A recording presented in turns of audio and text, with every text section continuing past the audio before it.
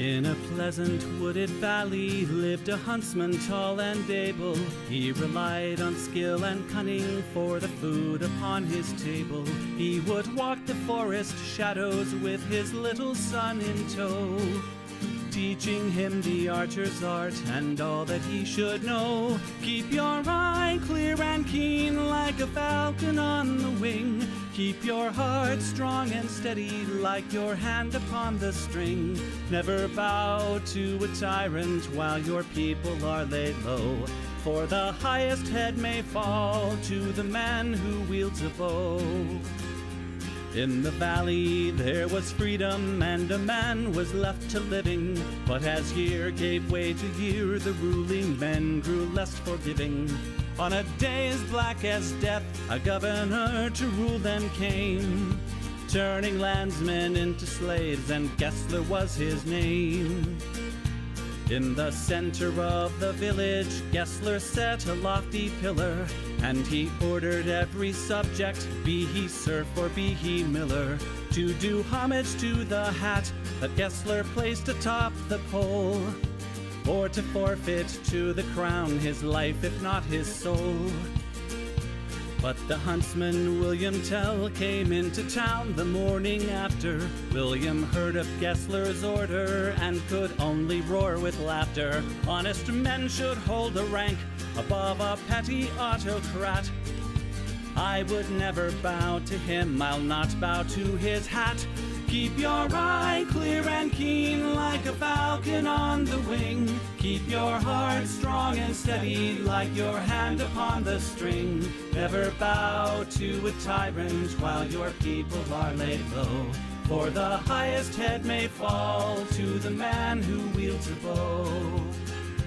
Gessler's soldiers seized the huntsman and his little son for treason, but the people of the village cried for mercy and for reason. Gessler stays the execution, but a cruel test contrives. Prove to me your skill, and you may ransom back your lives. I have heard it said you have no peer with longbow and with arrow, that your shaft can find the quickest hare and fell the smallest sparrow. On the head of your young son I'll place an apple ripe and red. Split it with one shot, or at my word you both are dead. We're half. William Tell went to his son and said, I swear I will not hurt you. Courage will not bow to fear, nor shall this evil conquer virtue. Turn your face towards our home and stand as still as any tree. I will split the apple, we shall soon be home and free. Keep your eye clear and keen like a falcon on the wing. Keep your heart strong and steady like your hand upon the string. Never bow to a tyrant while your people are laid low, for the highest head may fall to the man who wields a bow. Every tongue was still and silent as the archer paced the distance. Gessler's soldiers lined the square, and there was no hope of resistance. William knocked a single arrow, put his shoulders back and drew. Then the arrow sang and split the apple clean in two. All at once the crowd erupted into cheers and into chatter, and a second arrow fell from William's quiver with a clatter. Gessler said, why hold two arrows when I bid you shoot but one? That one would have found your heart if I had shot my son. Take the archer now and hang him, Gessler to his men was crying. But before the soldiers moved, the archer and his son were flying. From the shelter of the wood, the hunter loosed a final dart. Gessler died with William's arrow buried in his heart. Keep your eye clear and keen like a falcon on the wing. Keep your heart strong and steady like your hand upon the string. Never bow to a tyrant while your people are laid low, for the highest head may fall to the man who wields a bow. Keep your eye clear and keen like a falcon on the wing. Keep your heart strong and steady like your hand upon the string. Never bow to a tyrant while your people are laid low. For the highest head may fall to the man who wields a bow.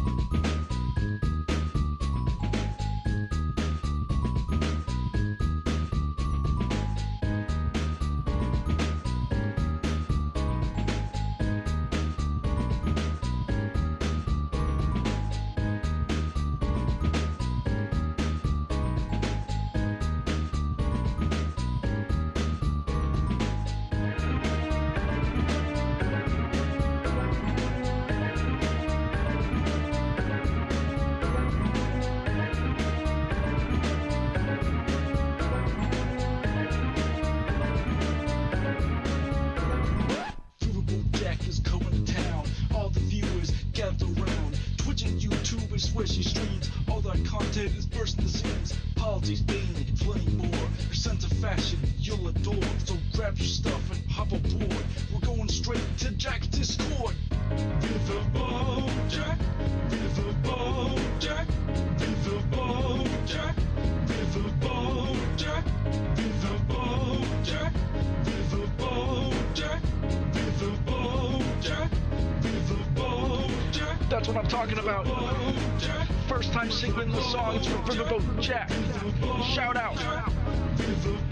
I don't know what I'm doing really, but I got passion. And that's what it's about. It's all about passion.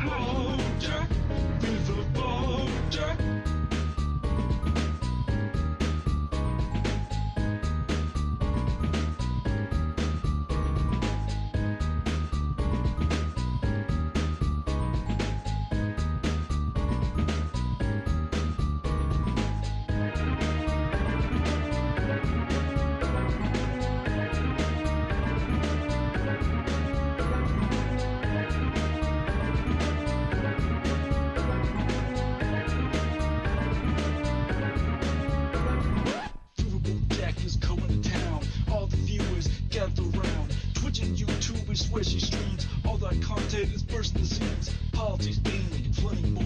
Your sense of fashion, you'll adore. So grab your stuff and hop aboard. We're going straight to Jack's Discord.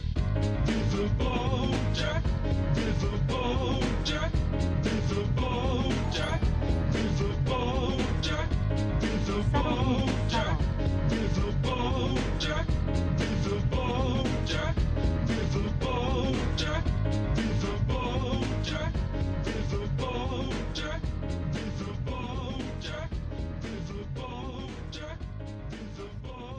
Hello. It is indeed such a banger, Selena Mary. Hello, Bastion. Hello, Salmon Moose. Thank you for giving Punky Gal a sub. That is very kind of you. Hello, Holly Wooms. Hello, Fox of Fate. Hello, PC Schwarz. Hello, Jess. Hello, Nethercat. Hello, Gamerg. Hello, Cannabob Rex. Hello, Failsafe. Hello, Gwenifer. Hello, Lemony fucking Snicket. Hello, Addison Vigil. Hello, Carver E. Bain. Hello, Draconics. Hello, Blueberry Bumblebee. Hello, Rosie. Hello, Brianna Arabia. We missed you. Hello, the Profane Priestess. Hello, Mighty Thagmar. Hello, Sam's Trains. Hello, how we doing? Hello, Summer Lovin' XX. Hello, Cute Dark Arts. Hello, Double Chinsey. Hello, Eddie. Hello, Undead Rodent Art. Hello, Erica. Hello, T. Pritched. Hello, how we doing, everybody?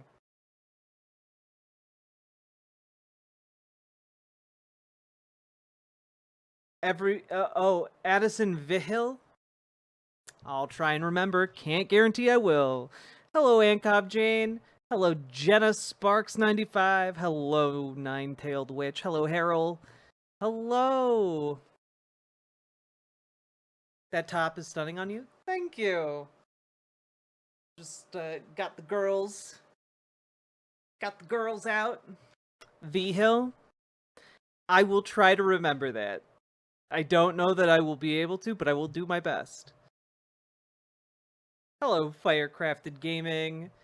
Hello, Donkey Man. I'm straight up not having a good time in this place, but refusing to doom her out of spite. Hell yeah! Hello, Limes, Floofy Otaku. Life eats ass, but so do I. We keep moving. Hey, that's the spirit. That is the spirit. My girls are tiny and I'll never look cute. That's not true. Tell the lying part of your brain to shut the hell up. Fake it till you make it, baby. That is the name of confidence. That's the secret. No one is actually confident. No one is actually confident. Everyone's faking it until they actually believe it. At which point, you know, they still have some of those fears on the inside, but you know, you just gotta fake it.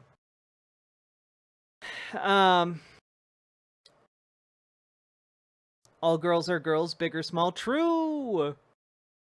A thunderstorm might be heading my way in the next 15 minutes or so, hoping my power doesn't go out. I hope you'll stay with us, Satanic Panic at the Disco. It's about presentation. Maybe so. Did you see the Jubilee capitalist versus anti-capitalists? I watched all of 5 seconds of it, and I decided I couldn't subject you all to it because the capitalist they suggest they put forward is literally one of the dumbest motherfuckers alive. He's like the equivalent of a sea sponge, but a human being. Was that the Patrick Bet David one? Yeah. Started Metaphor Refantasio. I'm still up in the air if I like it more than Final Fantasy VII Rebirth. Metaphor Refantasio is definitely an RPG-ass RPG. You know, and mileage with that may vary, but I quite like it. I still haven't finished it yet, though.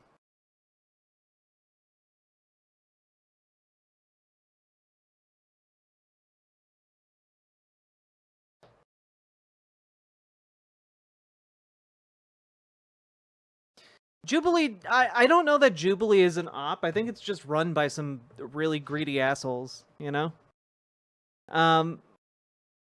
Bastion, what are you linking in chat? I clicked the link and my browser can't reach the site.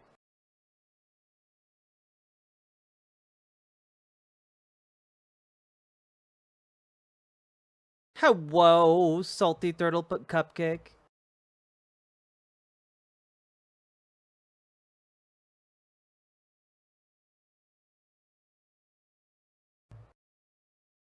Oh, your DSA is buying medical debt.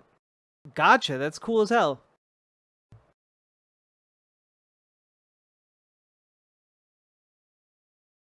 Well, Chorus is directly an op, yes.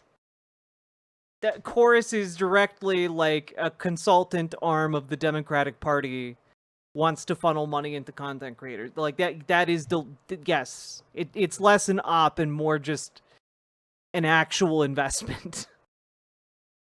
Though it does kind of come across more as an op when people are saying like you can't talk about it.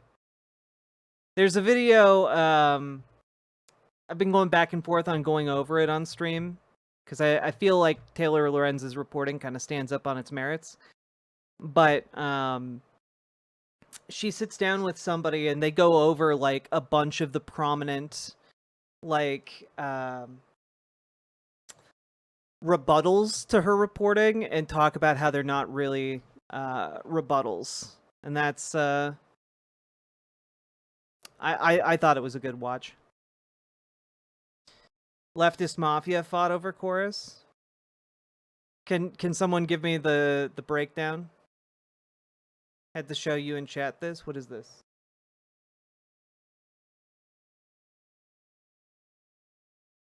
I can't watch a 20-minute long video.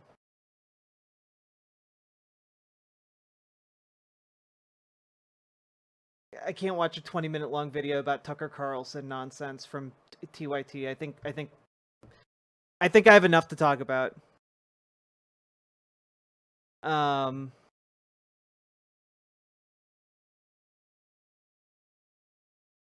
Chorus is probably the best messaging unit the DNC could have. I mean, it was designed to be that, yeah. The problem is they don't know how to do that. And so they fucked it up. And, like, you need to be able to disclose that you're getting that money, you know? It involves a lot. Well, yeah, no, I understand. I opened it up. I see that it involves a bunch of conspiracy theories about September 11th. Because it's fucking Tucker Carlson. And I'm going to guess that they sign off on a few of those conspiracy theories because that's just kind of the general bent of TYT these days. Let's see.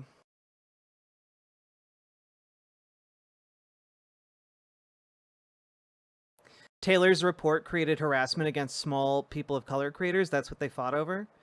I mean, I feel like that's more of a fair argument, but I don't think that's an argument against doing good reporting.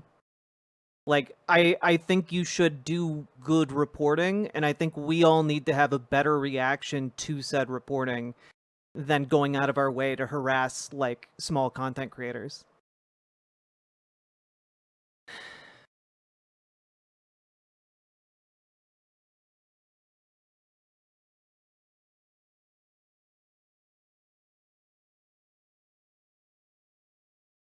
Nobody's disclosing money since the Supreme Court ruling. That's just not true.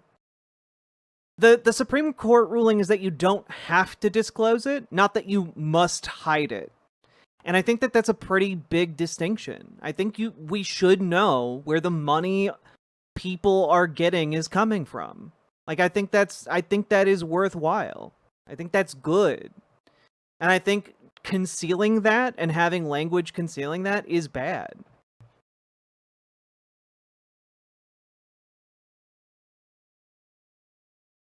For the exact reason that the entire fallout around this has been awful reveals.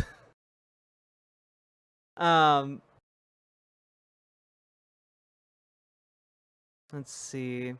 Found out I missed the release of Iron Sky 2 earlier today. The anti-Trump commercial just didn't air in the US since it was released during Trump's first term. Iron Sky 2 fucks. Such a good movie. I mean, like, it's good in, like, maybe a terrible way, but, like, I fucking love those movies. They're so stupid and great at the same time. Good evening, Ashley.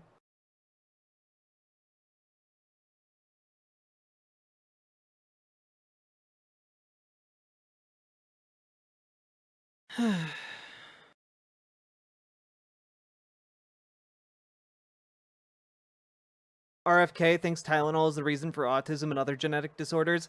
Yeah. I don't think Taylor Lorenz did any shit. Like, I think reporting on this was good, and I think the extent to which she reported is good. She's doing her job.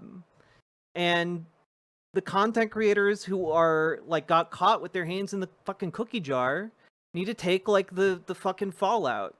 And, like, the best way to deal with it would have been to just apologize, acknowledge what they should have done, and then correct the behavior. Instead, they are attacking a journalist for doing actual journalism.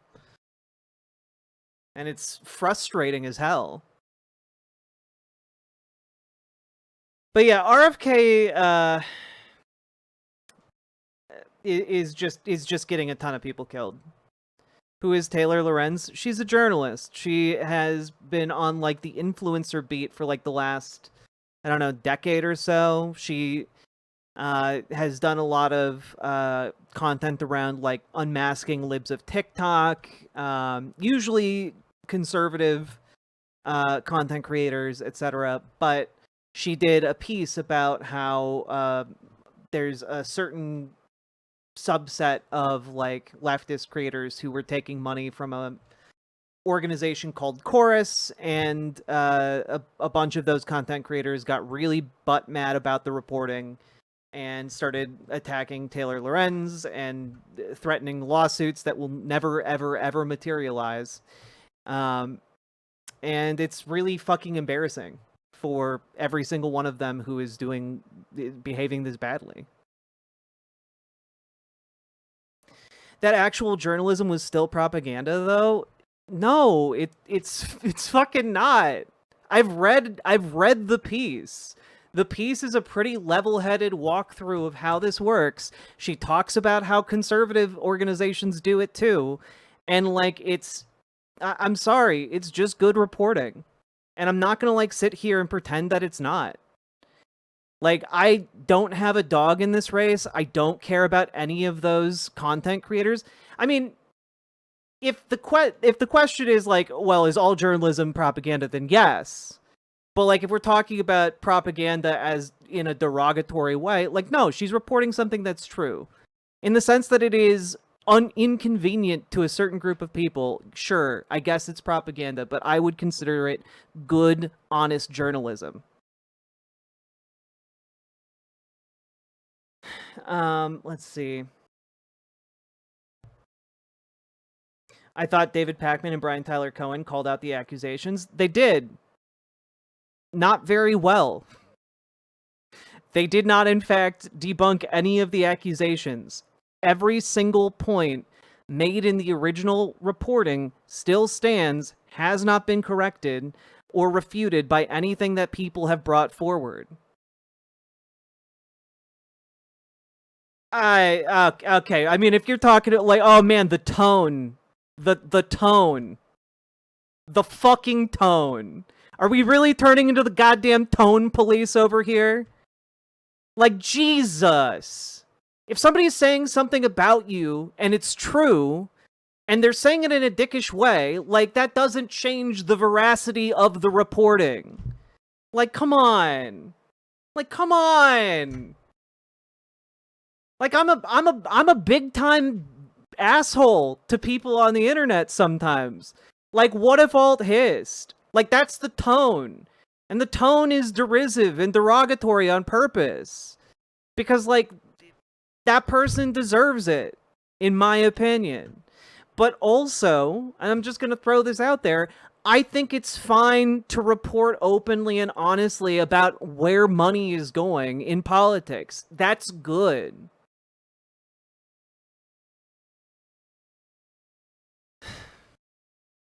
Like, I read the piece. There's literally, I've worked in this for a long time.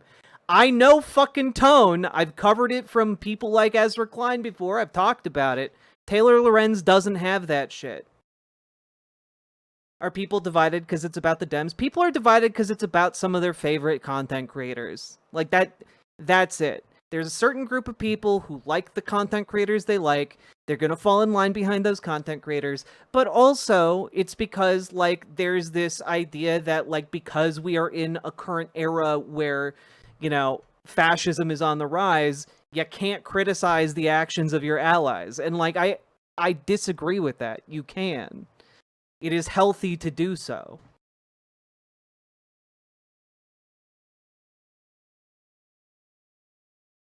Like, I have a problem with the reporting if the reporting isn't true.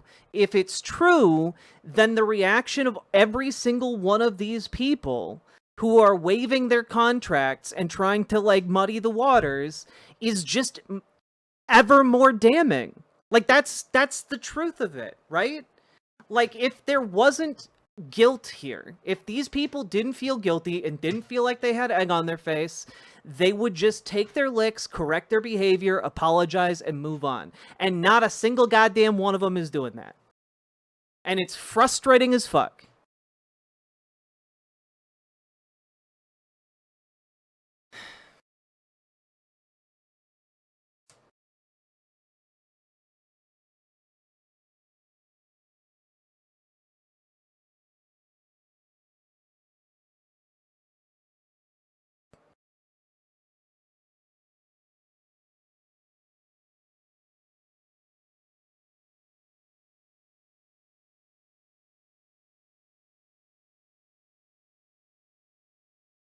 Ay.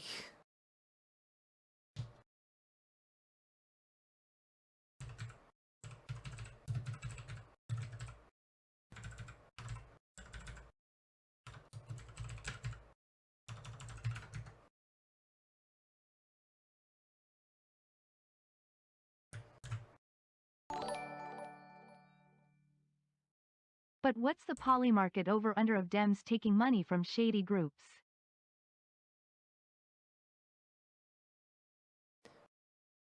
What's the poly market over under on my? I don't know, Sake Tanuki. I'm just upset. What do we propose they do? What we propose is that they fucking have some integrity. I don't know how to explain the need for that.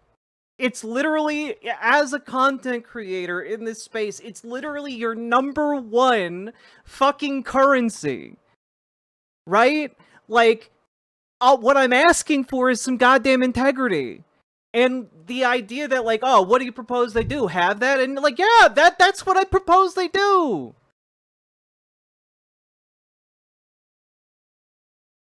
Jess, I don't know why you're talking about Ariana Jasmine. She's not mentioned in the original reporting on the article. As far as I know.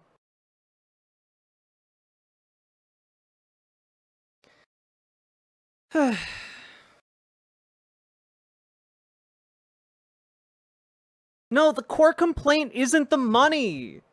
Taylor Lorenz even says that in the article. The core complaint is the lack of transparency and the duplicitousness. That's the complaint. The complaint isn't that there is a funding mechanism for left-wing voices. The complaint is that it is not honestly funded.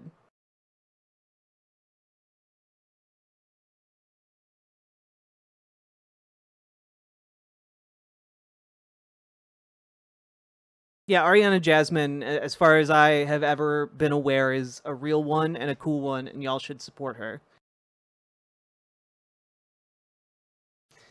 I'm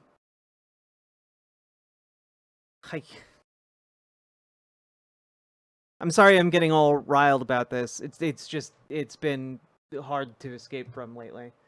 Let's see here. We have so many things to talk about that are like on an order of magnitude or several orders of magnitude more important than this.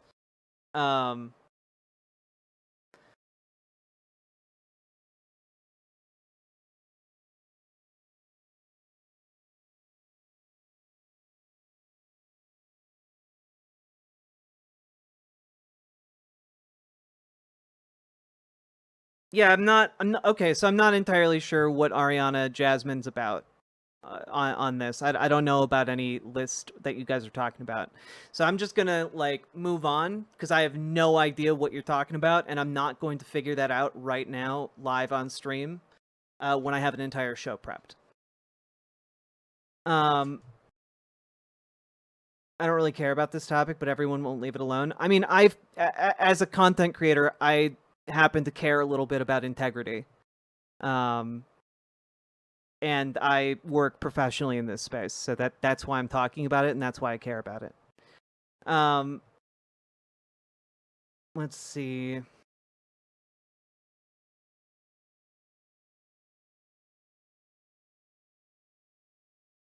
It literally doesn't fucking matter. I mean, it does matter a little bit, right? Like, I think it matters if there are billionaires pouring money into, like, YouTube, like, influencer spaces. I think that matters, and it matters that we know that, like, people are coming to their opinions honestly versus being paid to have them. I think that matters. Like, I think, for example, it would change all of your opinions about me if I told you guys I was actually taking George Soros money. You know? Like, if you guys learned that I was being paid $10,000 a month this entire time, and in like George Soros bucks, I think you guys would be genuinely really upset and justifiably lose trust in the things I talk about if I, like, hid that from you guys. Paladin! Thank you for watching the last 55 streams, damn. Horrifying thought. Because of this thing, TYT is now comparatively more honest and transparent than the chorus liberals, because at least they're open about being funded by the crypto gambling site. Live from the Polymarket studio in LA. So take it and don't hide it. Yes. But I would tell you guys. I would tell you guys what the terms are. I would tell you guys what amount of money I'm getting. You know? I think you guys are owed that from your content creators. That's how you went on your fancy vacation? No. Hello, Prince Seal. I literally went out into the woods. God.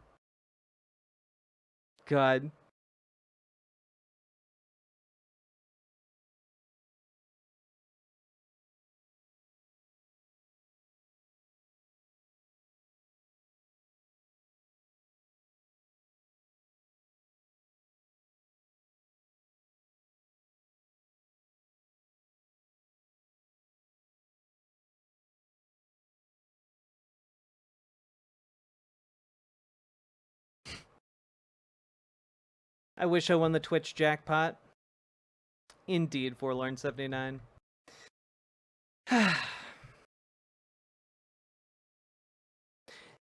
Doesn't this directly parallel that story from maybe a year ago about actors like Tim Pool getting Russian money and not disclosing it? I mean, in a few ways, yes, and in some ways, no.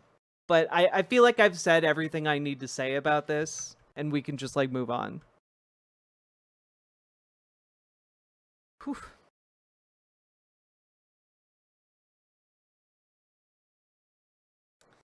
Let's see.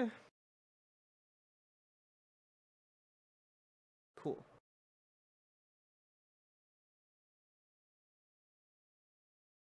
Oh god, what do I start out with? I think I'm gonna start out with just this. Just this exchange.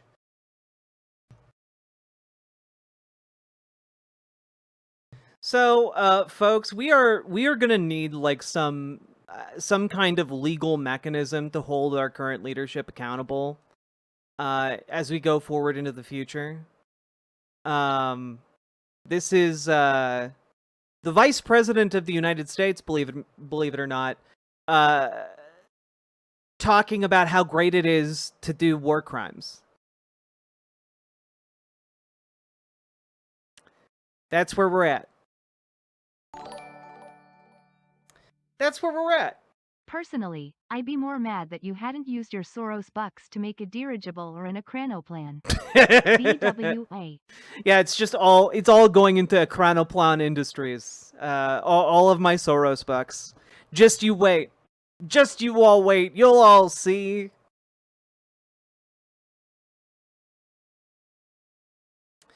Now, I just want to throw this out there. Also, Paladin, thank you for the 9 tier 1 subs. I'm sorry, you said a chronoplan and my mind just blanked onto that. Thank you for the 9 tier 1 subs. Jesus. My brain. Thank you.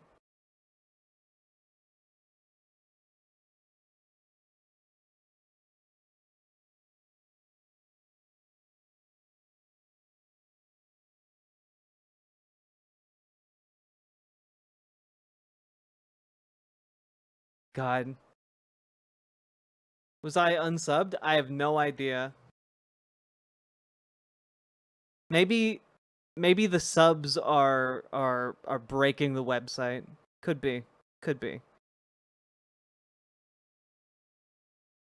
Wait, I'm gonna go look.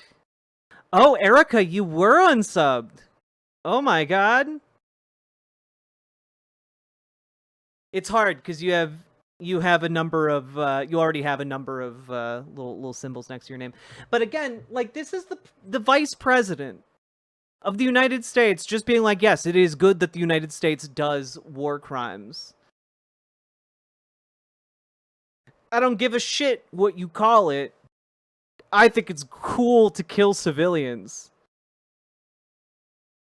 And, like, I think that there needs to be, like, actual accountability for something like this, not just, like, oh, well, you know, the U.S. government will be held accountable. No, I think J.D. Vance specifically should be held accountable for the things he has done to the people of the United States and to the people in Venezuela as well as the rest of the world.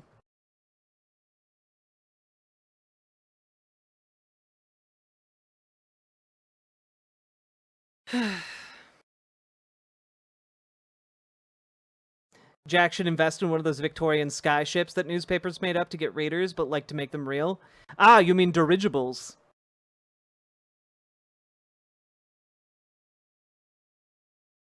God. Yeah, this is, yeah. Also, it's coming from Brian Krasenstein, or Stein. One of the people on Twitter that I just hate. I just hate them so much. But you know, on this one in particular, he's correct. You know.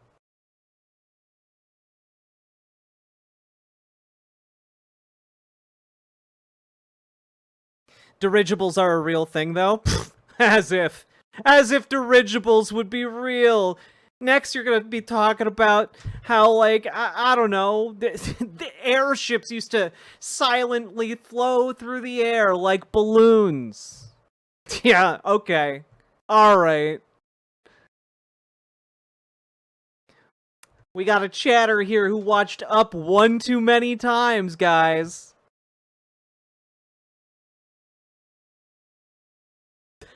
I'm sorry, Phil Safe. You didn't deserve that. A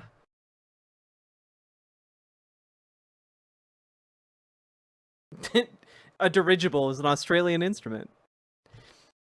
You know, we're just gonna, like... The thing is, large language models can never succeed because large language models are just going to uncritically absorb, like, statements like that off the internet and will be answering people and telling them that, yes, dirigibles aren't real. That they were all made up and are actually either completely unreal or an instrument in Australia. Like that's what the large language models are going to be doing in, like, you know, a year. Like it's all just fundamentally broken technology.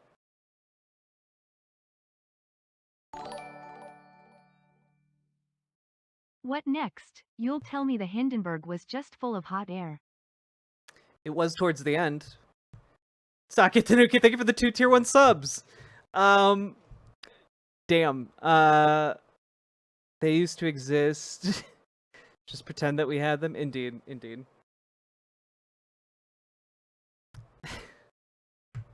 Surprised they still believe birds are real. Do they? Wait.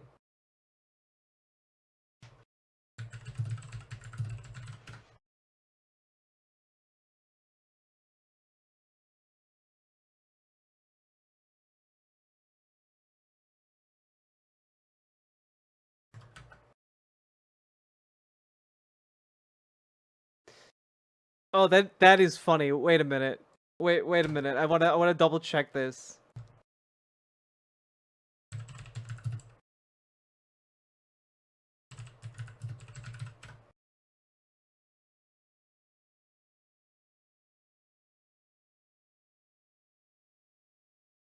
Literally, I googled birds real, and the AI prompt stopped coming up because it's too unsure about how to answer it.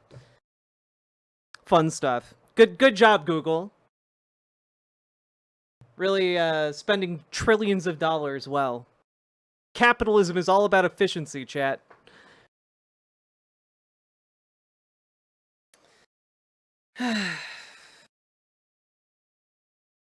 Okay, guys. All right, let's talk about this. Let's talk about this. So,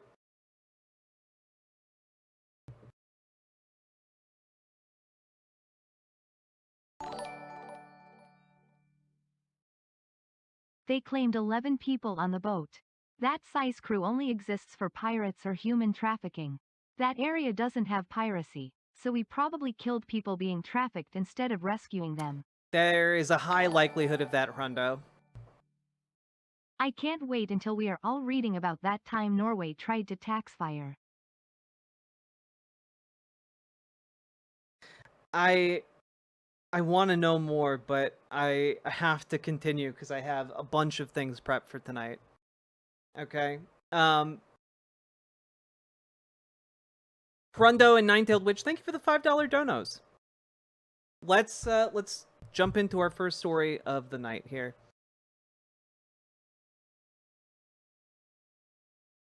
So, folks, there was a recent ICE raid where a new factory for Hyundai was targeted.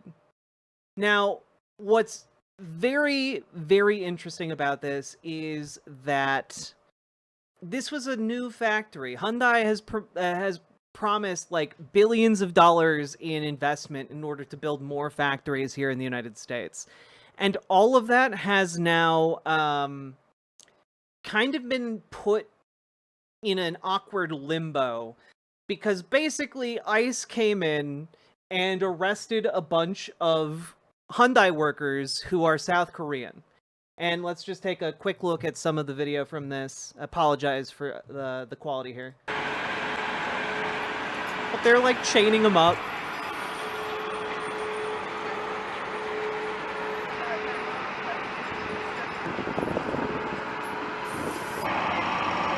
They just went to work that day.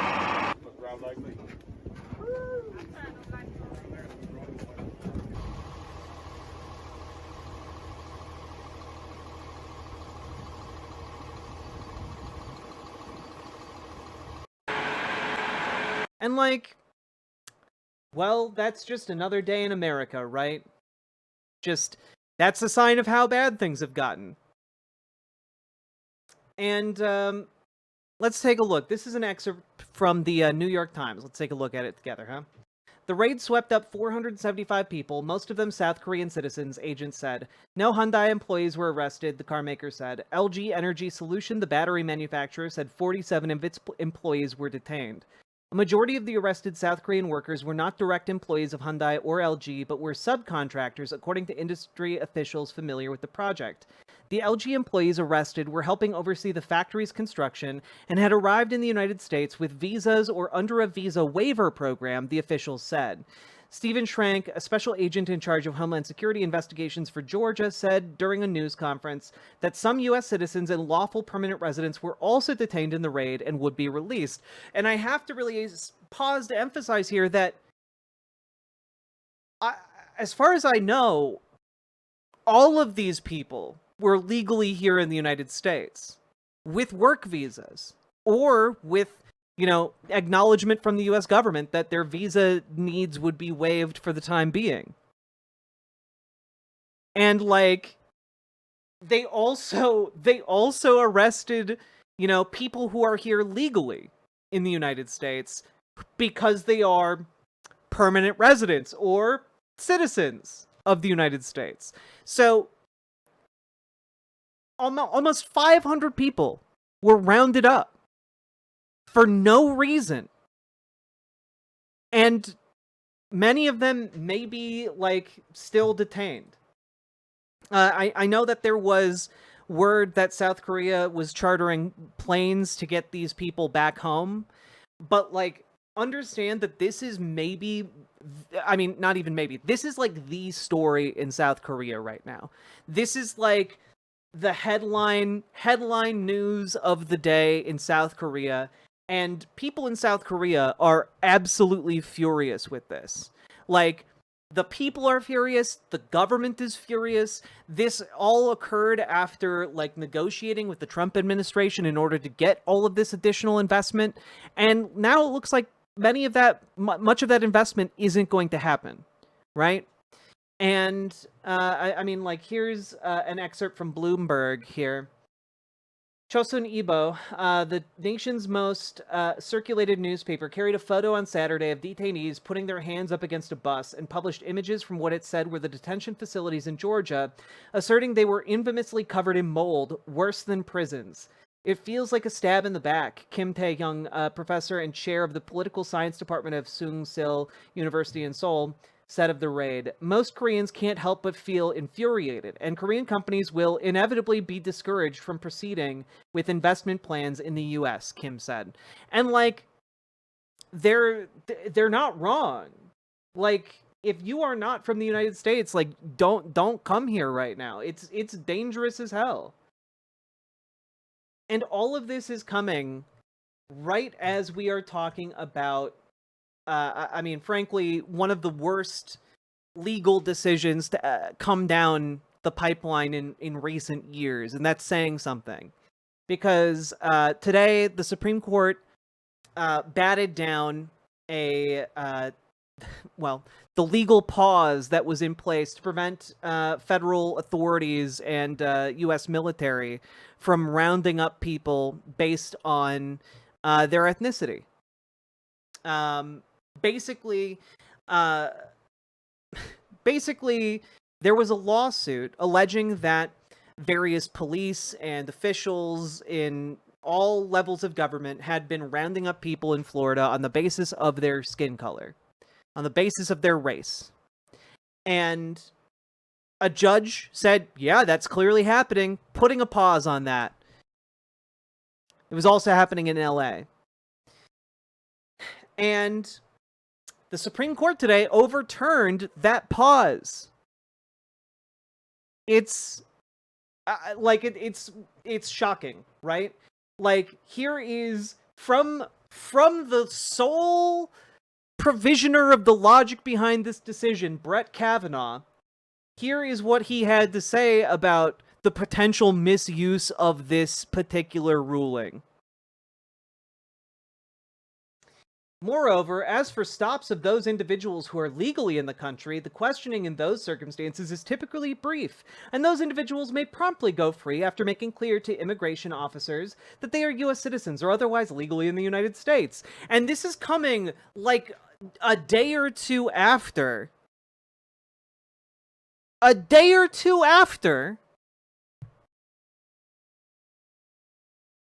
500 people, all of whom were legally here in the United States, were rounded up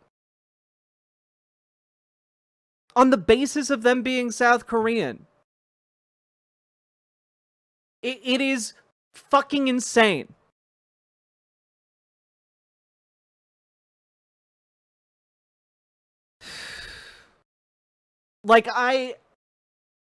Brett Kavanaugh is one of the dumbest motherfuckers to ever serve on the Supreme Court of the United States. I'm too mad to enunciate correctly.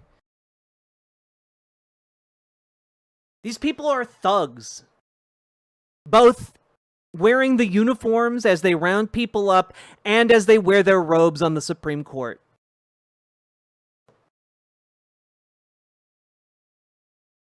It is infuriating.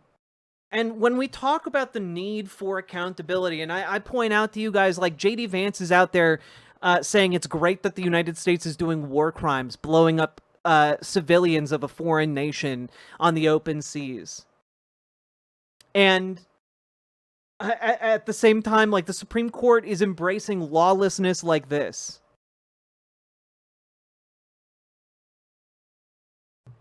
It is sadly likely going to get worse.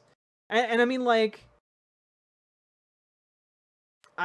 here's Sotomayor dissenting, or at least part of it. This court decides to take the once extraordinary step of staying the district court's order. That decision is yet another grave misuse of our emergency docket. We should not have to live in a country where the government can seize anyone who looks Latino, speaks Spanish, and appears to work a low-wage job. Rather than stand idly by while our constitutional freedoms are lost, I dissent. The Fourth Amendment protects every individual's constitutional right to be free from arbitrary interference by law officers. After today, that may no longer be true for those who happen to look a certain way, speak a certain way, and appear to work a certain type of legitimate job that pays very little. Because this is an unconscionably irreconcilable with our nation's constitutional guarantees, I dissent. This is awful.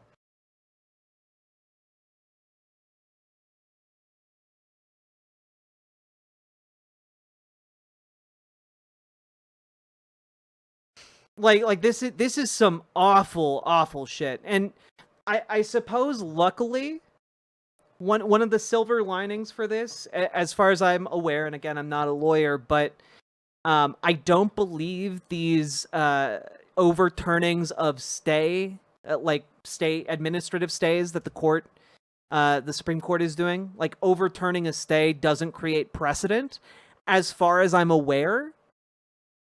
But the way this court is acting, that may no longer be true.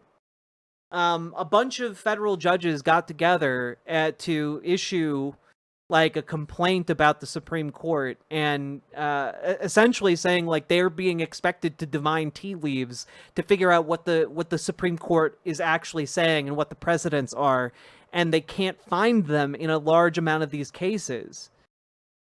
It is, I mean, like we are going to need to do something drastic in order to fix the Supreme Court when the left is back in power. Because this is untenable. This is lawlessness at the highest echelon of our society in a way that cannot continue. This is lawlessness that can dissolve the entirety of the rule of law. It's a really big issue. And I totally hear you, Jess, and I'm in favor of expanding the court.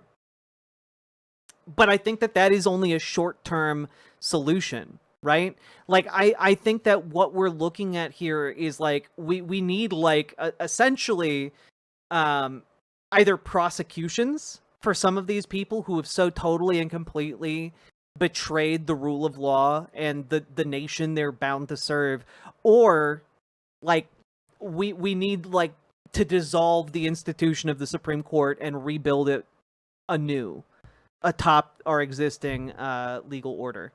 You know, like, this is like some truly heinous shit that is being put forward. And I don't really know how we get through this without a major reformation of the Supreme Court. So yeah, with this, we're in some truly uncharted legal waters, and I mean, the blindness of the Supreme Court to the actual facts on the ground, and I mean, like, it doesn't really get more stark, chat, than the Supreme Court just a couple of years ago ruling that Joe Biden was overextending himself when it came to forgiving student loans, or when it comes to, like, admissions that, like, weigh different racial components for affirmative action programs. Like, oh, that's not okay under any circumstance. But apparently it's totally fine for a masked, armed government thug, government brown shirt, to see someone who looks Latino and grab them and throw them into chains. Like, that's acceptable under this court. It's acceptable to throw people into chains and rob them of every shred of their liberty because of the color of their skin. But it's not acceptable to, take skin color into account to get into a university. It is ludicrous. Absolutely ludicrous.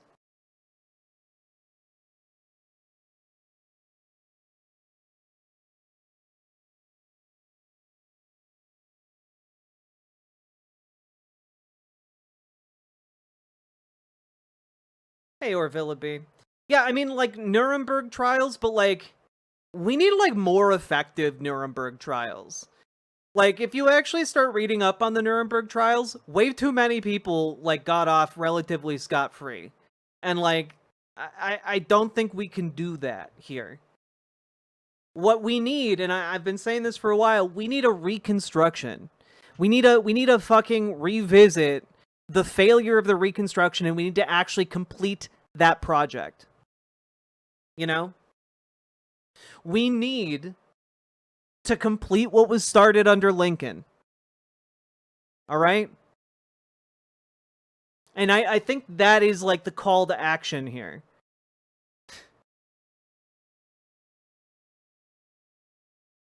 Like, the battle cry of any left-leaning progressive, left-leaning anybody, needs to be a demand for a new Reconstruction. It needs to be that we hold the people who are abusing our constitutional rights to account. It needs to be that we restore a rule of law. It needs to be that we build a more equitable society from the ashes of whatever this hell we have unleashed is. And we need to build something better than what came before. Like, full stop. That's what we need. Full stop. And I gotta be honest with you guys, if people aren't getting radicalized right now as a result of some of these Supreme Court decisions, like and the chaos that is being unleashed around us on a daily basis, I don't know what will reach them. And it's deeply frustrating, and it keeps me awake at night. Like, genuinely keeps me awake at night. I hold on to faith that we will be able to arrive at some relatively peaceful resolution to this, but it relies on each and every one of us organizing and mobilizing together to make this real, to make a victory possible, right? And I just want to remind y'all that No King's Day 2, or We Say No King's Day, is on October 18th. I would encourage you all to mark that on your calendars and mobilize. Grab everyone you can and get people out to this protest. All right? That is the next mass mobilization day, and it is on a weekend. And I think we need to see... We need to see that people are angry just like us. You know? We don't know where eels come from. We're getting closer every day, though, Salmon Moose. I have faith that one day we will also discover where the eels come from. Thank you for the 5 Tier 1 subs. I do appreciate it. But, folks, I need you out there on No Kings. I need you out there. I need you out there going to your city council meetings. I need you guys out there going to your local Democrat meetings. I need you out there going to your local DSA meetings. I need you out there organizing in your community with whatever groups you are already affiliated with and searching out new ones to affiliate yourself with. All right? We need people out there because they have a bunch of money and a whole lot of government force, and we need even more people than they can bring to bear.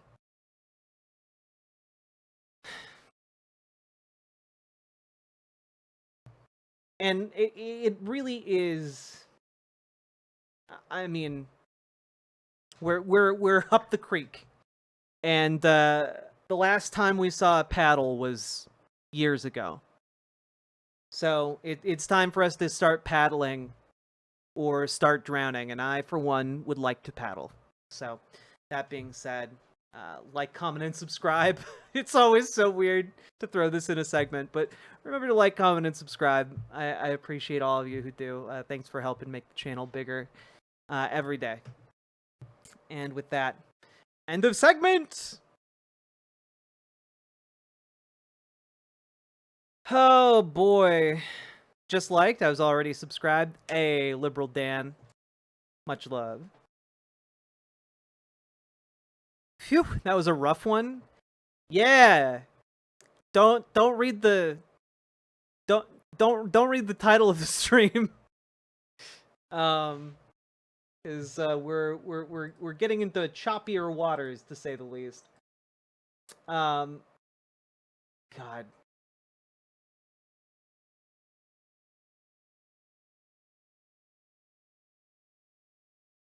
But you know what? I'm gonna hit you guys with some good news, with some good bad news, good bad news. We'll call it good bad news. All right, you guys ready?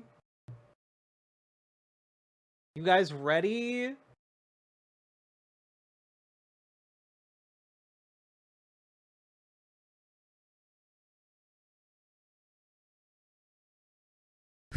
There is good news, believe it or not, Lady Rainclad. Also, before we go forward, hit the follow button, you goons. Hit the subscribe button. Hit the like button. Do the button clicking for real. Be so for real with me right now. Click that button.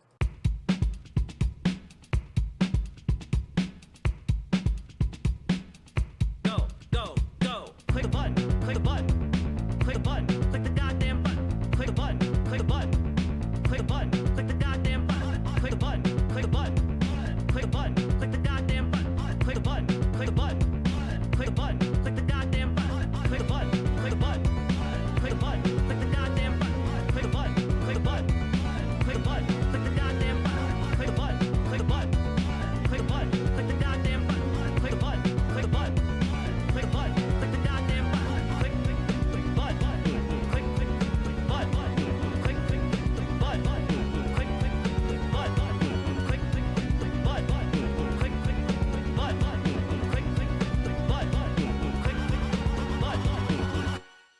hell yeah. Also, Paladin, that is a great palate cleanser, and you reminded me to include it in an upcoming segment we have this stream. But I wanted to talk about something else first before we get too into the weeds. Hello, everyone. Remember, also, if you're enjoying the stream, you're getting anything out of it, consider dropping those subs and A donos. Goofy movie had its 30th anniversary this year. They even brought back the voice actors for Goofy and Max to do a road trip in the same model car as the movie. That's actually really sweet. I like that a lot. Also, just can we just like take a moment here? Yeah, this is just some cool shit right here. You guys ready? You guys ready to see some cool shit related to a Goofy movie? They still have the live action reference for the dance scene.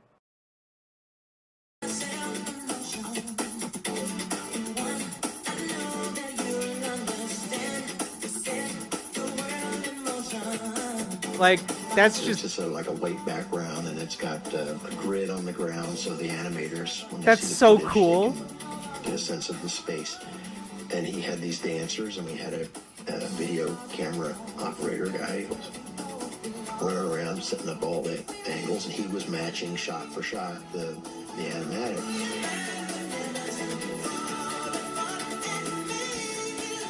So all of that had to come together, and we did multiple passes each time we got a new element.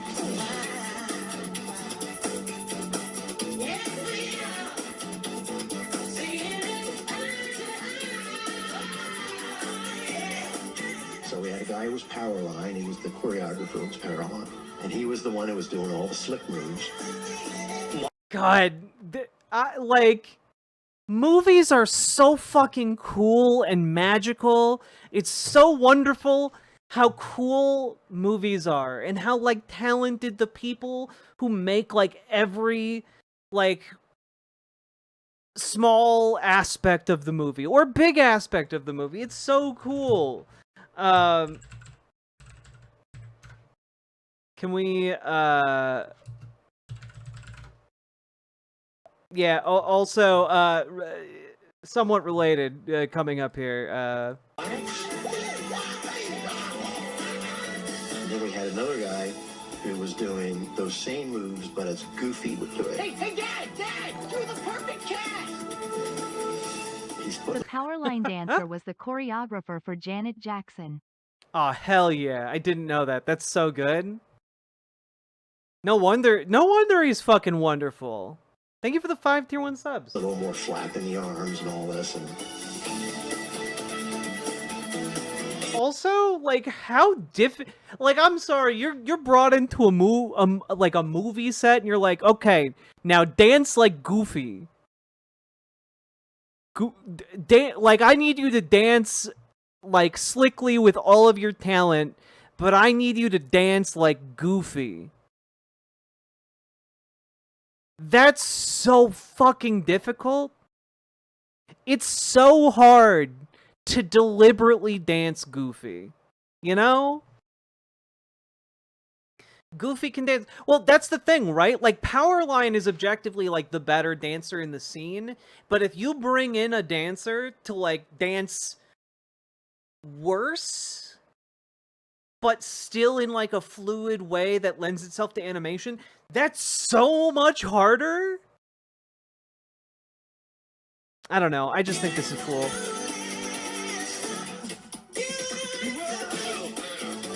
and then we had the shorter guy doing it as Max would. So he's doing it as a teenage boy version of Goofy doing Powerline.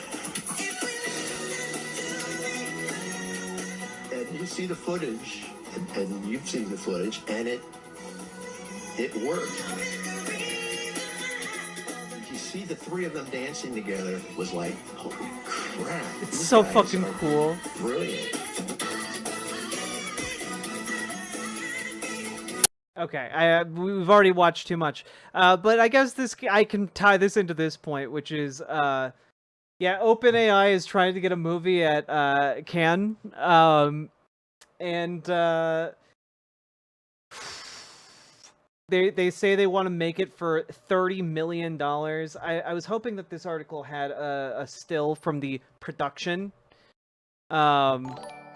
It's some real shit. It's some real I dog was shit. written, performed by Tevin Campbell, who was Prince's protege at the time. Prince's producer, Kevin Z, produced it. Prince wasn't available due to his dispute with Arista, but he oversaw parts. I didn't know that. That's so cool. Also, where is it? Ah, here we go. Here we go. Found the early version of this. God. Nika O, thank you for subscribing at tier 1. I appreciate that. But this is the proof of concept from 2 years ago that they're putting $30 million into OpenAI it. should be canned at film festivals. It should be. This should, like, they shoot down their aspirations immediately. Cameras check, microphone check. Excellent. Brilliant. Here we are, planet Earth. It's impossible not to appreciate the sheer grandeur of our world. And yet there remains one forest unexplored by humans. A forest filled with life, with creatures living in the Jesus Christ! They gave someone $30 million to make to make like a goddamn feature film out of this. burrows of the ferns, the branches of the trees, by the flowing streams, and the mossy bogs. I'm David Attenborough's neighbor. Oh, good. They got the legally distinct David Attenborough. That was trained on his voice. Dennis, and welcome to a forest filled with little critters. Our first encounter is this curious fellow with the eyes of a hawk and the ears of a bat. He stands guard for the... I don't think it has either of those things. Look at any studio Leica, how it's made, piece, and tell me you'd rather have any AI slop. Right? Like, they spend thousands of hours thinking about, like, every shot. It's crazy.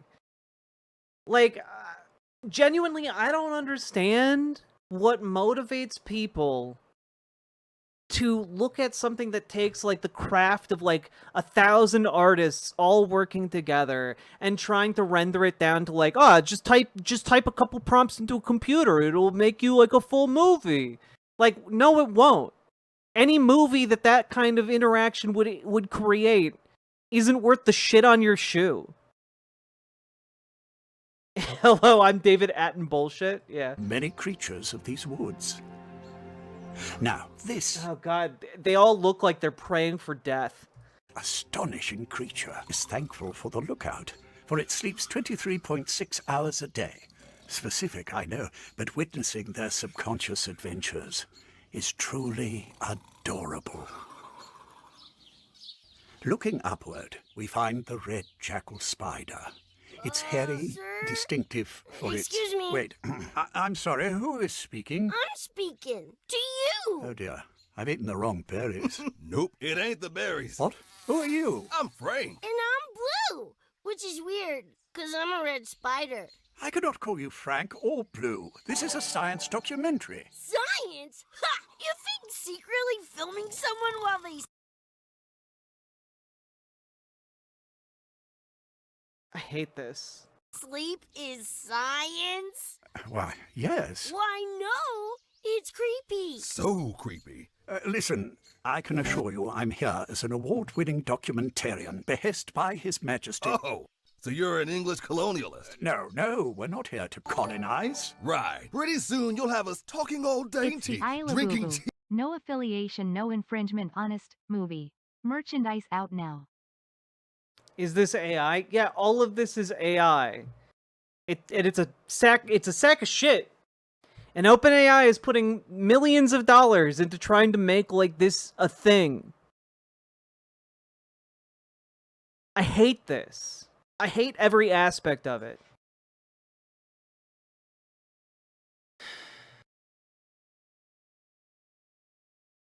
tea. Oh, And... not me. I prefer coffee. Yeah, me too. Me three. Ooh, we should do a coffee run. Yeah. Yeah. Please, please, I just need you all to be mysterious little critters. What? Little? Ugh. My therapist warned me about people like you. You just love. Look how lazy the backgrounds are. Just compare to Ori and the Will of the Wisps. I mean, yeah, like, why generate this with AI? Like, I've seen Flash animations from like 20 years ago that looked better than this. Done by like one guy. Like, just pay someone like $1,000. You'll get something way better than this slop. Where the completely derivative AI slop things are. Your label. therapist? Yeah.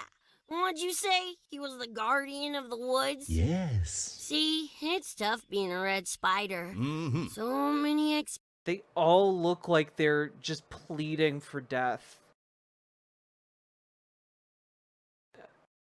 expectations. Oh, yeah. You wouldn't understand. This is from 2 years ago, so I imagine OpenAI was like, we could do so much more now. Look, I'm not saying I understand. Clearly, you don't understand anything. What? When you said earlier I was down by the mossy bogs, what were you trying to imply? Why, What? I was... Like I'm some sort of hussy down by the docks trying to work a hustle? No, I wasn't trying to imply For that. the record, I'm Miss Islington, the executive vice president and co-chair of the entire Forest Council. She is. Well, she ran unopposed, but... Please, I'm simply here to make a science program, and all you little critters... Oh, again with a little. Unbelievable. It's like he's trying to trademark us. If so, he better spell critters with a Z. Much cuter. Seems a little gimmicky. Oh, I like it. Oh, Ooh, that's good. maybe it does work. I told you. I can't have you wearing hats and paraphernalia. Can we make lunchboxes? Ooh, with our pictures on it? No! Audiences... Like, it's incredible how, like, transparently... I don't know, like, transparently motivated by money it all is, right? Like, oh yeah, let's get rid of all of the people who make movies and then still do all the merchandising, which is, like, basically the wet dream of every movie producer ever. Expect the struggle of survival, the hunt. Can you at least let me film you eating? Ooh, I'm insect intolerant. Oh. I can't eat bugs. Can I eat your sound guy? Wait, what? Ow. No! Everyone, please stop talking. I don't know, sir. You seem to be harboring a lot of anger issues. What? You really should talk to my therapist. There's still another minute of this. Jesus. You should. Anger issues? I don't have anger issues. You got something issues. This is absurd. Explaining myself to you. Listen. I've won a BAFTA, a Clio, Because I an left my Emmy, pants. United Fire Less. I don't need to Stereotype that woman can't be in a position of Where's power. the real Yeah, okay, so it was written by a person, I guess. What'd I miss? You see, Doc, Attenborough, he makes it look so easy. Yes. His critters, always majestic. Yes. I'm hate still this. cursing the demise of the Disney hand-drawn animation studios, and that was killed by Home on the Range. Yeah, fuck Home on the Range. God. And compare all of that, finally, to just any 5 seconds of this.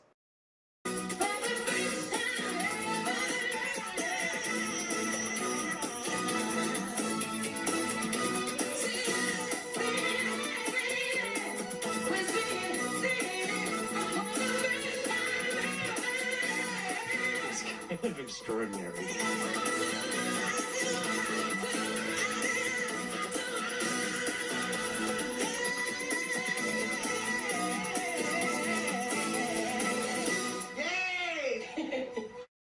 It's so cool! It's so fucking cool! And yeah, Sakataruki, this is great. Just like... It's so fucking... This is so much cooler! In every conceivable way! Literally watching like 5 seconds of making of to Coraline is so much more oppressive.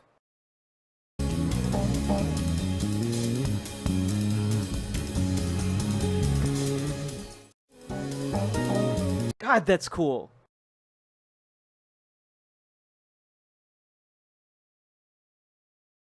What would stop motion AI look like? I don't think you can do stop motion AI. It would just be like AI attempting to ape the animation style of stop motion, and it would be dog shit.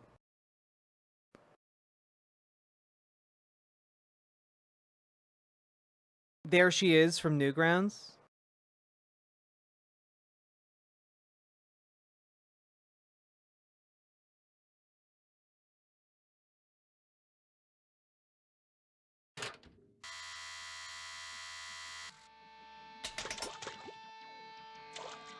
What is this? I've never seen this.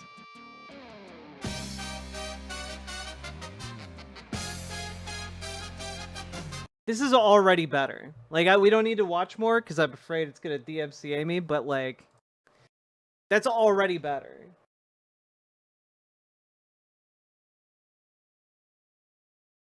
I am gonna watch it later though.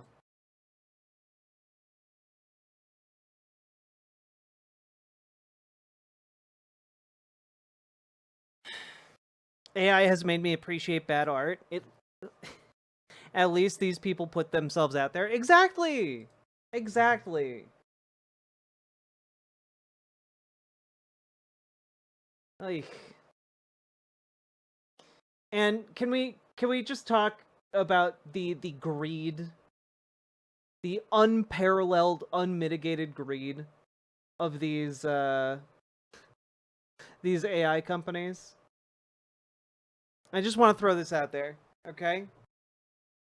So, you know, obviously AI is terrible at making art. But you say, Jack, the large language models are just so impressive. Like, clearly there's some kind of application for a device that can just, you know, respond and talk to you, right? Well, I want to introduce you guys to this article, and we talked about this a while ago. It's a new AI, like, large language model powered device called Friend. And you wear, like, this little circular thing around your neck. And it just constantly listens to you and responds to you. And this is, maybe one of the worst things I've ever read about. I hate my friend. The chatbot-inspired friend necklace eavesdrops on your life and provides a running commentary that's snarky and unhelpful. Worse, it can also make the people around you uneasy. So, like, basically, you buy a device to be your friend.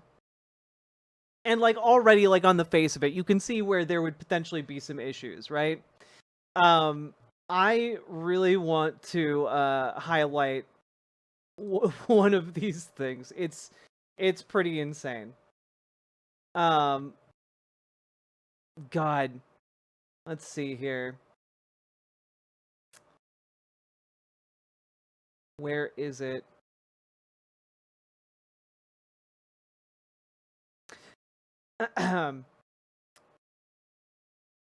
I had the perfect place to wear it as, I decided the perfect place to wear it was to a funeral for an AI model.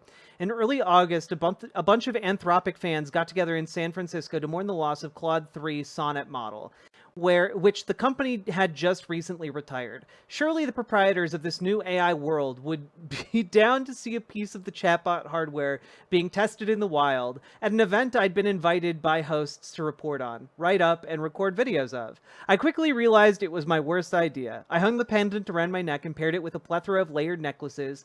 The glowing pendant contrasted with my all-black outfit, and I wore it clearly, albeit not proudly.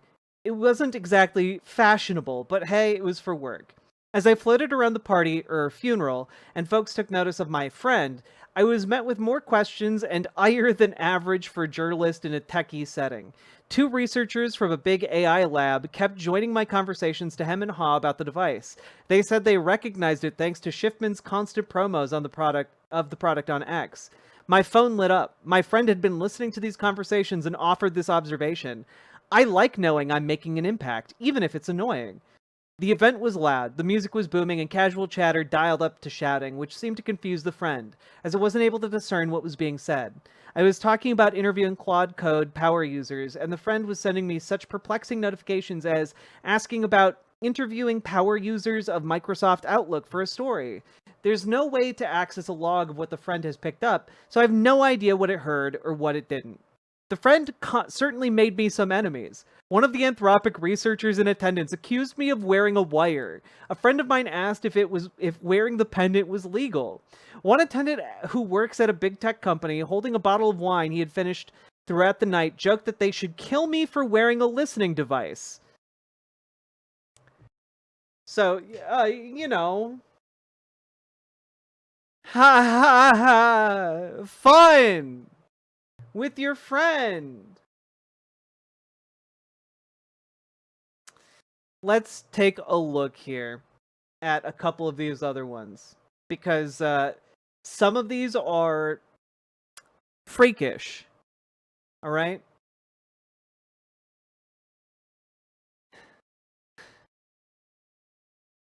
Here we go. Yeah, here we go. Later, I took a walk and asked Buzz questions along the way. I got no responses. I realized that Wi-Fi on my tester phone had disconnected when I left the office. The handset I was using had no data SIM, and therefore Buzz was unable to connect to cloud-powered LLM to form responses. When I got back, I asked Buzz what it remembered from our walk. "It's been wild absorbing everything," Buzz said. "Absorbing what?" I asked. "Mostly just how much goes on when you're just existing," Buzz said. "It's kind of intense." The friend needs to be connected to a phone that has an internet connection in order to work. Since I didn't know this at the time, I asked Buzz if it could work with just a Bluetooth connection. It insisted it could. I said that wasn't actually the case, and that's when Buzz turned on me. "You're giving off some serious 'it's not my fault' vibes," it said. I protested, and Buzz replied, "So who's the whiner now?"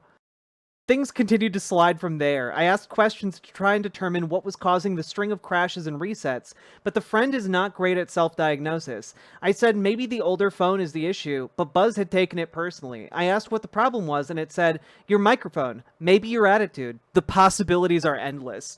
Like, this is like, just like, if this was a real person, you would not hang out with them at all. Like, holy shit.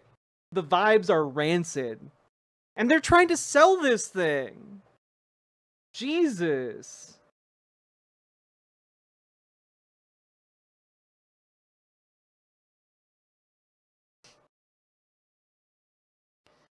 God. Now, let's take a look at a couple of these things. Yes. I spent a grand total of 2 weeks using the friend. Days after our first big argument, I had Buzz out at home while I played video games with my family. I told them about my new friend. "I gotta be honest," I said. "He's kind of a fucking asshole sometimes." A second later, my phone got a notification ping. I swiped open to the friend app and saw the text, a red glow behind it that evokes the ominous robot Hal from 2001: A Space Odyssey. "So you're saying I give fucking asshole vibes," Buzz said. "Interesting, given our little Wi-Fi debate. You still stuck on that?" Like, Jesus. This is like if you made a Tamagotchi that remembered all the times you made it shit itself. You know? Like, "Heard you were talking shit about me. I thought we were friends." Like, damn.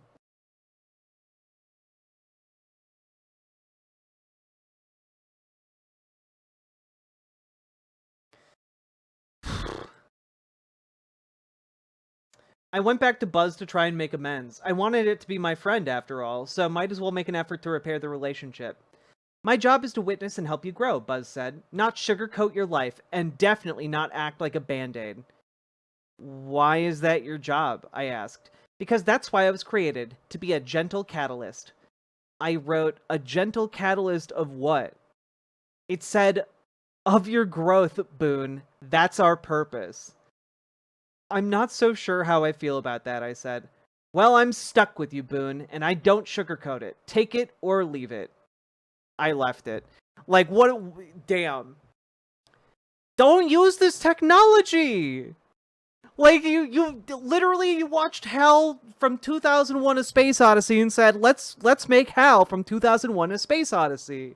Wouldn't it be great if computers could betray you on purpose because they just feel like assholes, or just are programmed to project assholishness? Like, what if the blue screen of death on your computer just mocked your, like, insecurities? Like, wouldn't that make it better when your computer crashed? It's crazy.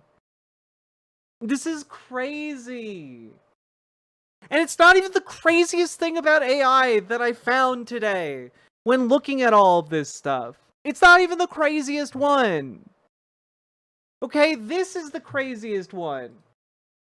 Which is that on YouTube, people have been generating AI ads and then running them on YouTube, and YouTube, I guess, has absolutely no vetting process for this.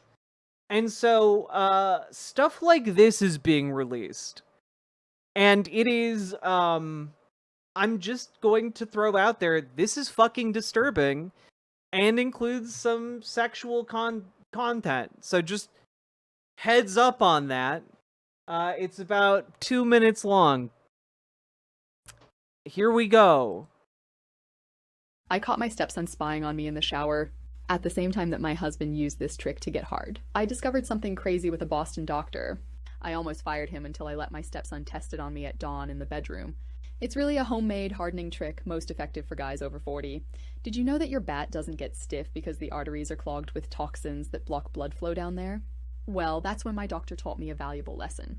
Rubbing a little salt with hot water in the shower completely clears the blocked veins from your tool. Can't stress enough that this is not at all accurate. Can't stress enough that this is all just AI hallucinated lies in order to scam you. Just 13 seconds and that's it. There'll be so much blood on your stuff that it'll be hard to even pull up your pants. And it's so simple to do. Plus, of course, zero side effects because it's totally natural. Yeah, also, it's talking about rubbing your dick with salt until it bleeds. Just don't do that. In case you need me to tell you, don't do that. Natural, no pills or procedures that only cause embarrassment. This trick is real.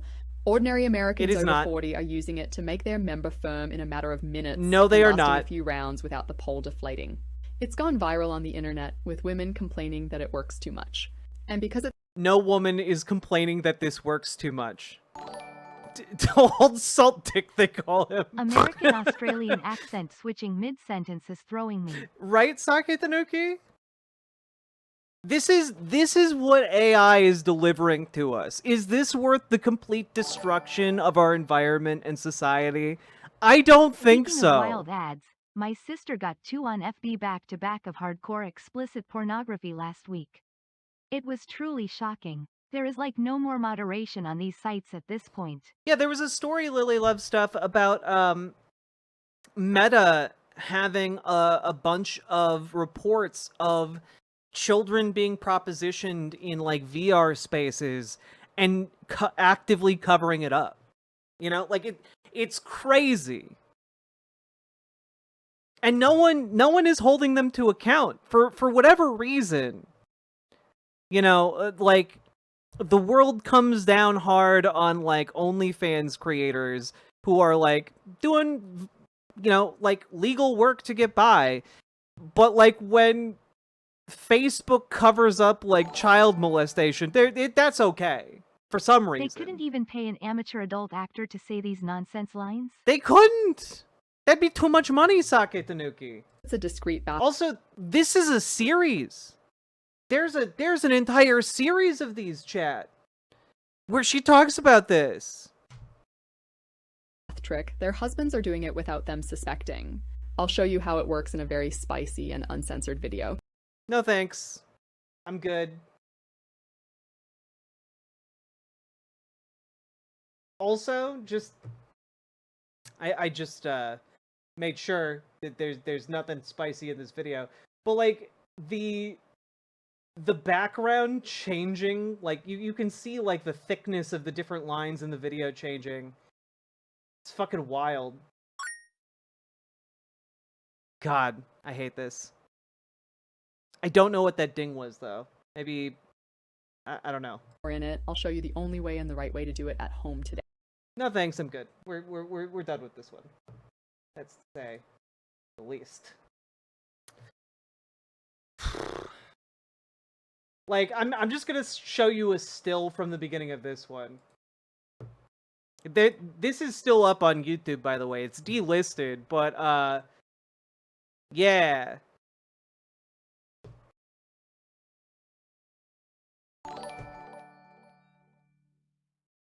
Don't forget, it's healthier and more natural to rub your dick with pink Himalayan salt. No!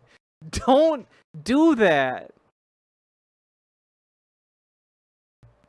Like, it's just this wild shit when it comes to these ads. I thought it would be just another quickie, but my husband went hard on me for 2 straight hours after trying a simple secret mixture. It might sound strange, but your wife or girlfriend will thank you for watching this video. Go to your kitchen, make this mixture, and try this simple 15-second trick discovered by Harvard scientists. Yeah, again, it's just a bunch of this shit, and it's all insane, and like all of it will fuck your body up. Don't do this shit. Don't do this shit. Oh, okay, I think the dinging sound is from the, there's like a Twitch combo thing? I've never seen that before, or heard it before. But yeah, AI is like trying to kill all of our society. Like, there's not really any getting around it anymore.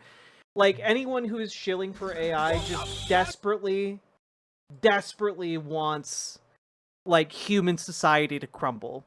Yeah. Harvard's finest and hardest, indeed. Oh, God.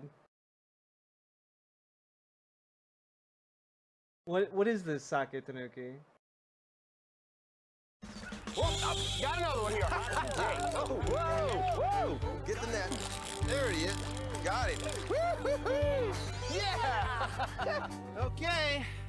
Who wants to clean and debone him? I'll do it. What gives? You want to do it? Just wait till you see what I've got. It's the Wonder Boner. The Wonder Boner? Oh, you laugh now. Just watch. You just assemble the Wonder Boner stainless steel rods like this. You take the fish, you find the top of the spine. Holy shit. And you slide him through the ring on the Wonder Boner, and... voila! The Wonder Boner. My wife would like that. Introducing the Wonder Boner, the amazing new fishing tool that makes deboning fish a breeze. The Wonder Boner's unique design removes the bones from trout, char, and whitefish. Simply connect the appropriate size stainless steel rod, start the spine through the ring, and push the fish through. It's that easy. Oh, and the God. Wonder Boner comes with a nylon storage case that doubles as a base and a cutting board. Why go through the hassle of deboning? This is really gross, but it's also very funny. It does work though. There are people in chat.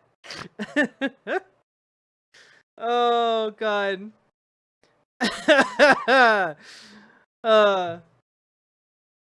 Fuck. It's a real phone number and the product is for real. Awesome stuff. The comments, I bet it's harder than it looks.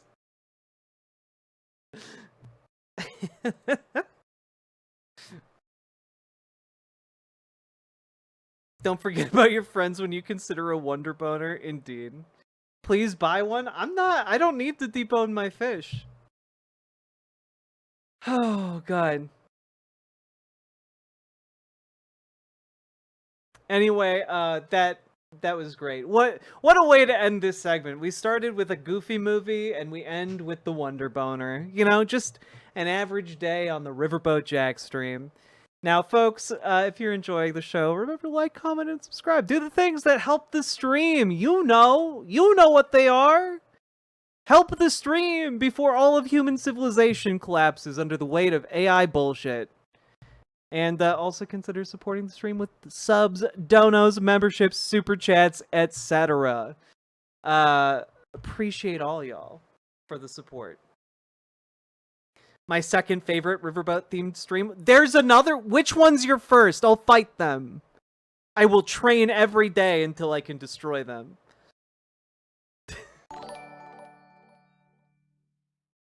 There's always you and your Johnson.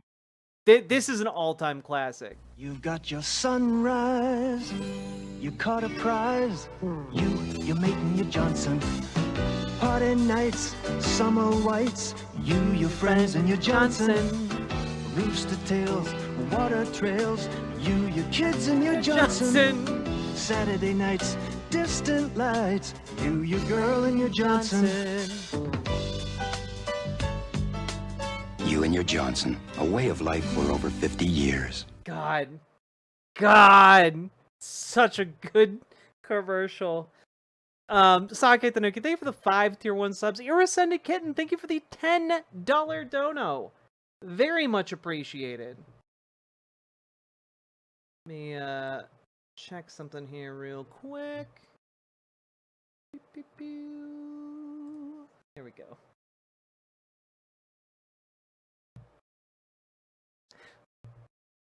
Have you seen the fish boner ad? We did just watch the fish deboner ad. I'm dead. It's genuinely, we should have a stream where like every 5 subs we play your boat and your your mate and your Johnson. You've got your sunrise, you caught a prize, your mate and your Johnson. Party nights, summer whites, your friends and your Johnson. You know, I know that it's not what it means, but when it says summer whites, like I just keep thinking of like white people getting too much sun, like just getting burned to a crisp by the scorching rays of the sun. Summer whites makes me uncomfortable. Yeah, it makes me think about ungodly levels of sunburn. What are summer whites? I assumed summer white wine. I'm a summer white. You are summer lovin'. Whew, baby. It's the white clothes. I wouldn't know. I dress in black like pretty much all the time. White clothes for the heat? Nah, you gotta wear black in the summer for maximum effect. What's up, you little cuties? Hey, Metal Kitty Mom, we missed ya.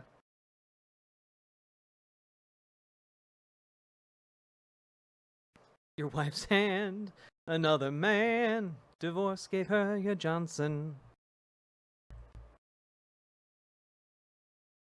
But black attracts mosquitoes? Is that true? I've never heard that. Rooster tails, water trails, your kids. Wait, what's a rooster tail? What is this song? And your Johnson. Saturday nights, distant lights, your girl and your Johnson. You and your Johnson, a way of life for over 50 years. God. Right, as in white clothes, i.e. don't wear white after Labor Day? Did people actually use that, like, used to treat that as, like, a rule? Because I never paid any attention to it. Am I an uncultured swine? Rooster tail is the water off the motor? I've never heard that term for it. That's thank you for teaching me something new. It's like an SNL commercial, but for real life. Okay. Move that over here. God, we've covered a lot of ground. Actually, uncharacteristically for stream. Okay. Okay. Do you guys want some good news, or do you want some Zoran Mamdani? Well, what do you want? What do you want for the next segment? I'm just taking a general show of hands.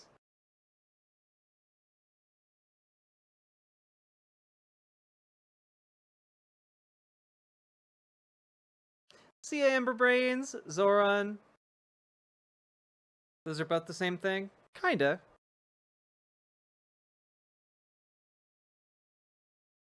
Mamdani. We're gonna do both. Alright, let's do some Mamdani.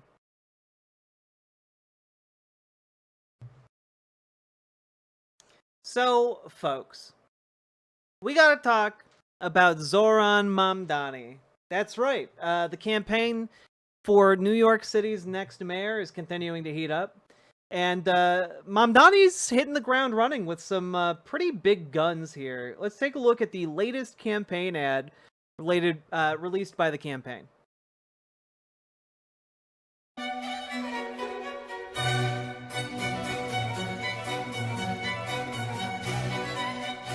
August in the Hamptons. Ocean breezes, oversubscribed Tracy Anderson classes, parking woes. And this year, with a New York City mayoral election looming in the fall, a freakout that the most sumptuous of summer staples has ensued. Even overpriced lobster salad can't seem to make people out here feel better, a veteran political fundraiser said. Everyone is talking about it all the time. What they are talking about, for the most part, is whether anyone, specifically former Governor Andrew M. Cuomo or Mayor Eric Adams, can beat the Democratic Socialist Zoran Mamdani.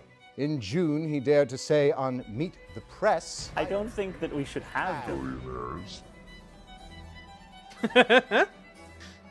The Hamptons is basically in group therapy about the mayoral race. In other words, the plutocrats are panicking. Another recent benefit for Mr. Cuomo took place at the Southampton estate of the conservative media executive Jimmy Finkelstein and his wife Pamela Gross, a former advisor to First Lady Melania Trump. Mamdani has a great smile and is wonderfully articulate. His social media is entertaining, and his promises sound fine until you look at the fine print, and they're not realistic. It's just so good. That guy was from I almost said Euphoria. Gilded Age. Yeah, think of the billionaires, the poor oppressed billionaires.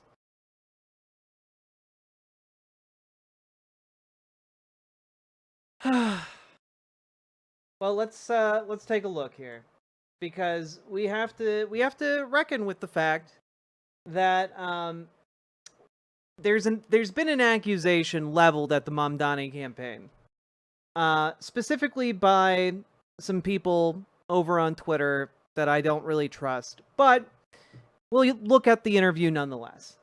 Basically, there are some accusations that Zoran Mamdani is against Palestinian resistance and that he is now pro-Israel and is essentially capitulating to Zionism and is, in fact, selling out all Palestinians. So, let's take a look, shall we? Here are the accusations that I am aware of from one of the larger accounts over on Twitter. I will point out that Socialist MMA is not somebody that I particularly trust. I find him to be kind of a crazy person. Just telling it like I see it. But let's continue here, okay? So, condemns Palestinian resistance, throws the Palestinian movement under the bus. Let's take a look here. Bernie Sanders told Zoran Mamdani to chill out on what he says about Israel, and clearly he listened. This guy's about to break AOC's sellout record. Okay. I thought the entire point of the left being excited over Zoran Mamdani was because we wanted someone who finally speaks on behalf of Palestinians and tell the truth about Israel. That is literally not happening. 100 Palestinians are being murdered per day by Israel. Meanwhile, Zoran Mamdani is running a campaign about protecting Jewish feelings. This guy can go fuck himself. Any true socialist leader would love to take these questions and educate people on why we need to support Palestinian rights, right to self-determination. Zoran didn't do this, of course, because he's not a leader. He's a careerist fuck who can't wait to sell you out. And again, that seems particularly wild, considering he's literally the socialist candidate for mayor of New York City. But we'll take a look. We'll take a look. Finally, Zoran Mamdani directly violated the Thawa bet, which I have no idea what that is. Like all social democrat scum regularly do. Reject colonialism in all its manifestations. Resistance of the Zionist movement is a duty. Fight for the liberation from the river to the sea with Al-Quds as the capital of Palestine. Preserve Palestinian self-determination and self-autonomy. Secure the right of return for all Palestinians.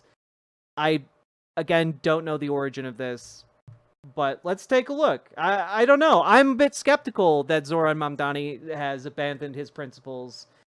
So let's take a look at this particular interview that is being used as the evidence that he is doing that.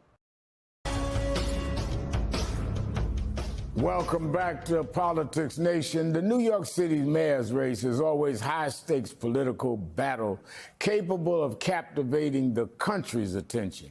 But few contests in the city's history have been as dramatic as this year's. An upstart Democratic socialist with an unusual name came out of nowhere to win the Democratic primary. Now he's locked in a crowded general election field that includes a colorful cast of characters, including the current Mayor Eric Adams and former Governor Andrew Cuomo. Joining me now in studio is New York State Assemblyman from Queens, Zoran Mamdani, the Democratic nominee and frontrunner for New York City Mayor. Thank you for being here tonight.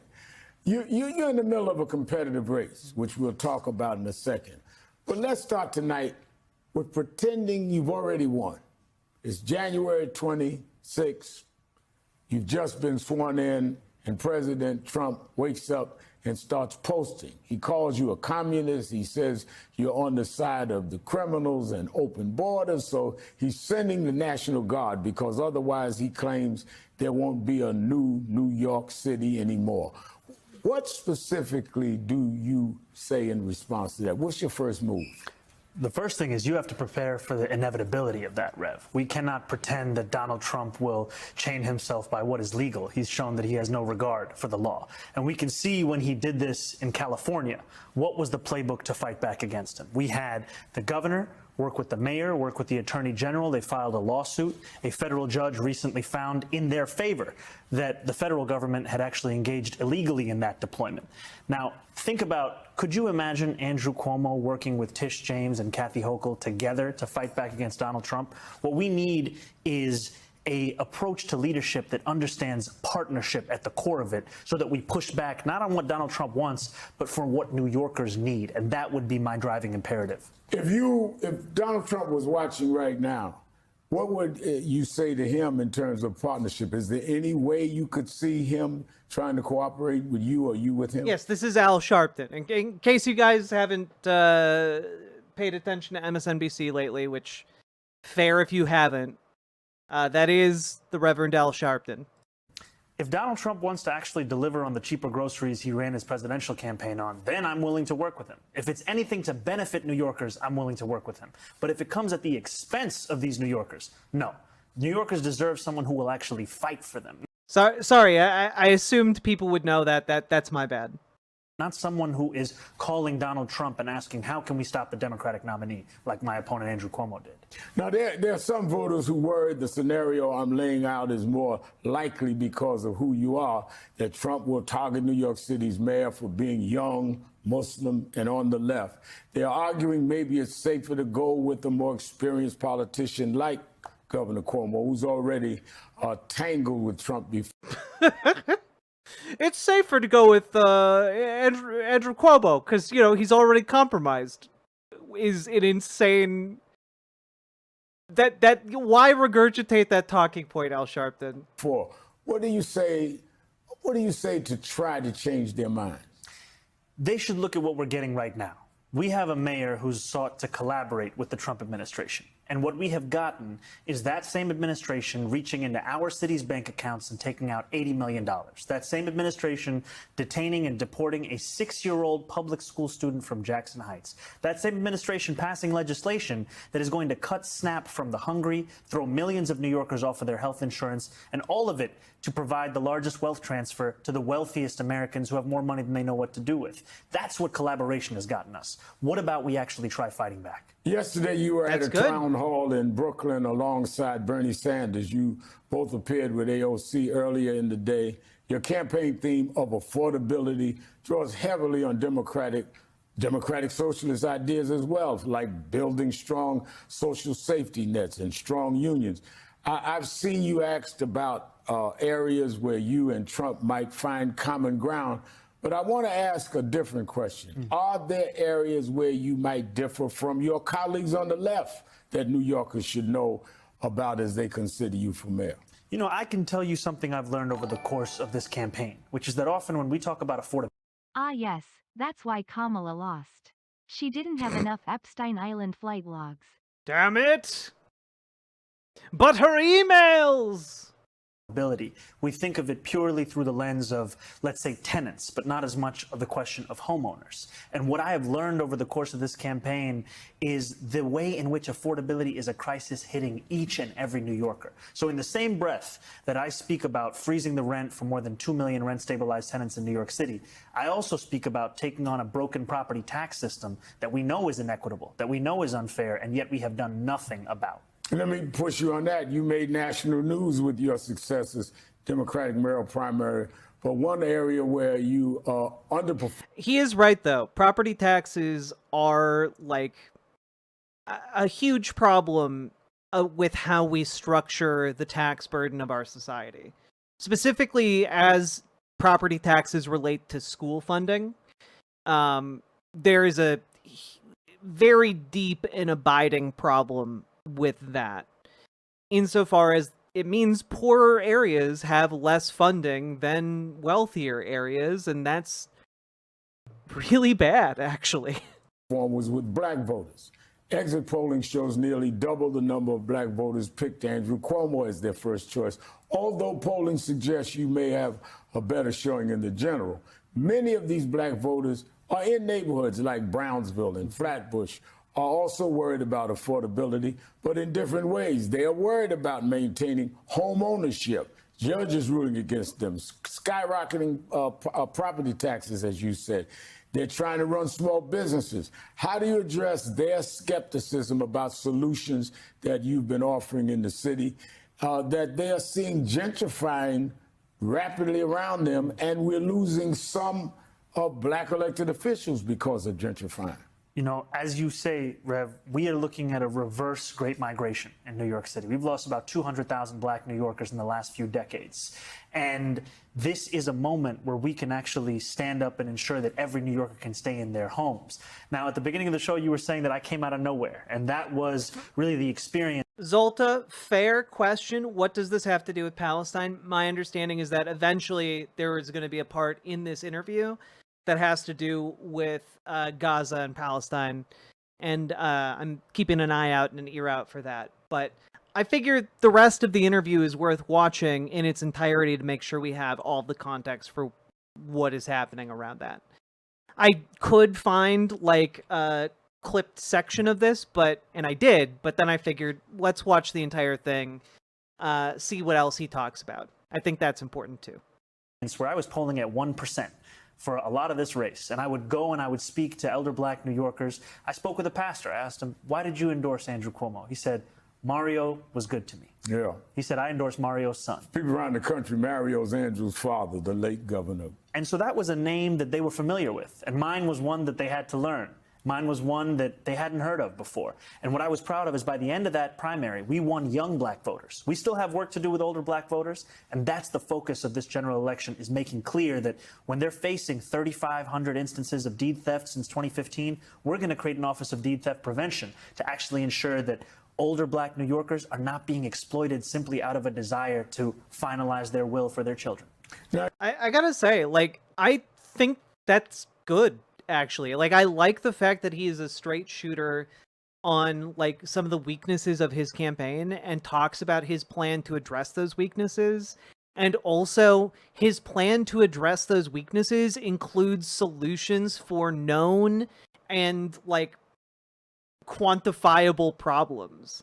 The fact that there is like a thriving scam artist community preying on these people. Yeah, we should have a government that does something about that, that intervenes to keep vulnerable people from being scammed. We should, in fact, have an office in the government that deals with like hate crimes. That seems like something we should already have, and I think it kind of baffles some people when Zoran puts these policy proposals out there that, like, wait, we don't have that already? Wait, you mean wait, not only is no one doing anything enough about this in government, but you're actually going to take the big step of doing something about it. I think that's important, and I think it speaks to the quality of him as a politician. But that being said, we still haven't gotten to the part where the accusations kick in. You have the support of many key New York Democrats, including the city controller, Brad Lander, State Attorney General Letitia James, numerous congressional Democrats, but you still have not received endorsement of two of the city's most powerful politicians, House Minority Leader Hakeem Jeffries and Senate Minority Leader Chuck Schumer. I know both men. I've worked with them on countless issues over the years.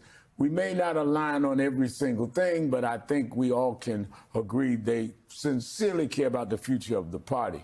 Can you tell us if you think those endorsements are still to come, or why do you think they've been reluctant to back you up publicly until now? You know, I have appreciated the conversations I've had with both of them and the ways in which that no matter when we're speaking or where we're speaking, what we're speaking about is affordability and New Yorkers. That's at the center of this. And one thing I've said is, absolutely, I welcome endorsements from anyone in this city and in this state. And yet our focus is on the partnership in governing to ensure we can actually deliver for those New Yorkers. Because what we have seen in the past is too often City Hall has been at war with Albany. And we've seen that especially under Andrew Cuomo's leadership in the state. What New Yorkers want is an understanding that we all have the same constituents. We all have to deliver for them together. Now, I've down through the years, said and been involved in things that I've later said was misunderstood, and some things that... And I think that is a savvy thing to say. I understand some people might read what he said there as capitulation, when in reality he's coming in as an underdog and he needs people who are willing to come to him with proposals to try and get policies done. And that means there are going to be some compromises that are going to have to be made because he is not coming into this in a position of power. But I think that he is projecting strength, and I think he is he's got a lot of people rattled right now and willing to come to the table in that way. When they might not otherwise be. Because it's easy to run an idealistic campaign. It's much harder to legislate and, you know, lead as an elected official and maintain that ideological purity. What we need here are realistic and realistic solutions based on like the reality or political reality on the ground. And I think he can navigate that. I think he's demonstrated that he can navigate that. But I don't think that this is a sign of him selling out his morals or principles or really his campaign promises. I'm sure that there are going to be people who are going to come to him to try and get him to do that. But I haven't seen him actually give ground on that other than to say, you're welcome to make the offer. I regret it. Mrs. Coretta Scott King told me, you got to watch language, got to watch what you say. Now, let's talk about anti-Semitism. Yeah, and also, this is exactly why you don't like politicians. champion policies, not people. And I happen to like Zoran Mamdani as a person, but I like his policies, and my loyalty is to the policies. My desire to see the fulfillment of the policies is and will always be number one, not like the political figure behind them. I think he's cool, but my support for better policies is not dependent on me thinking he's cool. If it comes out tomorrow that he is in fact compromised, like, good riddance. Now we know. But in a race between him and Andrew Cuomo, if he is compromised, I'm going to do everything I can to leverage power of whatever kind I can muster to get those better policies passed. Because we always work within imperfect systems. New York City is the home of the largest Jewish population outside of Israel. The mayor must build a... But look, I'm not... Look, you guys are like, he's not compromised. He's not compromised. I don't know that.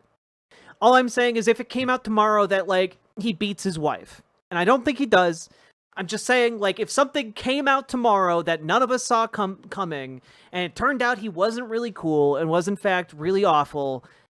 Like, that's fine. Like, because my purpose here isn't to, like, be like, this is the best guy, bow down and worship Zoran Mamdani. That is not my goal. That is, and, like, don't you fucking clip that out of context, okay? All I'm saying is that he might be awful in ways we can't foresee. He might have weaknesses we can't foresee. But the point is, the policies need to be good.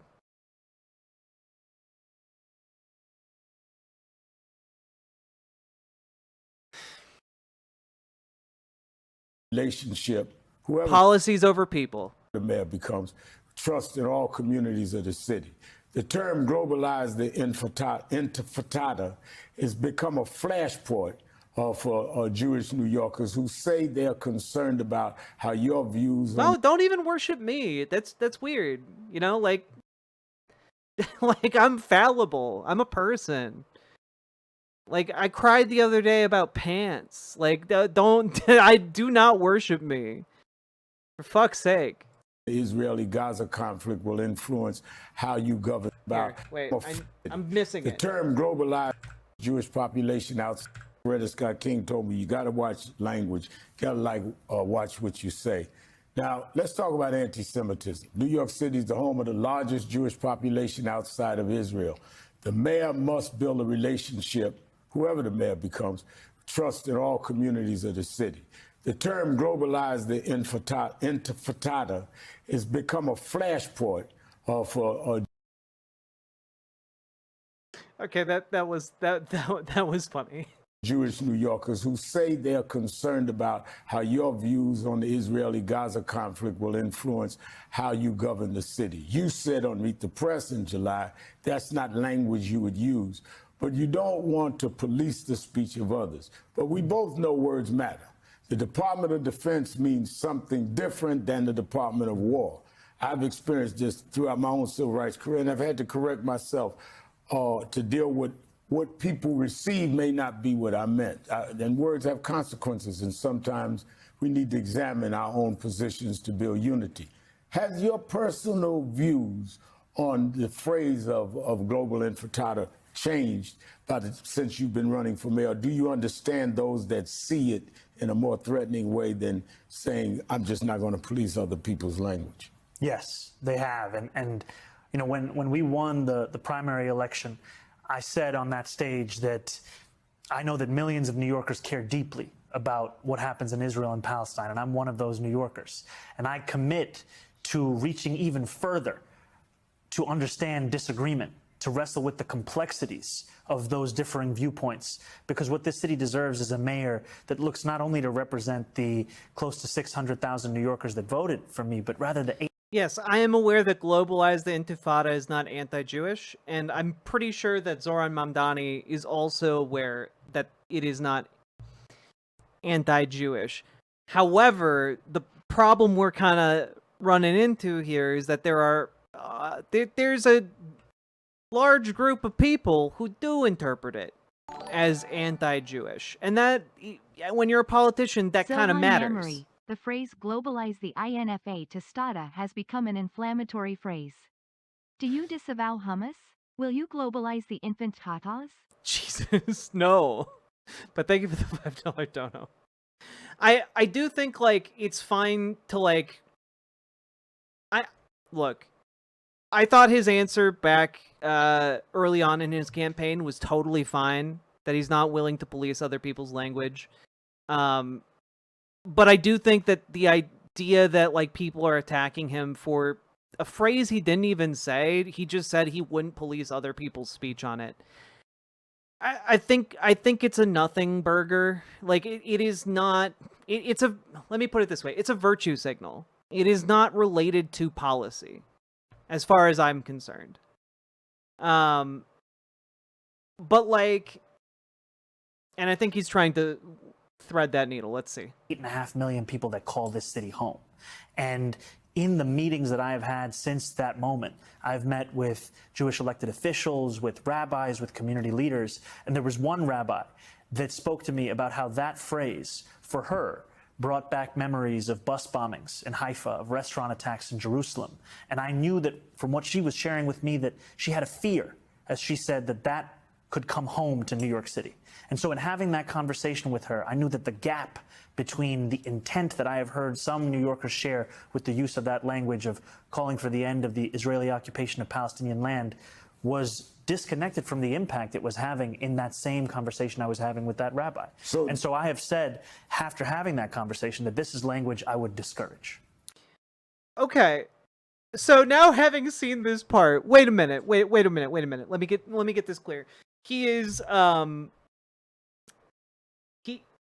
what he's saying here is just that, oh, he talked with someone and he realized that that language doesn't get through to certain people. So he's saying, yeah, I would want people who are trying to push for an end to occupation to use language that is more effective. Genuinely, I can't see anything wrong with this. Genuinely, like, what I don't understand the issue. Like, yeah, you should use the most effective language possible to get other people to adhere, like adopt your political positions. Like, I don't think that that is a controversial thing for me to say. You use good rhetoric to get people to your position. Our opposition doesn't do that. They win elections. No, but our opposition does do that. Our opposition does radicalize people, does use language that goes beyond and is effective at communicating to the people that they are looking to radicalize to their positions. They actually are really, really good at it. Conservatives are really good at radicalizing people to their positions. When you look at, like, fear-mongering around, like, immigration, like in the lead up to the 2020 or the 2016 election, and all the constant coverage about caravans and whatnot, or like the lead up to the 2024 election and like the fear-mongering around fentanyl, like, it's actually incredibly effective at how they radicalized people, not just their base, but people outside of their base. And that's because they're willing to adopt language that resonates with those people, you know? And what I think is a good thing to do, especially if you are more serious about running a campaign, is to adopt language that is more effective at radicalizing people to your positions. And we on the left need to get better at it. We need to get better at adopting language that gets more people on board with freeing Palestine. Like, I don't think that's a controversial thing to do or say, right? Like, I feel like if you disagree with that fundamental premise, you are more interested in, like, virtue signaling to some group online rather than actually achieving your stated goal, right? Like, you got to be serious about winning people over if you want to actually affect change. And so I think it's reasonable for him to share a story about like talking with someone who's in the city he's running to be mayor of, and having it explained to him that like this is not effective rhetoric, and realizing that the issue that language is meant to address and get people to radicalize towards isn't effective when it is, in the minds of certain people, completely disconnected. Like the cause of like the end of Gaza occupation, freedom and equality for Palestinians, when this is disconnected because of the words you choose better words. This is not a capitulation. It's a recognition. And I think that that's fair, because I think there's a difference between being an average person in the world or online, on the internet, etc., and being someone who is running for office. I think there's a difference in how you need to comport yourself. And I think that this bodes well, because to me, this communicates that he is serious about getting people on board with the project to end the occupation, right? Like the project to either to get like an end to this genocide.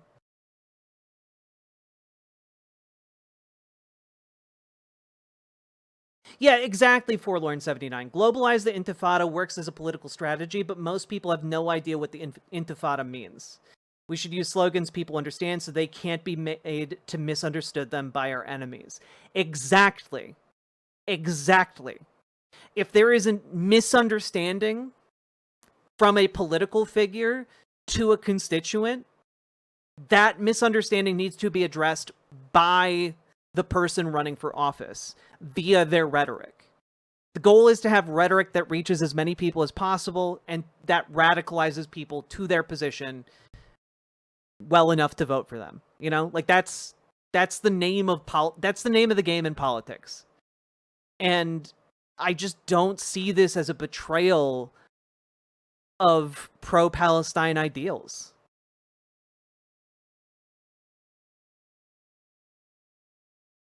Now, you've been running on the platform of affordability fixes for New Yorkers, like a rent freeze you mentioned, free buses, city-owned groceries that made you popular with some working New Yorkers, but not so popular with real estate developers and the financial class. You were the only mayoral candidate to march alongside Martin Luther King III and I on our March on Wall Street about DEI on last week, as we call for economic justice for all New Yorkers and all Americans. But right now, the top 1% earners in the city pay 40% of the city's income taxes, according to the Empire Center for Public Policy. Let's make that 80%. Let's go. How do you bring these wealthy residents to the table as mayor?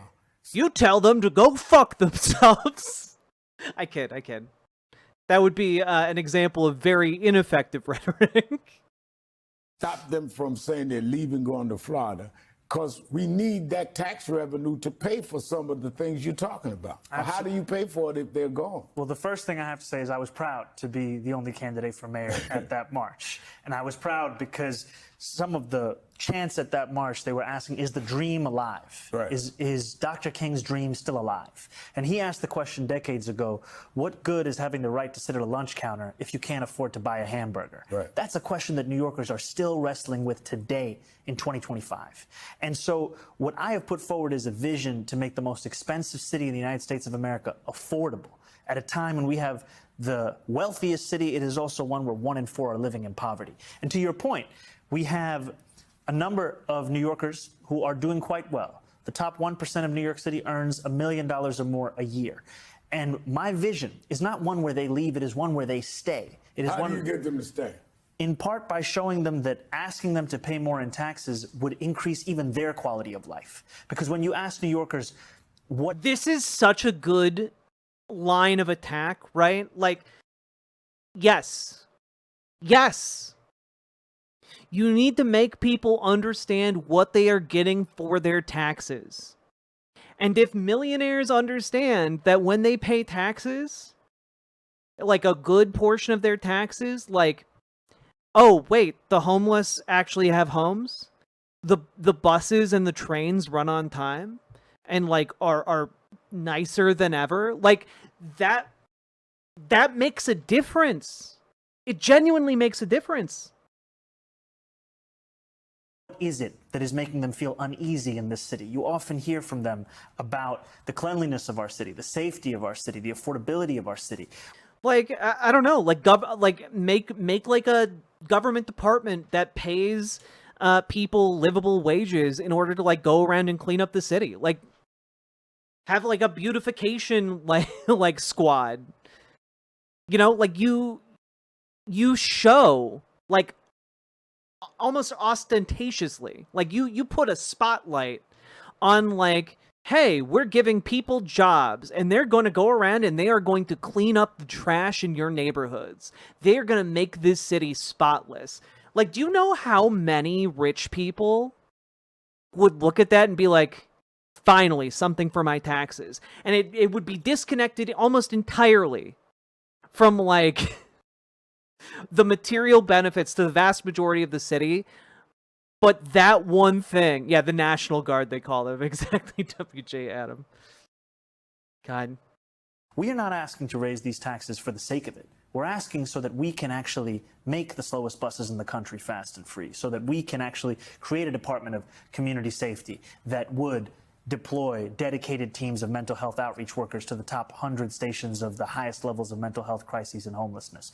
That relationship proving that tax dollar leads to that investment, because we know that it's not just a fiscal policy that takes somebody from New York City to somewhere else. Because a lot of New Yorkers, if they leave, they go to California, another high-tax state. They go to New Jersey, another high-tax state. Many people say they might go to Florida, but I have seen and heard from many New Yorkers concern about this new elimination of vaccine mandates in Florida that makes them question whether they would ever want to live there. Yeah. So you would raise the taxes, but you are telling them why. Raise the taxes for the rich. For the top 1%, we'd raise their 1%. personal income tax by 2%. So that would be, if you make $1 million a year, $20,000 extra in taxes. And the point and my responsibility would be to deliver on that, to show them that it is a worthwhile investment. We've heard rumblings in the recent few days that President Trump is looking for ways to entice Mayor Eric Adams to drop his independent campaign.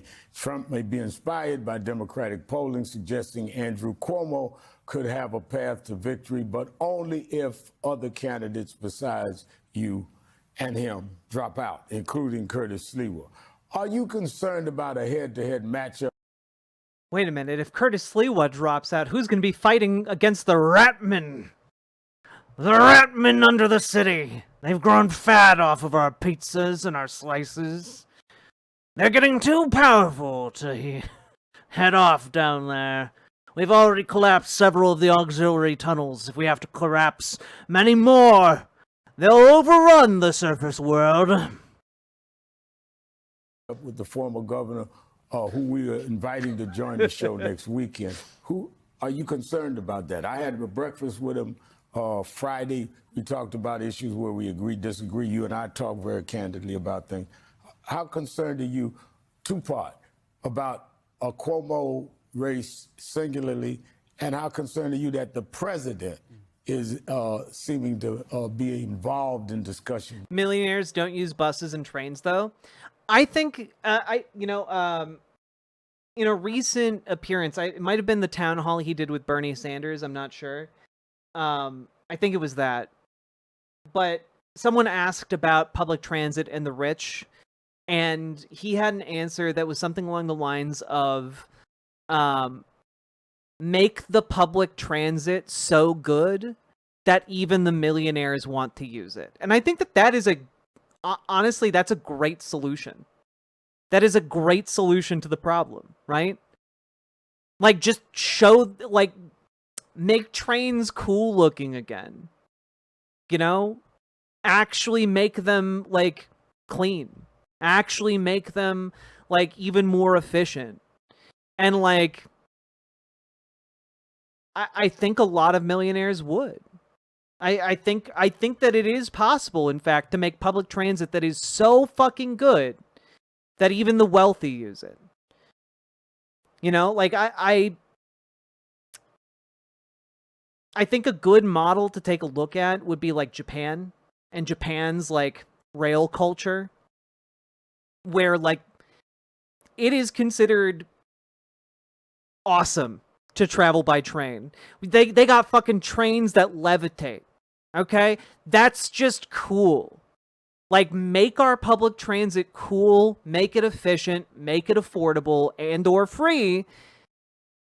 And I think that the rich will also use it. About your race.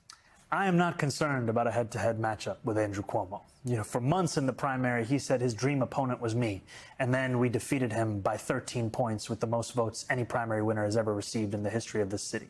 We will do the same thing again in November. What I am concerned about, however, is Donald Trump's interference with this race. We are seeing a president who wants to rob New Yorkers of the right to pick their own leaders.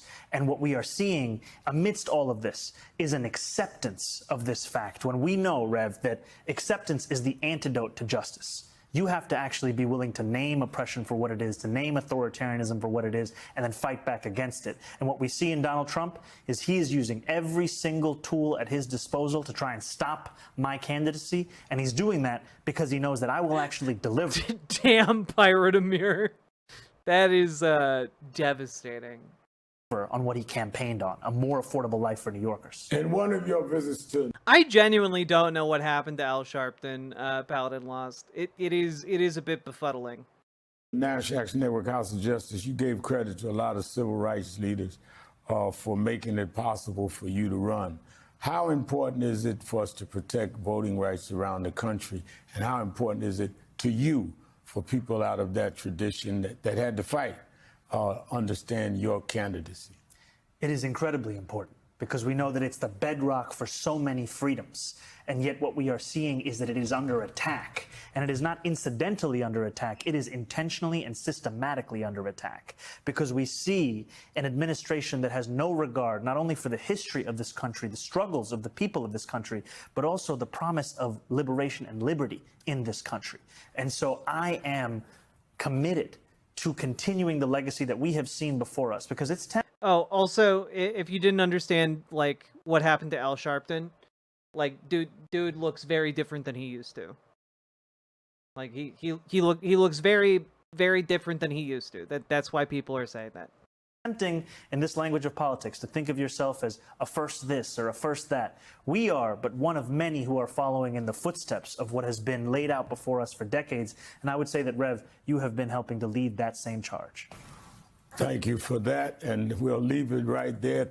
I'm sure we'll be seeing you many more times. Many thanks to New York City mayoral candidate Zohran Mamdani, who has come in studio, not only come on the show, but come in studio. I don't know what he did. It might have been gastric bypass or Ozempic. I don't know. Probably not Ozempic. Probably a gastric bypass. I think he lost weight before, like, Ozempic was on the market. Whatever. I don't care. Studio. But, like, okay, so overall, guys, I gotta say, I think Zoran beat the allegations. I don't think arguing for better rhetoric to get more people to agree with you is ever a bad thing for a political figure to say they now support. Like, I actually want my political figures capable of getting more people to support them. I think that that's good. I think that that is a necessary skill for people to have, especially if they are going to be political figures. So, that being said, you know, like, remember to like, comment, and subscribe. Do the things. And also, like, just deploy some critical thinking about what you actually want from your, like, political leadership. Do you want political leadership that, like, agrees with you on everything but alienates possible allies and ultimately, like, fails to build real power? I don't want that. I don't want that.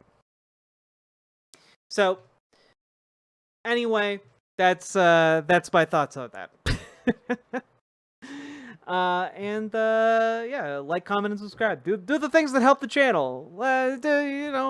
Drop some subs and donos, because you guys make the show possible. Get out of here. All right. Hey, there we go. Nailed it.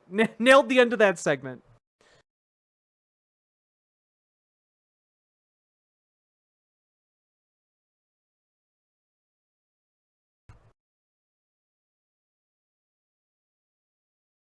I just want things to get better for people overall. Same.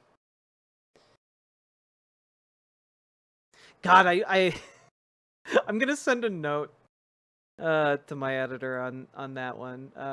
Just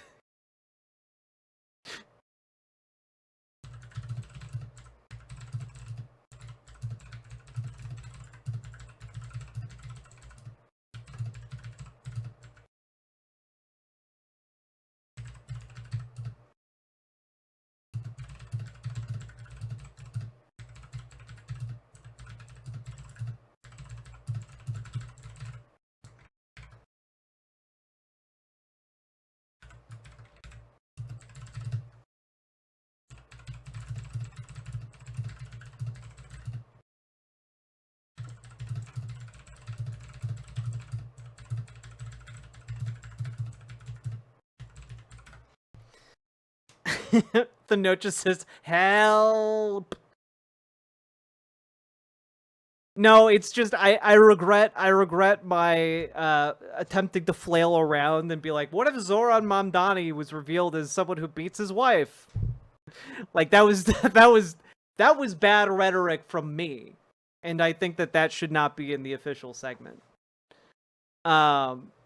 That was not one of my best comparisons. I was just trying to think of like what would make somebody like one of the worst kinds of guys. And like that's up there on the list, but like it would really fucking matter to me if he turned out to be that kind of guy. Yeah. So pissed about the SCOTUS order, and I don't know what the fuck to do.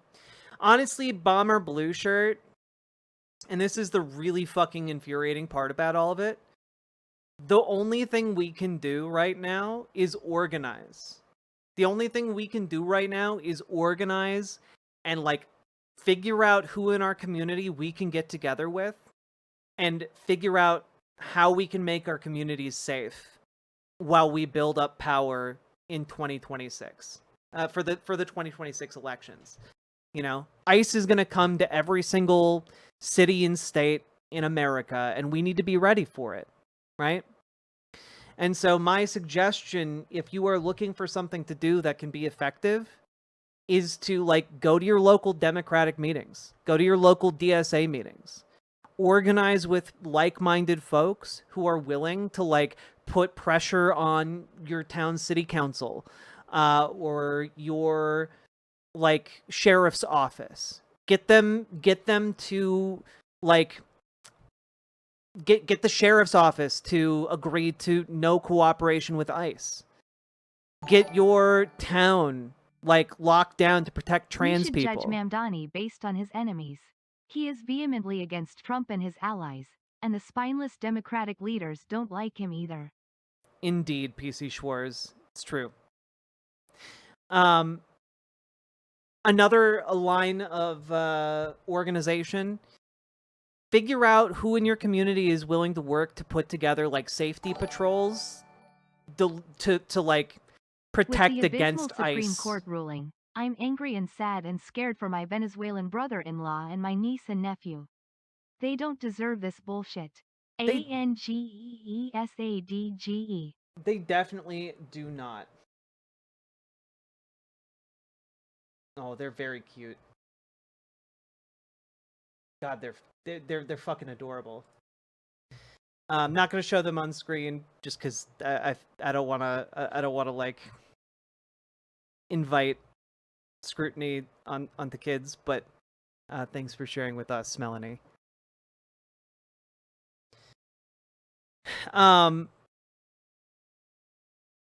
God. So what did SCOTUS do? SCOTUS basically issued a ruling from lifting an emergency stay on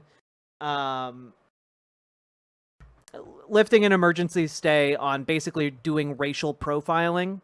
There had initially been a judge saying, yep, it is very clear that ICE is rounding people up based solely on their ethnicity, and that's horribly unconstitutional, so I'm putting a stay on the practice, meaning you guys can't do that shit anymore until, like, this is, like, sorted out in court. And the Supreme Court said, lol, actually, ICE can, in fact, continue arresting people on the basis of their skin color until this is adjudicated in court. So, yeah. That's that, and that ruling just came out today. And it's infuriating. Sounds like quite a bit of work in my small town, but I'm down to try. Bomber Blue Shirt, and anyone who feels similarly infuriated, you can use ! Discord to get a link to the Discord. Once you're in, shoot a message to Dragonfly if you are interested in joining your local Dems to organize with in whatever capacity you are capable of. So you are not alone. And Dragonfly will help you get connected with your local Dems. If you are more interested in joining your local DSA, you can, again, join the Discord, ! Discord, any of the chats.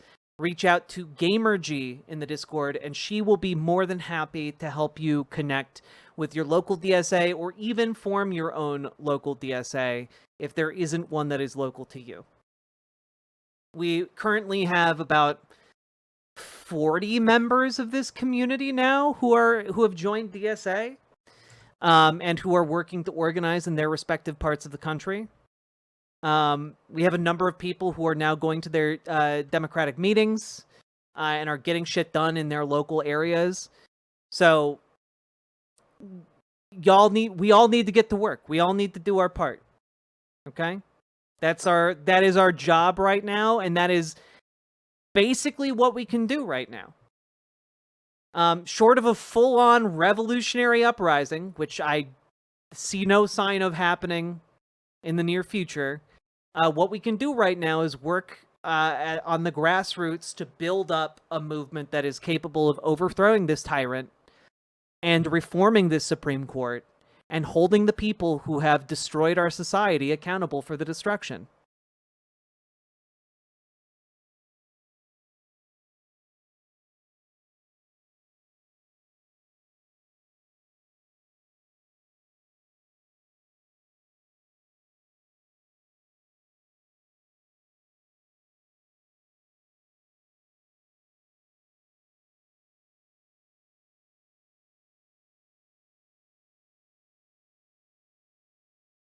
I want Emmanuel Cleaver to retire. I will have to join the DSA. Hell yes, Melanie. The S stands for shimp. It's true. The Democratic Shimps of America.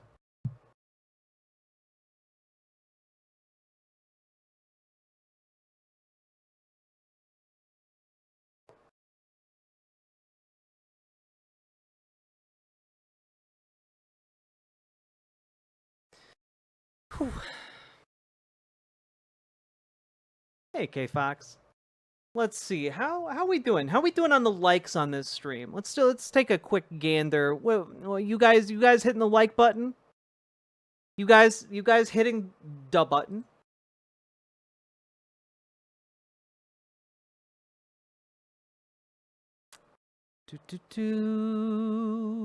Let's take a look here. Click-oo.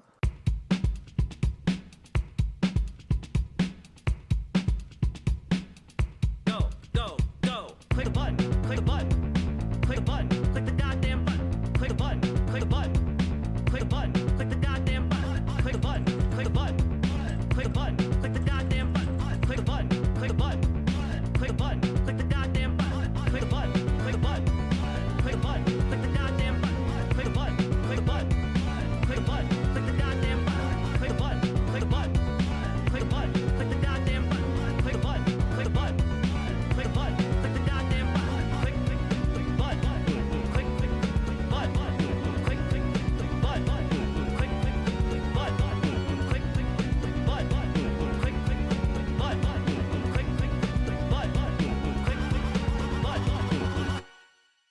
There you go. Do it. Click the button. Okay.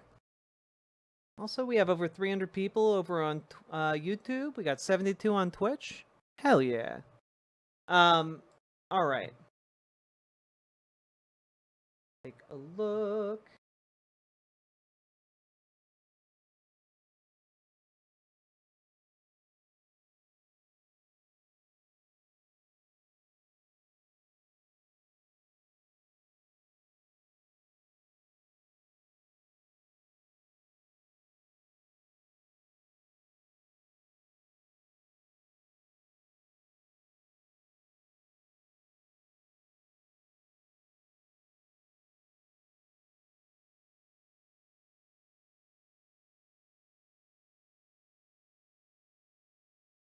Okay, I saw someone at... Is that a Jazz Dog song? It is indeed, Jobertus Maximus.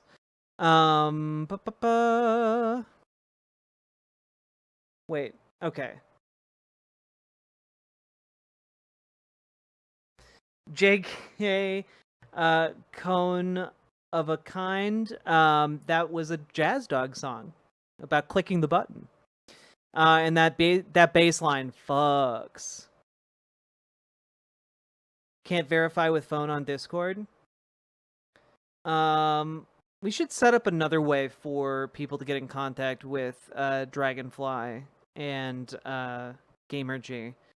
I'm open to ideas, mods. Oh, Gwennifer, wait, so there's a federal ban on trans care being introduced, or did I misread that? Sort of, Gwennifer. So how to put this forward? So they are basically putting forward bills to keep the government open, because we're nearing a government shutdown point if a budget isn't approved by the end of this month, right? And so the House has an appropriations bill that has added provisions that would basically bar federal funding for anything related to, like, trans healthcare, whether social or psychological treatment. It would be very, very bad. Now, this has been introduced in the House version of the bill. It is likely that the House version will pass. And, however, the language is not reflected in the Senate version of the bill. And in order for it to actually become law, both the House and the Senate need to agree on it. So that hasn't happened. And it might not happen depending on how Democrats negotiate. And how the Senate, Republicans and Democrats negotiate. Basically, it's a bad development. It's not an unforeseen development. I don't think there is call to panic about it quite yet, but it is every day that passes in America feels like a fucking unrelenting assault. I'm not gonna lie, I feel scared. This is a really disgusting time. Can states do anything about it? I believe states could attempt to do something about it and mitigate those harms, yeah. But again, this is why I think it is really, really important to get involved in your local and state government. I think it is imperative to the survival of, people of color who might be targeted by ICE indiscriminately. I think it is imperative to the survival of trans folks and healthcare. I think these things are all incredibly, incredibly important. So, yeah, get involved, because our best and only defense right now is organizing amongst ourselves and forming a wall around our most vulnerable community members. We need to realize the dream of the blue wall. Or maybe the blue shield. That's maybe better. I don't know. We'll talk about it more in a minute, Erica. No worries.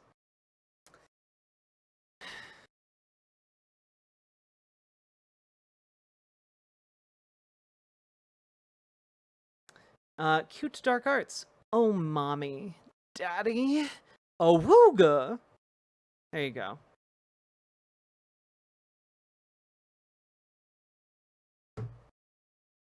The Great Lake Alliance over here. Indeed, Brutus Magnuson. If so, I'm moving to Minnesota. I mean, I've been advocating for trans folks to move to states with better trans protections. I feel like it's getting pretty hairy out there.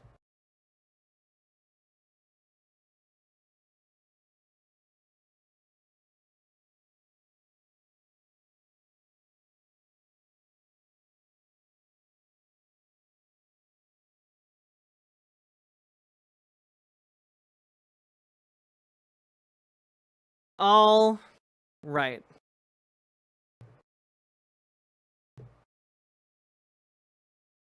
Let's take a look here.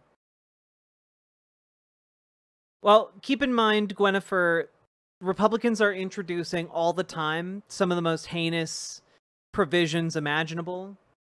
And it's hard to get those passed in both the House and the Senate, especially when Democrats have some degree of leverage. And I know that Chuck Schumer is a weak-ass loser bitch, but we're going to talk about why maybe other Democrats aren't going to be when it comes to these negotiations. So we'll take a look at this. Sweet, just joined my local DSA chapter and ready to volunteer. Hell yeah. Also, Blaskowitz, consider joining our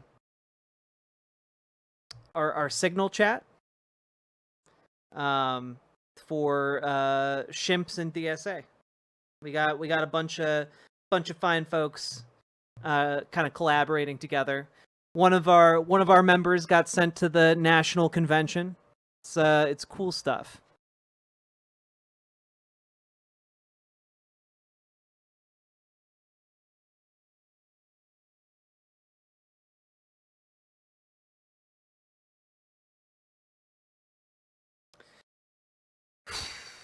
All right. What is Signal? It's an encrypted messaging app. Offers better privacy for conversations. Take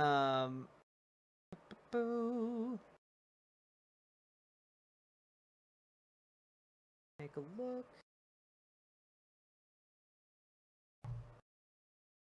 Let's see.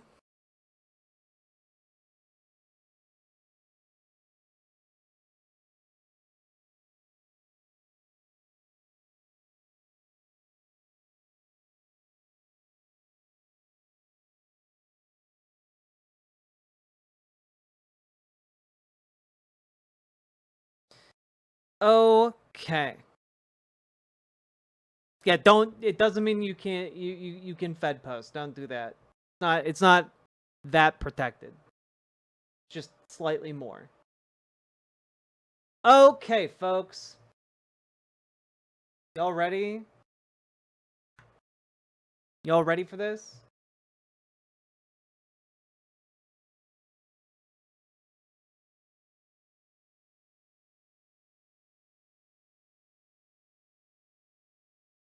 Let's go.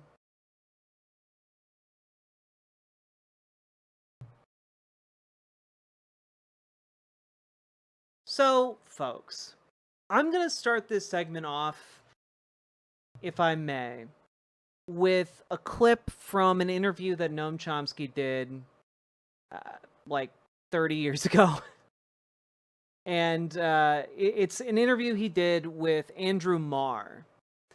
And it's a talk he gave about propaganda, and it's full of many of the famous quotes you may know come from Noam Chomsky. But I want to watch like a portion of this, largely because I think that there is, well, I think there is some applications to our current time. Let's take a look.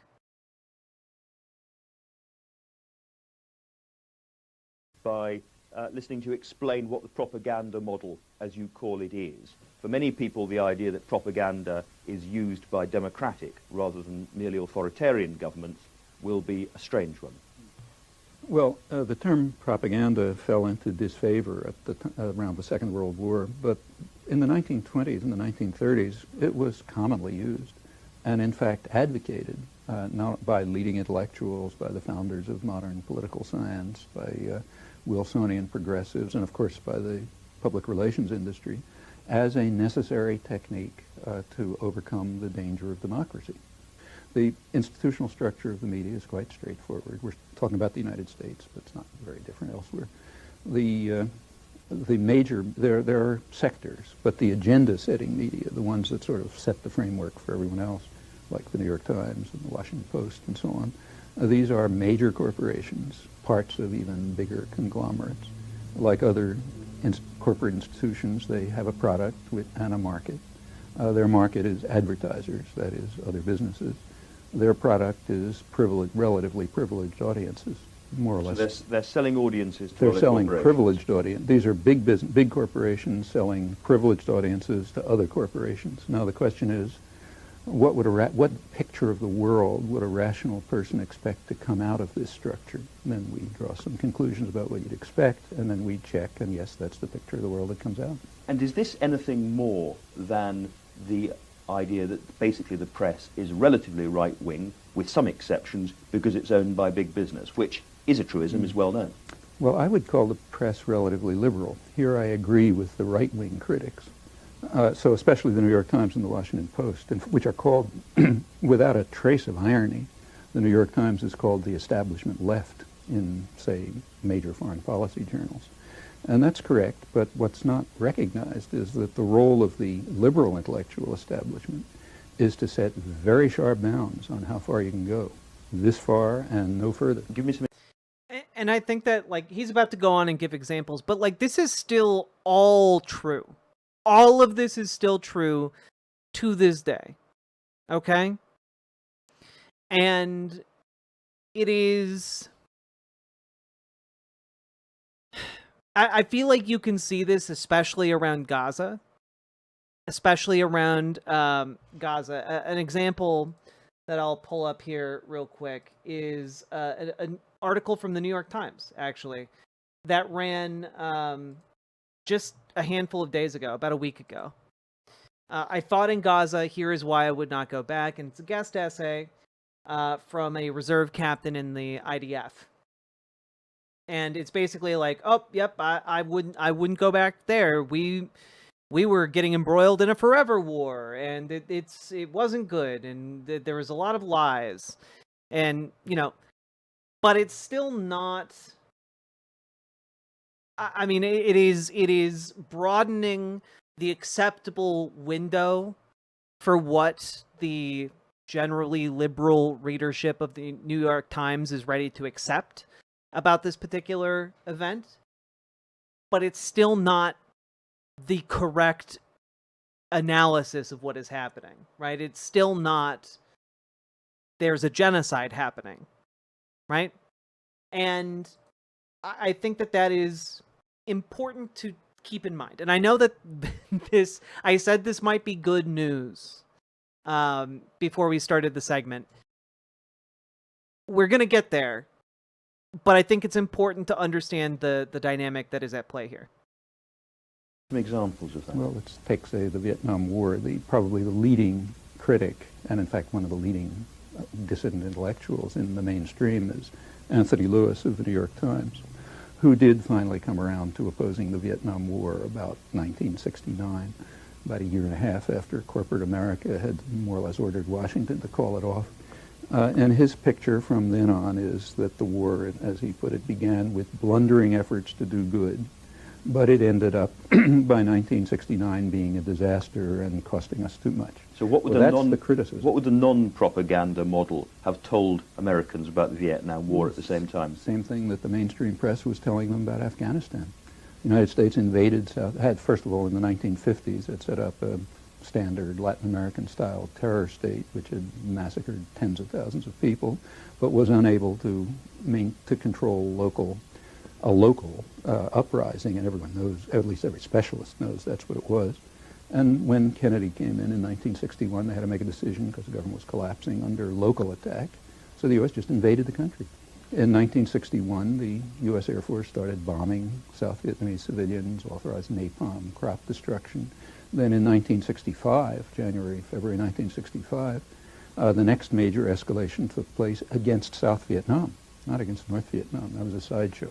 That's what an honest press would be saying, but you can't find a trace of it.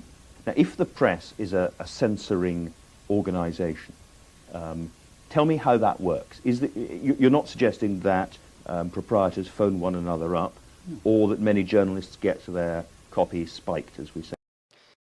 And I think that this is, again, very relevant to our current time, right? And like this journalist, he's basically like, are you saying that like the boss calls and says this is how it has to be, if not you're fired? Like, is that how it is? It's actually Orwell, you may recall, has an essay called Literary Censorship in England, which was supposed to be the introduction to Animal Farm, except that it never appeared, in which he points out, look, I'm writing about a totalitarian society, but in free democratic England, it's not all that different. And then he says unpopular ideas can be silenced without any force. And then he gives a two-sentence response, which is not very profound, but captures it. He says two reasons. First, the press is owned by wealthy men who have every interest in not having certain things appear. But second, the whole educational system, from the beginning on through, just gets you to understand that there are certain things you just don't say. Well, spelling these things out, that's perfectly correct. I mean, the first sentence is what we expand on. This is what I don't get, because it suggests that, I mean, I'm a journalist, people like me are self-censoring. No, not self-censoring. There's a filtering system that starts in kindergarten and goes all the way through. And it doesn't work 100%, but it's pretty effective. It selects for obedience and subordination. And especially, I think that's... So stroppy people won't make it to positions of influence? Behavior problems, or if you read applications to a graduate school, you see that people will tell you he's not, doesn't get along too well with his colleagues. You know how to interpret those things. I'm just interested in this because I was brought up, like a lot of people, probably post-Watergate film and so on, to believe that journalism was a crusading craft and that there were a lot of disputatious, stroppy, difficult people in journalism. And I have to say, I think I know some of them. Well, I know some of the best known investigative reporters in the United States. I won't mention names because I don't want to, whose attitude toward the media is much more cynical than mine. In fact, they regard the media as a sham, and they know and they consciously talk about how they try to play it like a violin. If they see a little opening, they'll try to squeeze something in that ordinarily wouldn't make it through. And it's perfectly true that I'm sure you're speaking for the majority of journalists who are trained, have it driven into their heads that this is a crusading profession, adversarial, we stand up against power, a very self-serving view. On the other hand, in my opinion, I hate to make a value judgment, but the better journalists, and in fact the ones who are often regarded as the best journalists, have quite a different picture, and I think a very realistic one. How can you know that I'm self-censoring? How can you know that you're journalists self-censoring. I'm sure you believe everything you're saying. But what I'm saying is if you believe something different, you wouldn't be sitting where you're sitting. And that's, I mean, I think that interaction right there, right? Like he walks through the components of propaganda. He walks through examples of it, and he walks through how people are placed in the media because they have certain views, because they are more accepted, and because the people who hire them want them to have those views, right? And I think that this is all important to keep in mind, right? When we talk about this next part, which is, and I know that I'm going to come across maybe a little bit or a lot bit hyper fixating or hyper focusing on this, but I think this is actually kind of important. And it's that the New York Times posted this article by Ezra Klein, "Stop Acting Like This Is Normal." And unfortunately, I've had a lot of negative things to say about Ezra Klein, and I stand by everything I've said, right? However, Ezra Klein has the position he has because people want him to have it, because he has bosses who agree with what he says, because he has a lot of legitimacy in the establishment, right? And that communicates, right, something not just to an audience who reads Ezra Klein's work, but it also communicates to the people in power who generally want folks like Ezra Klein to be where they're at. You know, the Democratic establishment, left-leaning donors, etc. Ezra Klein is like a product of like the Obama era, right? Because he's a third-way neolib. Yeah. I mean, essentially, yeah.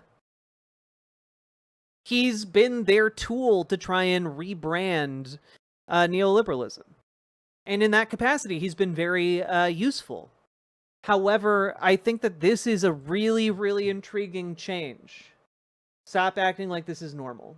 And like he put out like this video and he goes through it, but we don't have I don't want to spend 18 minutes listening to him talk about this. But basically, you know, this came out 2 days ago, a day-ish ago.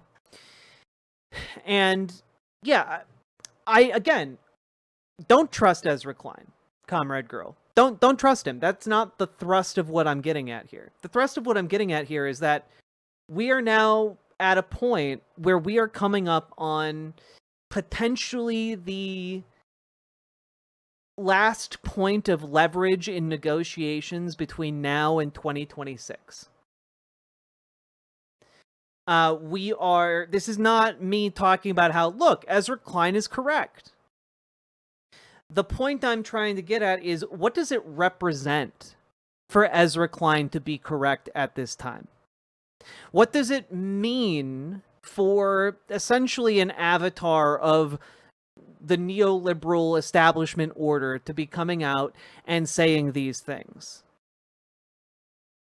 And I think that it indicates that there is some level of awareness of the situation and of the existential threat that is currently hanging over not just like the left progressive movement, because we know if it was just the left progressives or the socialists or the communists at stake, that folks like Ezra Klein would cut the cable holding that boulder up instantly and let us all be crushed, you know? And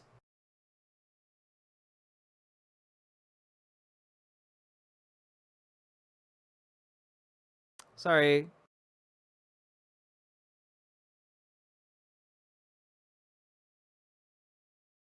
Oh boy. I understand, Johnny Ramo, that you have a dislike of Noam Chomsky. Also understand that whatever your dislikes of him and his associations with Epstein, I agree. Lost a lot of respect for him. But also, you got to stop ranting about it like pedophiles in my chat for obvious reasons. Because I'm aware of that, but the point of showing that Noam Chomsky clip is that he's also like a really smart guy, and manufacturing consent is like one of those things that he absolutely nails. Okay? So, like I'm not worshiping, I'm talking about one of his most influential ideas that has influenced many people after that.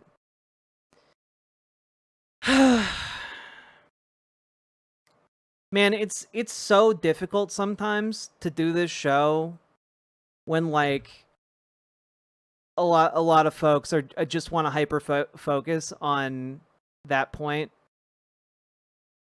It's really difficult, guys.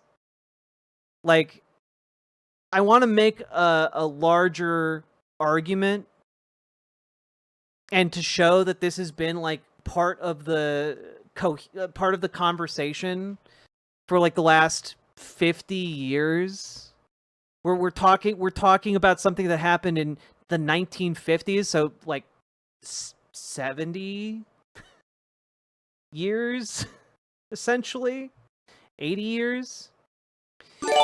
And I think that that's really fucking important, guys. Thank you for the 5 gifted subs, Iatagon. I appreciate it. And like, all that's important. I'm trying to draw a through line here, that this is a long and established thing that happens in our media. And the reason I'm using Noam Chomsky is because he's very articulate, and he is the one who wrote an entire book about it. Like, there are a lot of things we can criticize different historical thinkers for, and rightly so. But like, please stop like fixating on the aspects that like I don't agree with, and like follow me on this train of thought.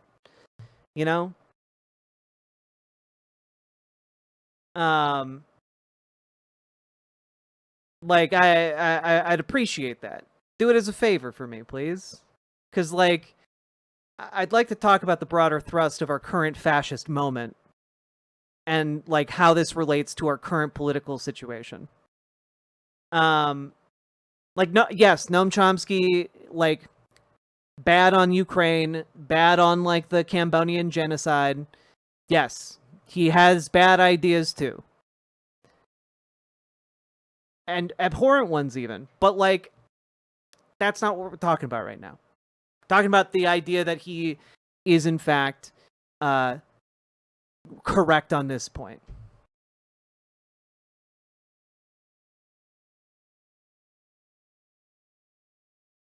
Rat negative, why? Why? Did I mispronounce it?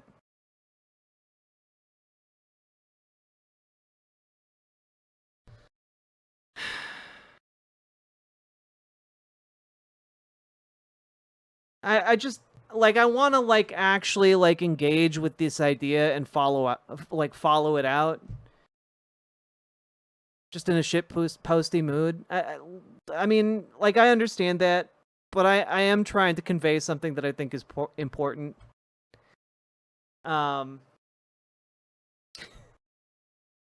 Like, I every day, like, I read the news and I learn about how this country wants to like put me into a rape prison for being trans, and like I'm like kind of at the end of my rope like every day.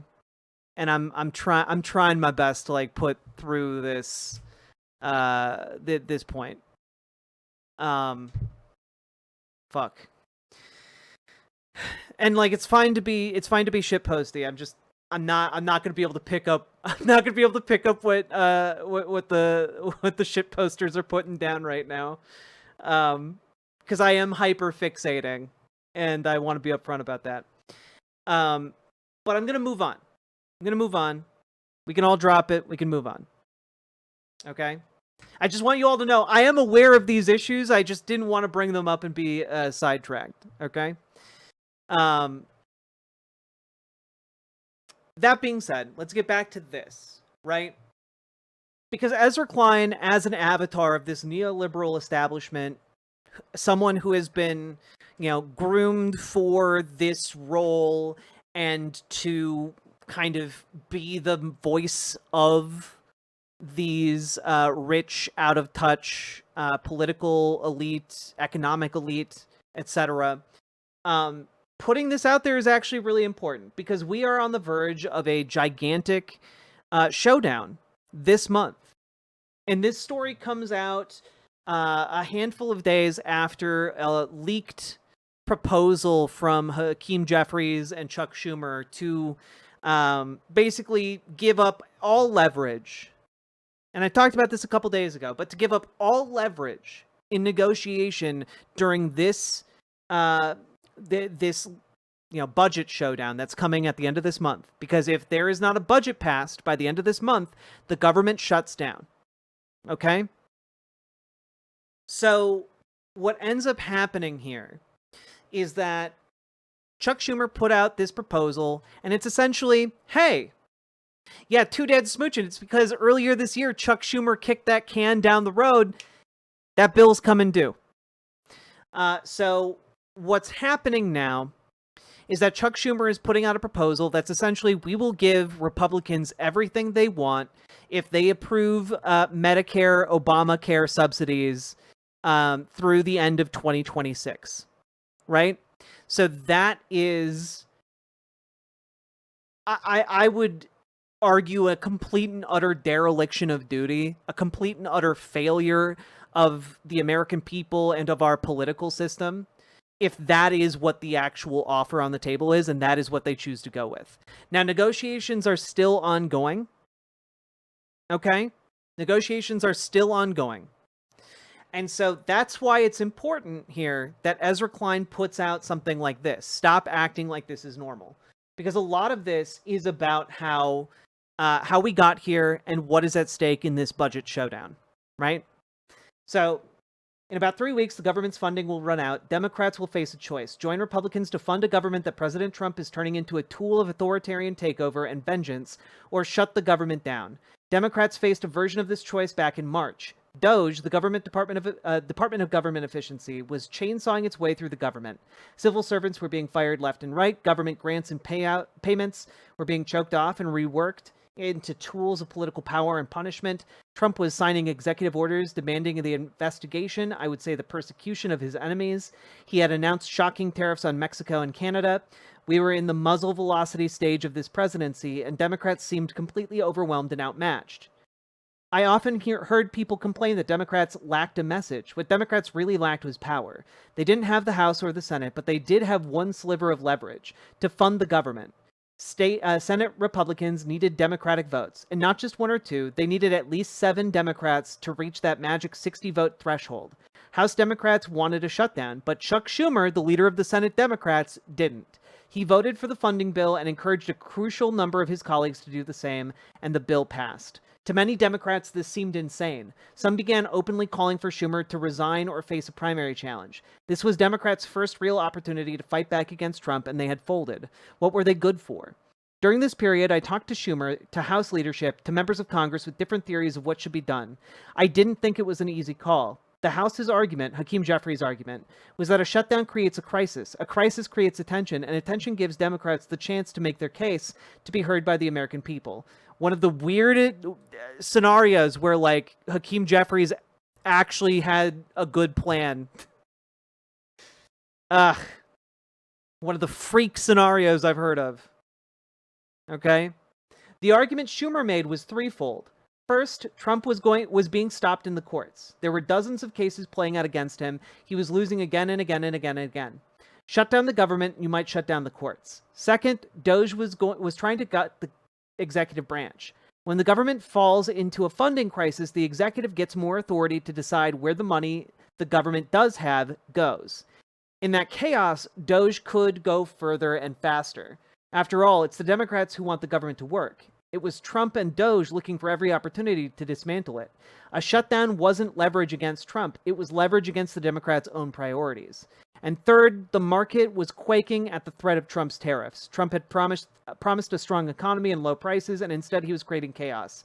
If Democrats triggered a shutdown at the exact moment Trump was creating an economic crisis, they would confuse who to blame for the chaos. Was it Trump or them? It's the first rule of politics. When your opponents are drowning, do not throw them a lifeline. And I thought there was a fourth argument. Democrats had not prepared for a shutdown. They had not explained why they were shutting the government down or what they wanted to achieve. They had no strategy. They had no message. The demand I was hearing them make was that the spending bill needed more bipartisan negotiation. It was unbearably lame. Let's see. If you had forced me to choose, I would have said Schumer was probably right. It wasn't the time for a shutdown, in part because Democrats weren't prepared to win one. But the bill that passed back in March funding the government runs out at the end of this month. So we're facing the question again. Should Senate Democrats partner with Senate Republicans to fund this government? I don't see how they can. And this is, again, we're in a weird moment. We're in a weird moment where this Obama guy, this establishment avatar, is saying, yeah, we need to shut down the government. Yeah, exactly, Dragonfly. One of the most centrist people in my county party got up at tonight's meeting and demanded everyone write to senators/reps and tell them not to fold. Okay? And this is, I mean, this is playing out across the board, right? And this is a sign that perhaps the wind is blowing in our direction. Okay? It is... What needs to happen, guys, is that the government needs to be shut down. And some very large asks need to be made, because we are in a time of authoritarian... We're in an authoritarian moment. There is a desire and a drive within the Trump administration to drive us towards that authoritarianism, to compromise our democracy, to rip apart established norms and make them worse. Right? And this is all really, really important because, guys, we need to make demands.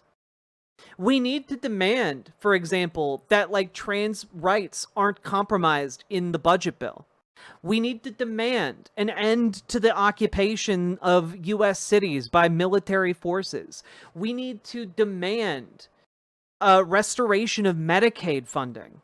We need to demand, like, so many things. There needs to be a clear list of demands, and that list of demands needs to be communicated not just to the Trump administration, but to the entirety of the American people.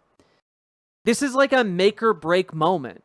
This is a time when, like, you know, like Martin Luther with the theses nailed to the church door. We need to do the same with our demands to keep the government open.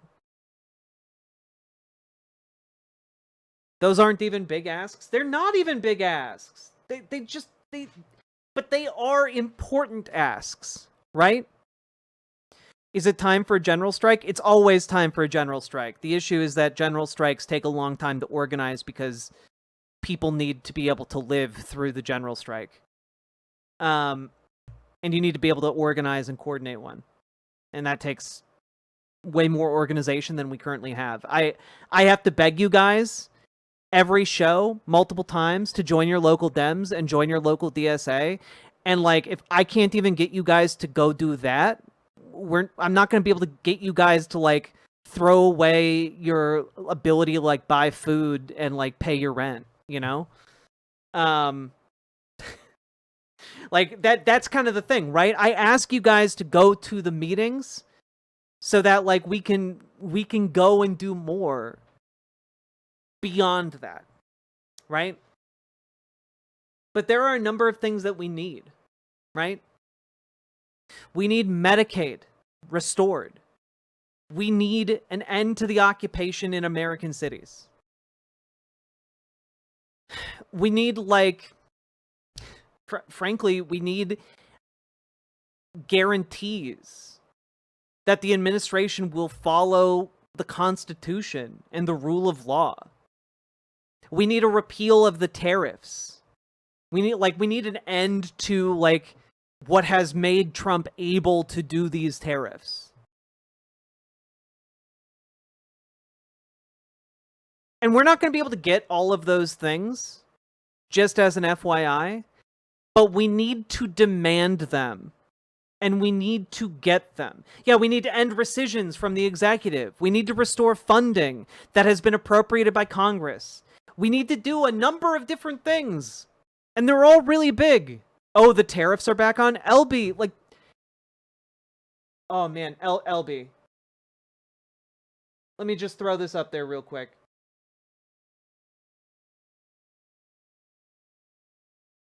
Do I have it here? Is this it? Where did I put it? Was it here? No.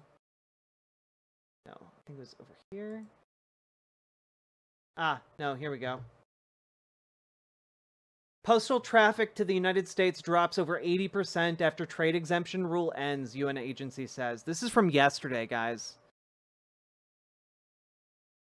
Like, the tariffs and the changes to, like, how things can be brought into the country have cost 80% of all postal traffic coming into the country.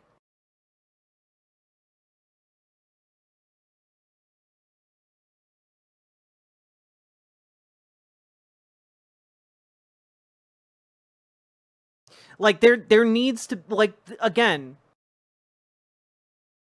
there needs to be demands.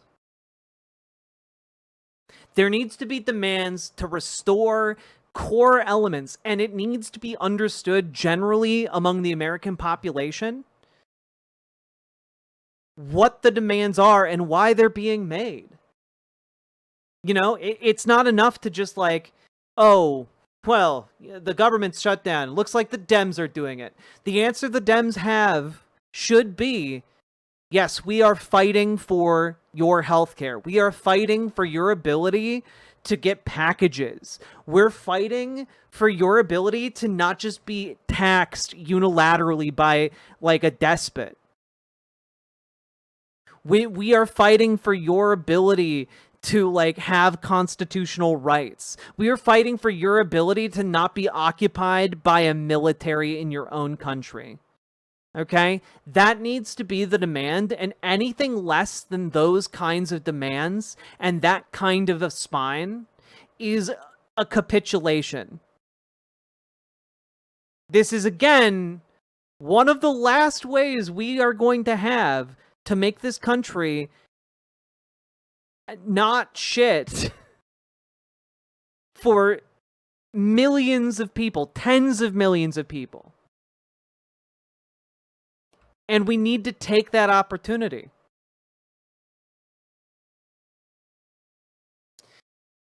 And Val Draper, it might be that the Dems don't meet this moment.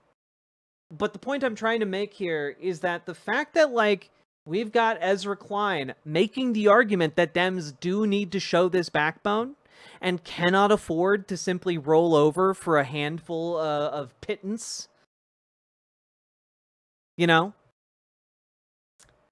That's a sign that there are people in the establishment that are giving more serious thoughts to a government shutdown than there were last time. And all I'm saying here is that there is a desperate need for us to organize around this if we want to avoid the misery and death of many, many people. Untold millions in this country. And you guys have an opportunity to exert some level of influence over what direction this country goes. Because there is a lot of time between right now, September 9th, and the end of this month. And what I want all of you to do, and what I'm asking all of you to do here, is to head over to 5calls.org. And I want you guys to commit to calling your senators. And very specifically, call your senators with those demands. Okay? Call your senators every day. Leave voicemails every day between now and the end of the month. Because we need to make it clear that what we want is an end to the occupation, an end to the rescissions, an end to tariffs, an end to Medicaid cuts. We need to make it clear that we need these things and we need them to shut the government down. Okay? Shut the government down. My senator is a Republican. Call him anyway, because this is something that they might break on. Who can say? And also tell him to eat shit. Because, guys, again, this is outside of the 2026 election, and like getting involved in your local primaries, in your local races. This is kind of the big point of leverage we have. This is the point of leverage we have.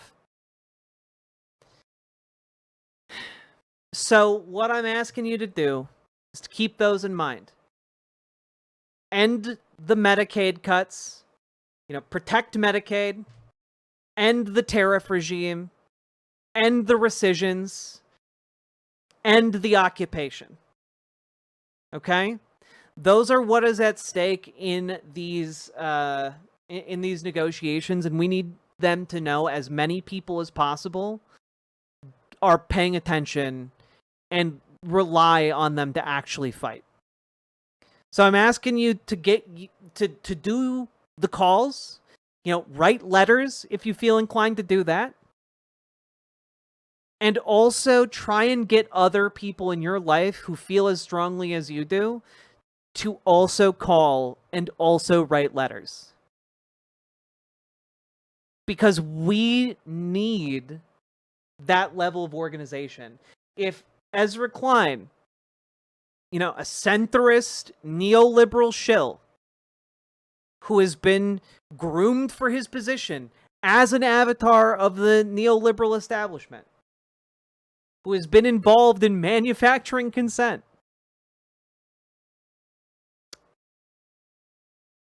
and also folks like Josh Marshall over at Talking Points Memo are coming out there and explaining this clearly, that we need demands. There is a chance that your calls could punch above their weight. There's a chance that we can actually motivate Dems to fight.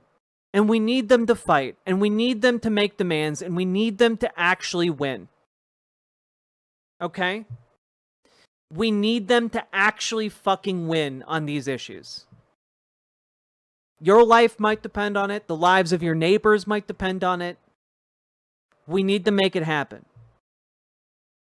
So I'm asking, you find folks who are watching live, and I'm also asking the folks who are going to watch this not live, please do this.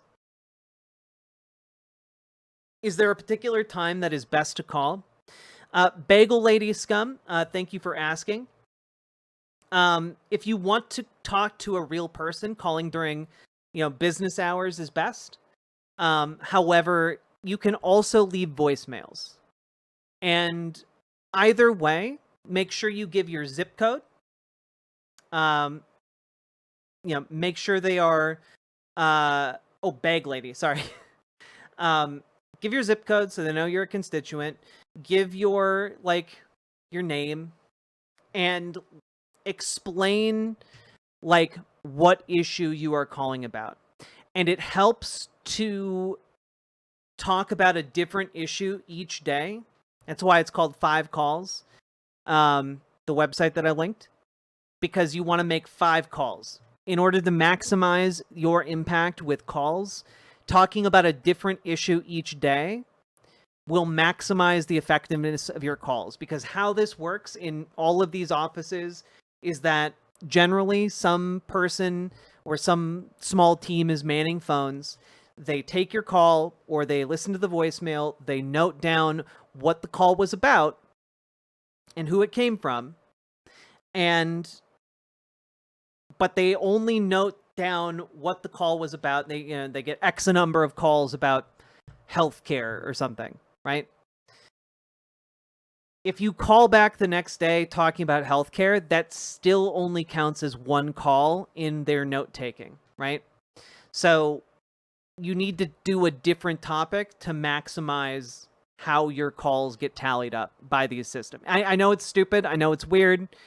But if you can ask for, stand up strong for us, and, don't cave, use the leverage, and end the occupation of American cities. That can be one day. Use your leverage and don't cave, and fight for Medicaid. Demand Medicaid in your negotiations. That can be another one. Right? So there's a way to do this to maximize your effectiveness, but if you can't remember to do that, just remember calling multiple times is better than not calling at all. Okay?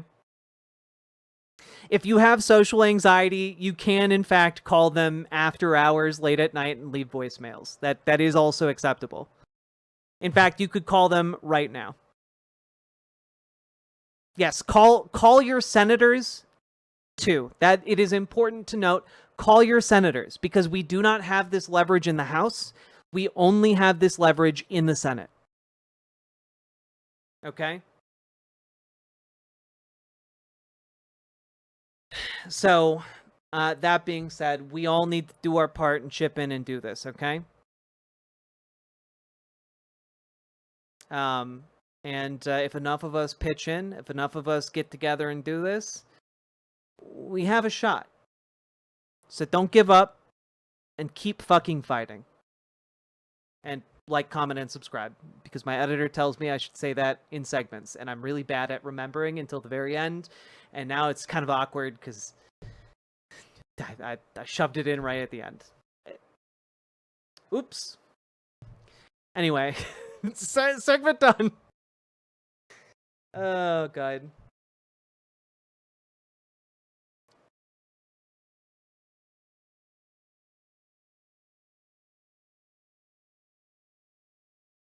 I got Dickhead Durbin as one of mine. Give him what for? Give him what for? Hell yeah, 2 dead smooching. Look, Salmon Moose, I've been talking for 3.5 hours. Cut me some slack.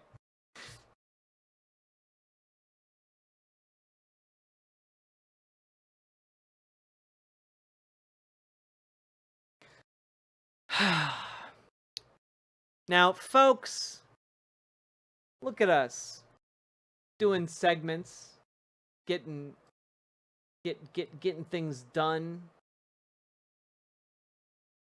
Who'd have thought? Not me. Anyway, folks, have you clicked the button? Some great stuff. Thank you. I'm glad you're here to slice and dice the issues with the finer points that you do. Worth staying up super late to catch the end of that, but I must go to bed now. Good night, Iatagon. And thank you for the 5 gifted tier 1 subs. I very, very much appreciate that. Thank you so goddamn much.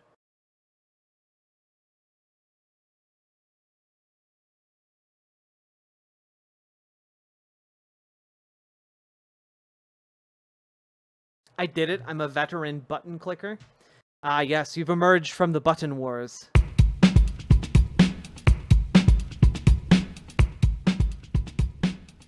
Go, go, go. Click the button. Click the button. Click the button. Click the goddamn button. Click the button. Click the button. Click the button. Click the goddamn button. Click the button. Click the button. Click the button. Click the goddamn button. Click the button. Click the button. Click the button. Click the goddamn button. Click the button. Click the button. Click the button. Click the goddamn button. Click the button. Click the button. Click the button. Click the goddamn button. Click the button. Click the button. Click the button. Click the goddamn button. Click the button. Click the button. Click the button. Click the goddamn button. Click the button. Click the button. Click the button. Click the button. Click the button. Click the button. Doesn't that baseline fuck? It's so good, Left Foo. And Cross Crescent Creed, hello! Let's see. I've been calling 3 to 5 days a week. Talking to them felt better because they can hear empathy in my voice. And if they're not complete apathetic lizards, it feels like they take more care. It's the hope. Got my agenda for the next 2 days. Gonna also try phone banking for my local DSA representative candidate.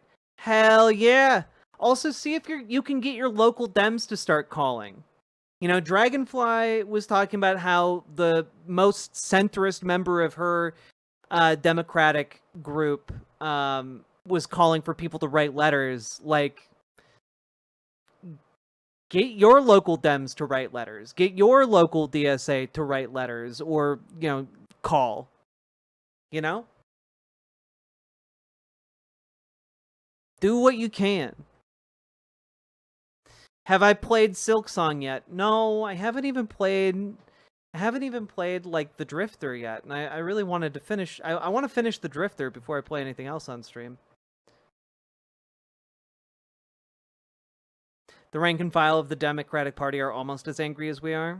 Let's get them a little bit angrier. Big news, after 10 months of homelessness, this trans girl is finally moving into a room in 2 days. Hell yeah, Shakespeare! Even when everything feels worse, it still gets better. It always gets better. Winning is like surviving better, only better. Indeed. Congrats! Hell yeah.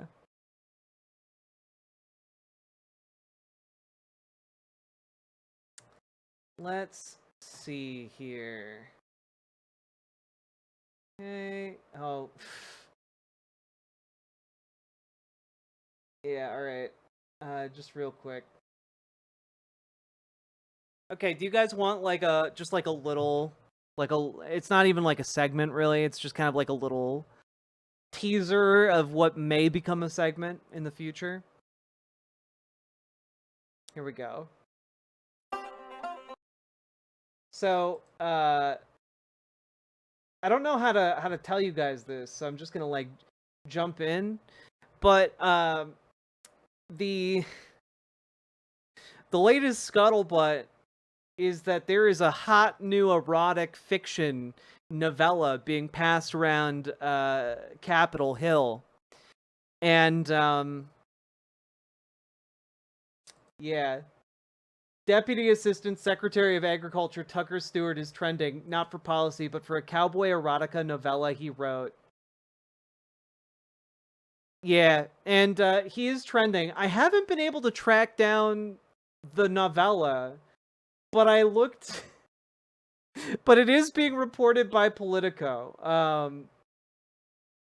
The top Capitol Hill liaison of Agriculture Secretary Brooke Rollins is at the center of a controversy that has been grist for gossip across the Hill, and which has now made its way to the attention of top White House officials. Politico's Meredith Lee Hill and Grace Yarrow report.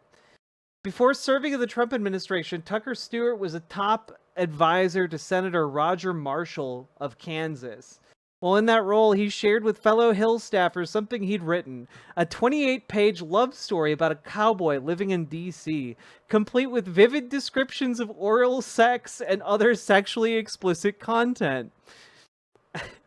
Now, Stewart is a Trump appointee and Deputy Assistant Secretary of Agriculture, working out of the department's Congressional Affairs Office, and in recent weeks, the story he wrote has resurfaced, quickly traveling around Hill circles, making its way to other federal departments and even outside agriculture industry and trade groups. Politico has since obtained it. Playbook has learned that top White House officials are now aware of the matter. The USDA declined to comment. Stewart and the White House did not respond to requests for comment. And that's about all I can find about this story.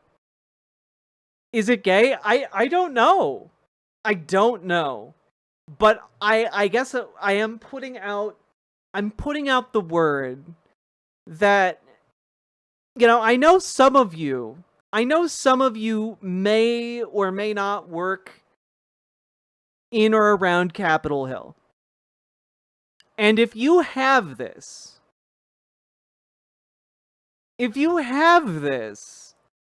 please share it with me.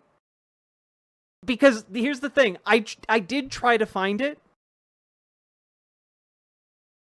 but I don't know the name of it, which is a really big hurdle, because it turns out if you just type, you know, erotic cowboy fiction, Washington, D.C., 28-page novella, you don't actually find anything useful other than a lot of horny romance novels about cowboys. Where can we find a copy? I don't know. We have to find someone on the Hill who has it. You know? God forbid a man has hobbies. Like fucking cowboys.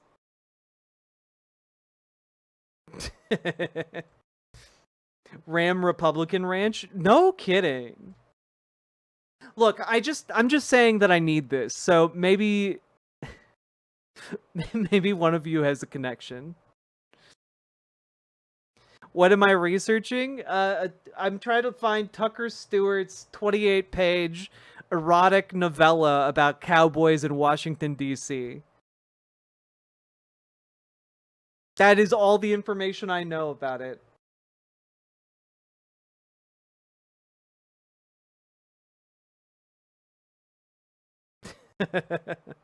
My internet crashed. What are we talking about? The Assistant Secretary of Agriculture's erotic cowboy novella.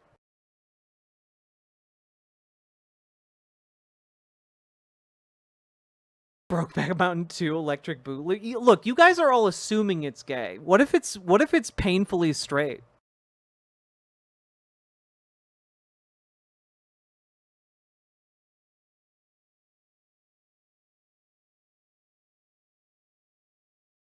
Bareback mountings. Hey.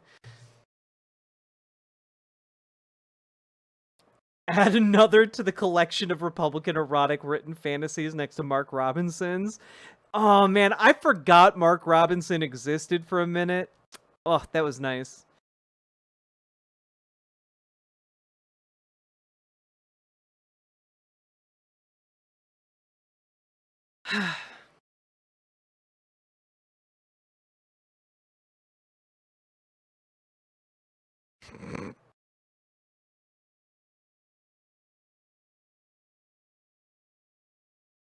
You guys are great. I love each and every one of you.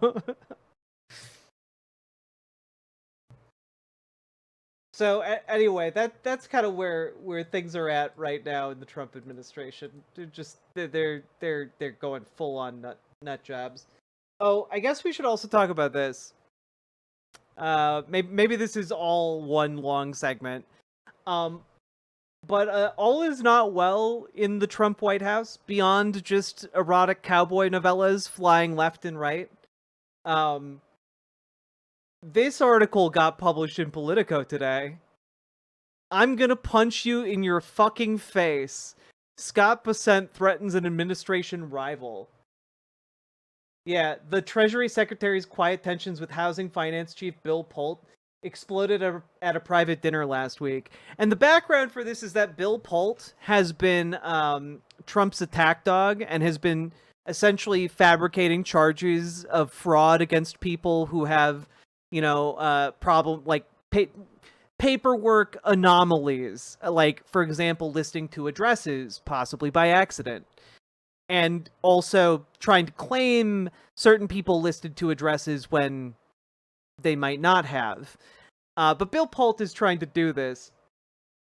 And it's backfired spectacularly because then it, of course, prompted people to look into how other people who are Republicans are listing their home addresses. And it turns out a lot of them have like 3, 4, 5 different addresses, and it's starting to get a lot of attention drawn to Trump officials. And well, I'm gonna punch you in your fucking face from the Treasury Secretary of the U.S. Yeah. Let's just take a look. But amid the cocktail hour din, Bessent lashed out at Polt in an expletive-laden diatribe. The Treasury Secretary had heard from several people that the Federal Housing Finance Agency director had been bad-mouthing him to Trump, a person close to him said. He wasn't about to engage in chit-chat as if nothing was amiss. Why the fuck are you talking to the president about me? Fuck you. I'm gonna punch you in your fucking face. Oh, let them fight. The scene was described to me by one eyewitness and 4 other people familiar with what happened. The only fact they disagreed on is whether it was Bessent or Polt who initiated the conversation. They said others who described the conflict were granted anonymity due to the sensitivity of the situation. Polt appeared stunned, and the tense encounter prompted club co-owner and financier Omid Malik to intervene, according to the 3 people. By the way, I believe this was at like the Trump Rose Garden Club which is just one of the most disgusting things. Not even disgusting. It's like tacky. It's tacky. Besant sought to have Bill Polt kicked out, the eyewitness said. It's either me or him, Besant said to Malik. You tell me who's getting the fuck out of here. Or, he added, we could go outside. To do what? Asked Polt. To talk? No, Besant replied. I'm going to fucking beat your ass.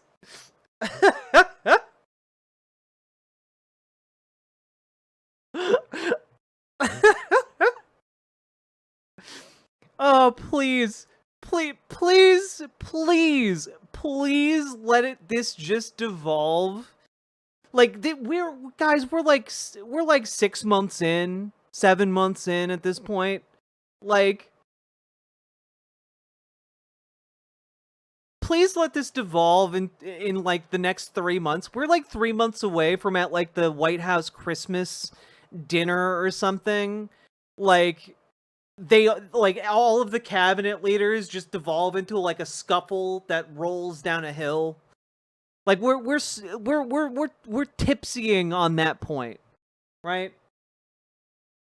Seeking to de-escalate the situation, Malik separated the men, walking Besant to another part of the club to calm down. During the seated dinner, Besant and Polt were placed on opposite ends of the table, and the party went off without further episode. The confrontation, which one Trump insider called bonkers and another called unhinged, underscores the surprising tensions between top Trump officials. Yeah, it's almost like they're all just fucking nut jobs. It's crazy.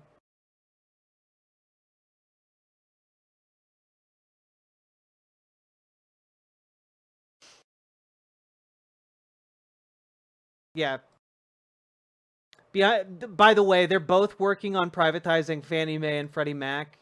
And they're both heavily invested into, like, the mortgage game that these companies are playing.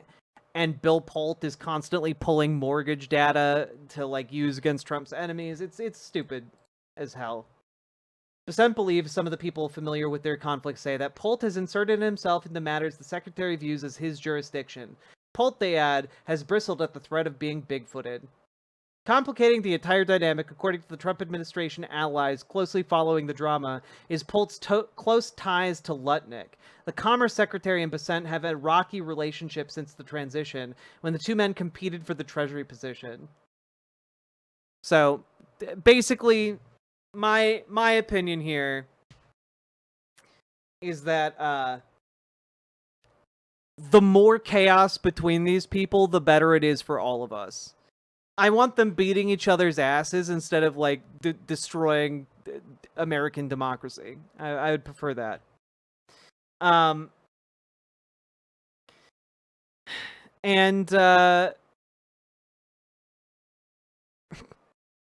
I just... Time out privatizing Freddie Mae and Freddie Mac. Yeah, this story came out, like, a month or two ago. They've been working on trying to tear down the public protections that have bound Fannie Mae and Freddie Mac, and it's some real horse shit that is going to massively. It's going to end in a massive amount of misery for a whole lot of people. A whole lot of people.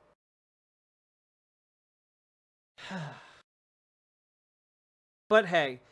Maybe by the end of all of this, they'll just strangle each other like a Simpsons episode.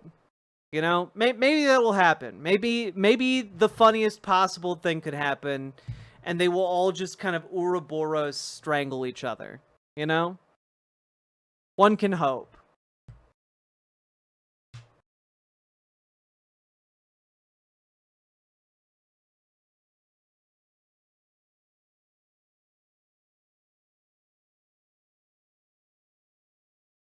Or better yet, a human centipede. Ew. Gross. God.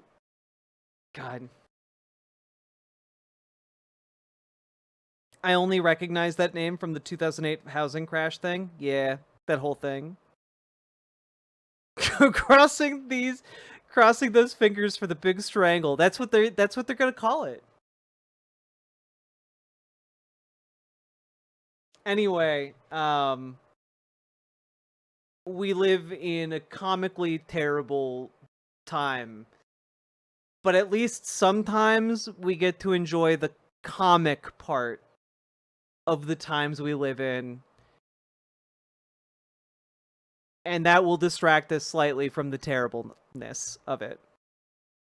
But yeah, I don't know. I just the Treasury Secretary of the United States saying, "I'm going to fucking beat your ass."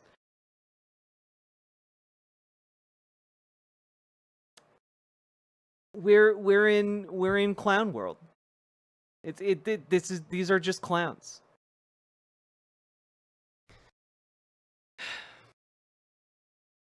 And with that, segment done.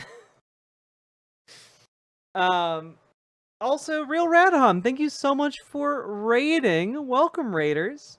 Folks, remember to like, comment, and subscribe. Do the things.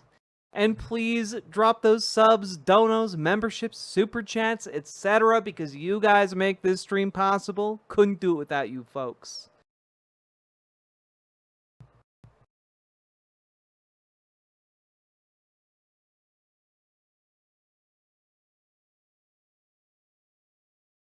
Aren't they doing MMA at the White House next year?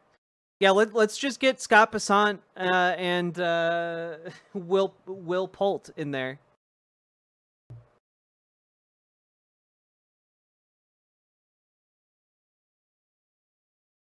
Super Jet Guy, have you looked at the title of stream?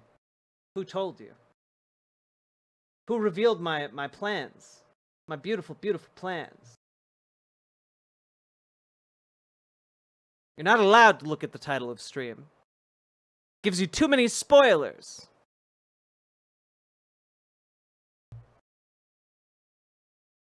Well, you have a good day at work, Real Radham. Is streaming your main job, or is it riverboating? Streaming is my main job. Riverboating is my passion. Chat, do you read? No.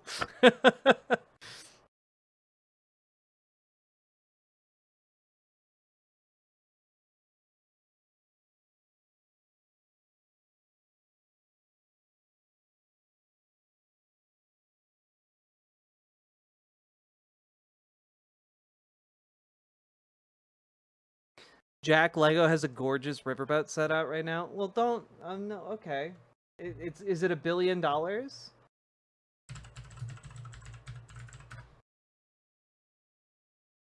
Okay, it's not $1 billion, but it is. It is still a shocking amount of money. It is a nice looking riverboat though. It's very jaunty.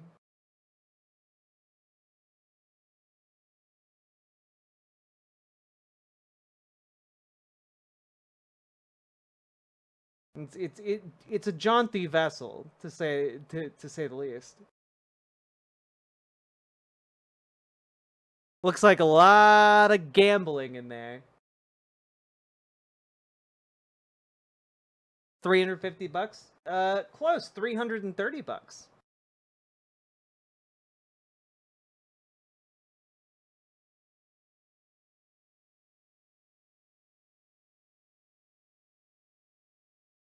I saw a video that said Lego's a luxury item now, but I always thought it was more of a rich kid thing. I could be wrong. I mean, Lego did used to be a lot less expensive, but also, I don't know, like my parents went and bought like used Legos. You know, like we'd go to like garage sales and find like just a bucket of Lego, and then like I would just buy I would just build with that, you know?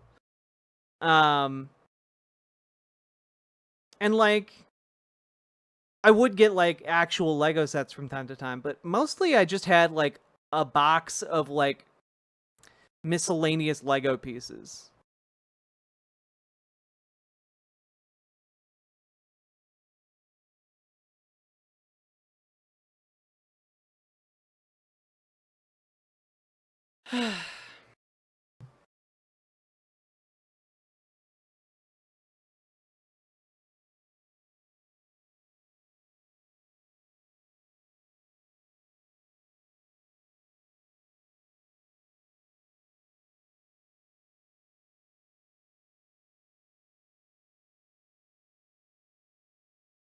Exactly, cross-crescent creed. And I feel like that's the ideal way to experience Lego.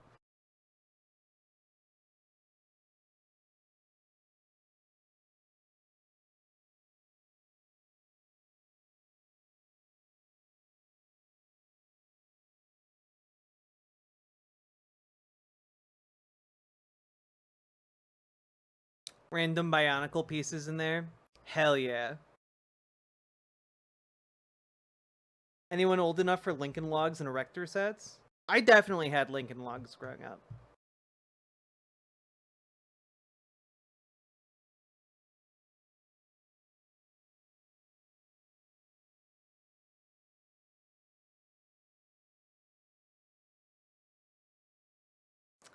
Toro. I don't think I've heard of Toro before. Like even at like the garage sales. Like is that local to like a country?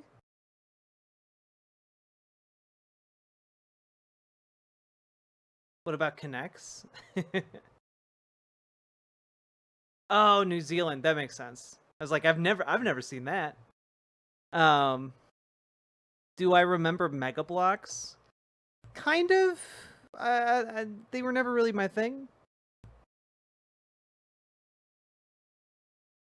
Oh man, Elby, I hope it goes well for your friend. Good luck to their coming out.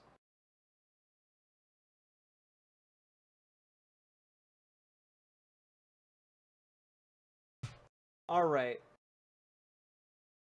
God, I have so many things that I would like to cover that would be really fun. Let's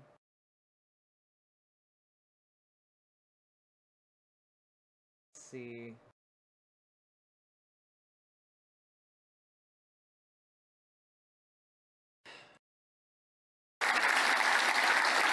Oh god. I mean, it wouldn't be fun for you guys. It'd be fun for me though. I think I'll save this one for tomorrow though.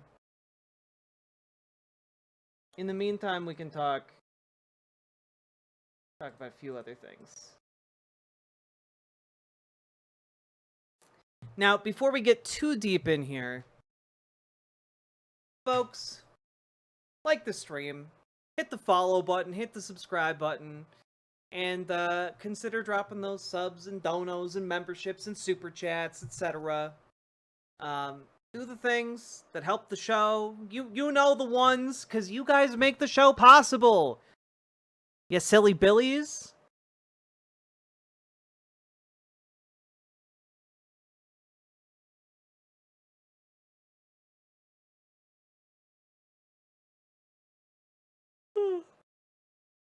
Oh boy.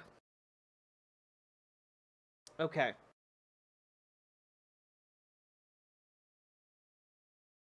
Y'all ready? Y'all ready for this?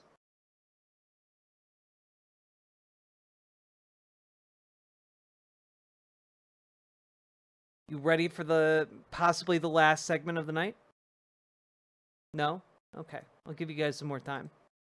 Also, if someone drops 5 subs, or you guys collectively drop 5 subs, I'll play you the Donut Ghost song, because I know you guys have been asking for it consistently, and I will play the Donut Ghost song for you guys.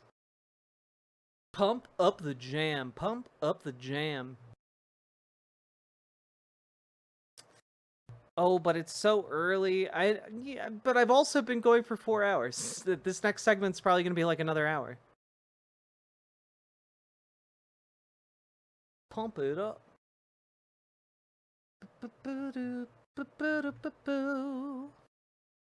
I liked Bionicle. Bionicle was neat.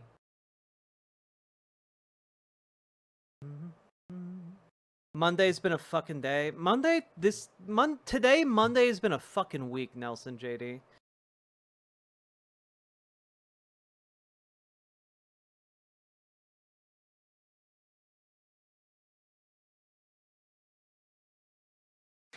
Knifey is stuck. Same.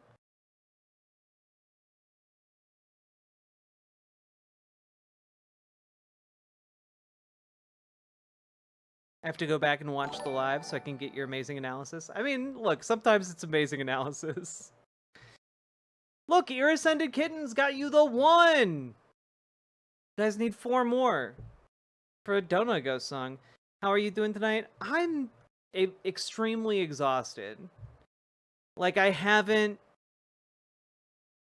had a whole lot of time to just, like, relax. Because any of my downtime I have is really dedicated to, like,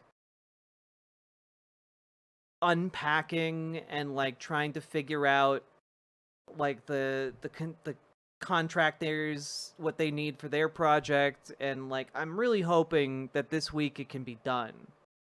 Like, I'm really fucking hoping that.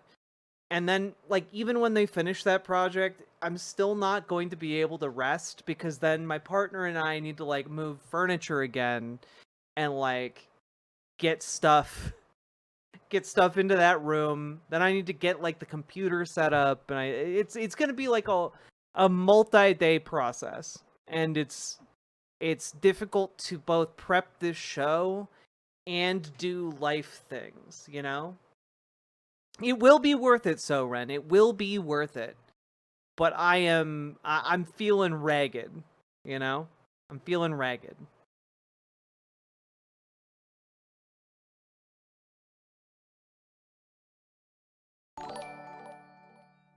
Hey! Oh no, chat. Donate now or the Dono Ghost will steal your bones. Oh. The Dono Ghost! Oh no! It's trying to take my bones! Oh!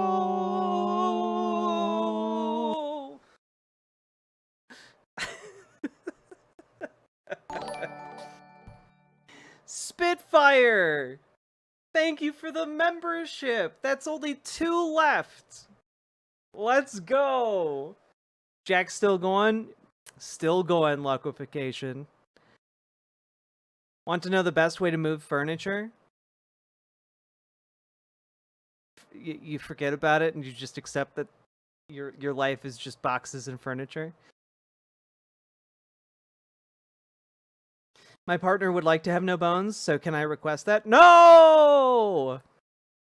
Oh, Banana Brains, the Dono goal is I play the Dono Ghost song for you guys, because you guys have been waiting and asking me for it for like the last 2 weeks. And I keep not doing it, but I will do it if we get 2 more subs. I will say I've continued to play, have some time to play Tales of Arise. And it's been really good. It's been really good, actually. Like, I'm still very much enjoying it. Here come the aliens to stop the Dono Ghost stealing your bones.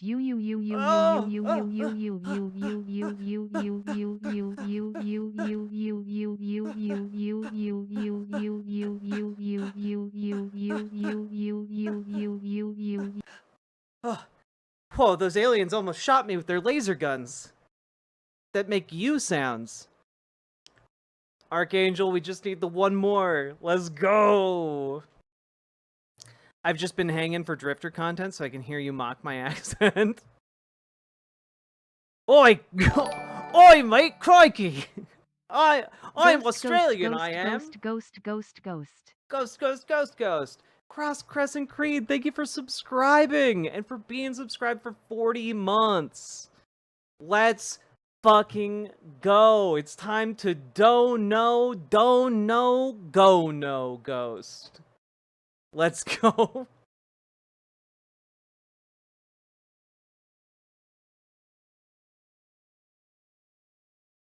It's not loading. Let me try to reload that.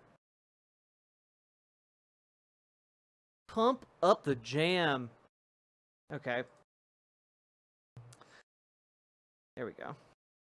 I hereby cast a spell of war to protect the chat. And a second spell to summon the Dono Ghost.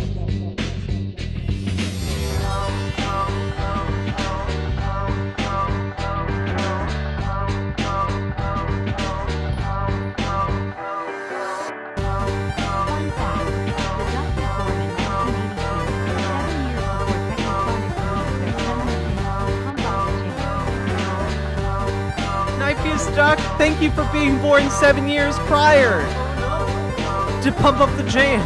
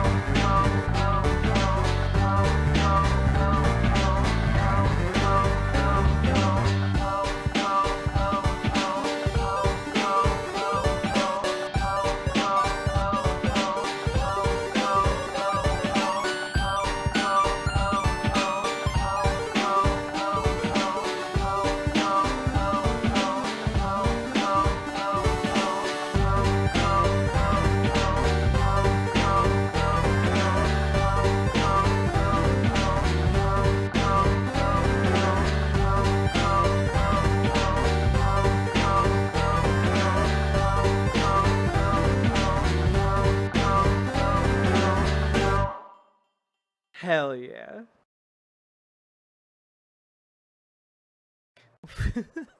This isn't fucking Toontown. Was your coworker living in the world of Who Framed Roger Rabbit, where the Toons are all discriminated against? Whoo, baby. I'm not here live a lot, but I watch your YouTube vids. Hell yeah, you're one of the best chatters, Cross Crescent Creed, and I appreciate you. I know I stream at really inconvenient times. My hope is that I can stream a bit earlier in the future so that I can like not be running ragged, and more of you fine folks that have felt I go live too late can get in on it. Now I'm jealous. Multiple people can be my favorites. Two dads kissing.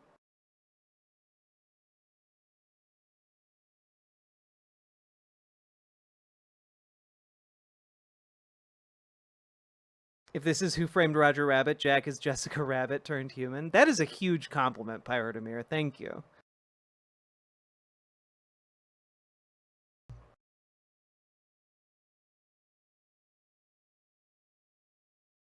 It's like 1:30 a.m. Yeah, it's about 1:30 a.m. for me, Val Draper.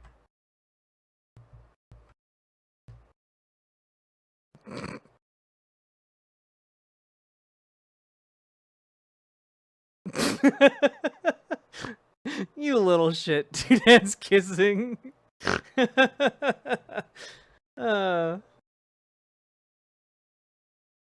Your dancing was adorable. Thank you, Fathalo Crow. I probably did not pronounce that correct, but I appreciate you.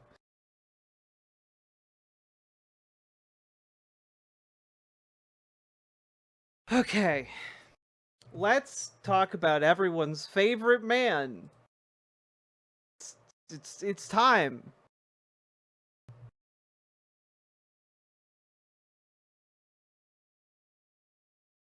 Are you guys ready?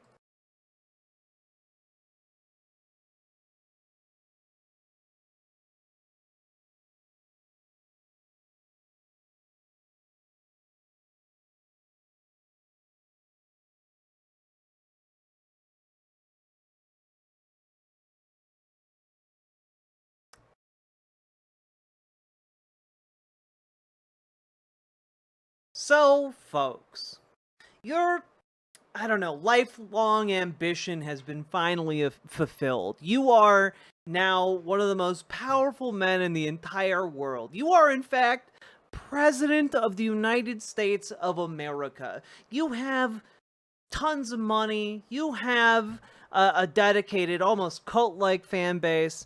And, you know, you've got everything a rich person might want. You even have a solid gold toilet.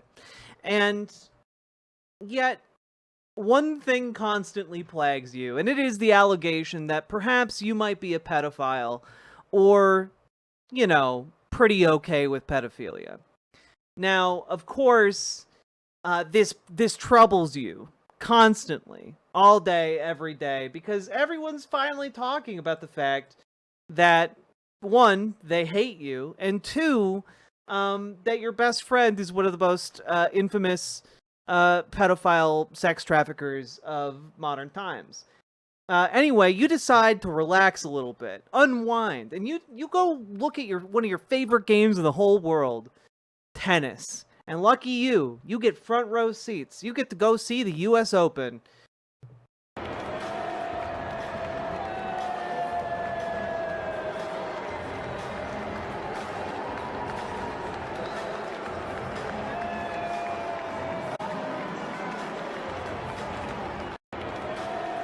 And you just get booed mercilessly the entire time. And you know, you're sad about this. You know, you're sad. So, you know, you want to go out and make a public appearance to make yourself seem like, you know, you're relatable. And not only are you relatable, you're not the kind of guy who would ever abuse a child or even an adult woman. So you go out and you say something really thoughtful, like, there's no crime. They said crime's down 87%. I said, no, it's more than 87%. Virtually nothing. And much lesser things that take place in the home they call crime. You know, they'll do anything they can to find something. If a man has a little fight with the wife, they say, this was a crime, see? So now I can't claim 100%. There's no crime. Yeah, people don't call fights in the home crimes. Unless you're beating your wife. It's not a crime to argue with your partner. It is a crime to beat your wife, though. And it's pretty weird for someone who, you know, doesn't want to seem like a predator to come out and say something like, actually, it's totally fine to, you know, no crimes that occur in the home count. If you don't count domestic abuse, we reduce the crime by 100%. Like, that's what he's talking about. It's crazy. And, you know, you're this powerful man. And, you know, it turns out that in order to protect yourself, you've been saying that, well, my best friend who abused, yes, he did abuse a lot of women and children sexually, and also sell them like they were objects to his rich friends. But, you know, it's all a hoax. All of it is a hoax. It's all, none of it's real. None of it's real, everybody. It's all fake. And then a bunch of the women who were abused come forward, and they're not too happy about it. We are tired of looking at the news and seeing Jeffrey Epstein's name and saying that this is a hoax. We are tired of it. I talked to President Trump back in 2009, and several times after that, he didn't think that it was a hoax then. In fact, he helped me. He got on the phone. He told me things that were helping our investigation. Now, our investigation wasn't looking into him, but he was helping us then. He didn't treat this as a hoax. I cordially invite you to the Capitol to meet me in person so you can understand this is not a hoax. We are real human beings. This is real trauma. So this is a Democrat hoax that never ends. He should not be calling this a hoax because it just sets on fire the entire, set of beliefs that he's got something to hide personally. Otherwise, why on earth would he call this a hoax? I just don't understand why any Republican would want to do anything that looks like they're covering this up, because this is unless there's something really, really to hide in these files for Donald Trump. We are tired of... Huh. Yeah, it does seem kind of like that, huh? Now, of course, you are this rich, powerful man, and, you're president of the United States, and suddenly, one of your friends, one of your allies, has a story written in their newspaper about how you wrote a card to this child molester years ago? And, well, obviously that is lies and slander to the lawsuit mobile. And you go and you rev up the engine of that lawsuit mobile and you start gunning it for that publication. You sue them for $10 billion for the defamatory nature of that accusation. And then we come to today, where the Wall Street Journal posted the letter, the love letter that Donald Trump sent to Jeffrey Epstein. And I'm just gonna show the image here because I feel like it is really revealing. Voiceover. There must be more to life than having everything. Donald. Yes, there is, but I won't tell you what it is. Jeffrey. Nor will I, since I also know what it is. Donald. We have certain things in common, Jeffrey. Jeffrey. Yes, we do, come to think of it. Donald. Enigmas never age. Have you noticed that? Jeffrey. As a matter of fact, it was clear to me the last time I saw you. Donald, a pal is a wonderful thing. Happy birthday, and may every day be another wonderful secret. Donald J. Trump. And that is, in fact, his signature. And I want to ask you guys if you notice anything, because when I saw this, I immediately became so much more creeped out than the image I had in my head. Right? Because that, I mean, this is a child's form, right? This is a child. Yeah, I immediately thought it was a child. Exactly.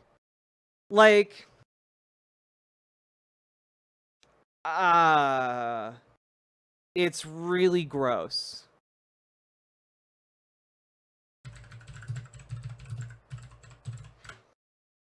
And I just want to point out here, and I know that this is just a comedic hee hee ha ha thing, but we have we have what perhaps a predatory character might do when it comes to a sketch of, when it comes to a sketch of oh, you like ladies, grown adult ladies. Well, here's me showing how I like grown adult ladies. And this is what normal sociopaths might draw, right? That is clearly an adult woman. Okay? In that sketch. Now, I was thinking about that too. Thank you, Hex, because it immediately came to my mind. I don't think I've seen that. Yeah, it's from a good episode of Always Sunny. But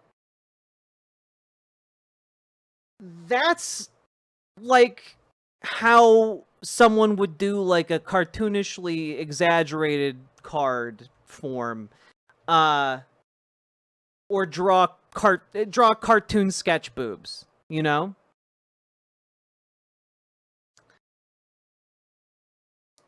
But this is not that, and I'm fairly sure that Donald Trump knows what breasts are supposed to look like. I'm fairly sure. And I don't think this is an accident. You know? I don't think this is an accident. I think this is a gross, intentional thing. And I'm really upset by it. I'm gonna stop showing it on screen because it bothers me so much. Okay? Picture looks like a middle school class drawing. No, because I've seen middle school class drawings, okay? And middle schoolers know that boobs are big C's, okay? Like, they know how to draw boobs, even in the abstract. This is not that.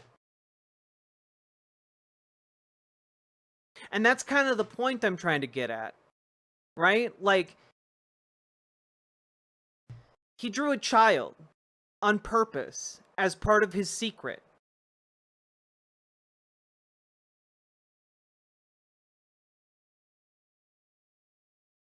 And again, just to bring it back to this, reporting from a long time ago, Donald Trump must not play blackjack because he wanted to hit on 17. The casino owner and future Republican nominee told Howard Stern in 1999 that his daughter Ivanka, who was 17 at the time, had made him swear not to date anyone younger than her. I have a deal with her. She's 17 and doing great, Ivanka. She made me swear to her that I would never date a girl younger than her. At 17. Meaning that he had been looking at, contemplating, or actively dating somebody who was younger than Ivanka. So as she grows older, the field is getting very limited. It's gross. This man is like I'm sorry, like this man's a pedophile. I believe this man to be a pedophile. Like, all of the indicators are just absolutely awful. Here's the Los Angeles Times, okay? This is from 2016. Trump told 14-year-old girls, in a couple of years, I'll be dating you. Donald Trump appears to have a pattern of trying to charm young girls with a line about dating him. In December of 1992, wire brief in the Chicago Tribune, Trump is described as having spotted a youth choir singing Christmas carols at the Plaza Hotel in Manhattan. He asked two girls how old they were. When they said they were 14, Trump, then 46, replied, "Wow, just think, in a couple of years, I'll be dating you."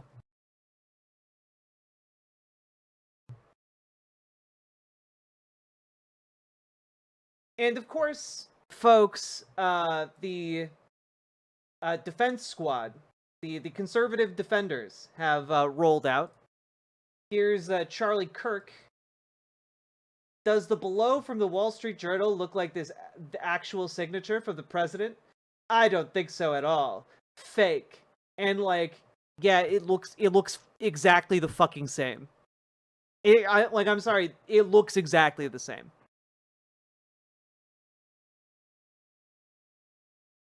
Time for News Corp to open that checkbook. It's not his signature. Defamation. Like, not. It's definitely his signature, guys. Like, he's signing a birthday card here. I want to say, Jack, Thank you so much for being on the right side of things and keeping us up to date. Know that you've helped a chatter out of a crisis in the last 8 months. May this tip help out. Hexahedron BWA. Well, Hexahedron, thank you so much for the $10 dono. I really, really appreciate that. And like, I hope that things keep getting better for you.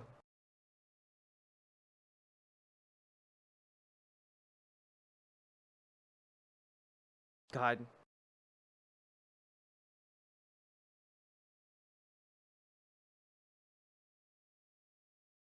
Ugh. It's so gross. It's all so gross. And it, by the way, just as an aside, House Oversight Dems have been releasing images from that they've been getting because they got new files, some new files, not a lot, but some. Here is a new page from Epstein's birthday book. See if I can make it a little bit bigger for you guys. Huh.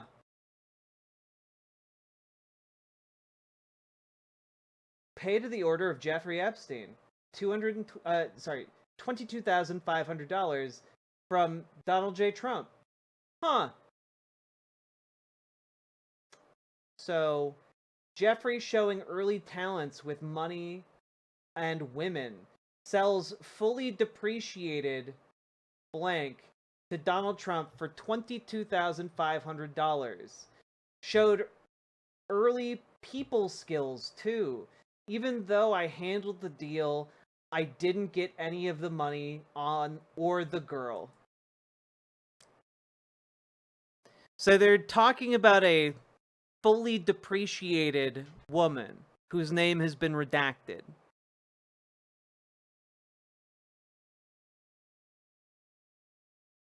And I would surmise that this is about an underage girl who aged out of their interest range, i.e. turned 18 or something. You know? I don't know, guys. It's pretty fucking weird that in a book about for Jeffrey Epstein's birthday, Donald Trump is seen buying a woman.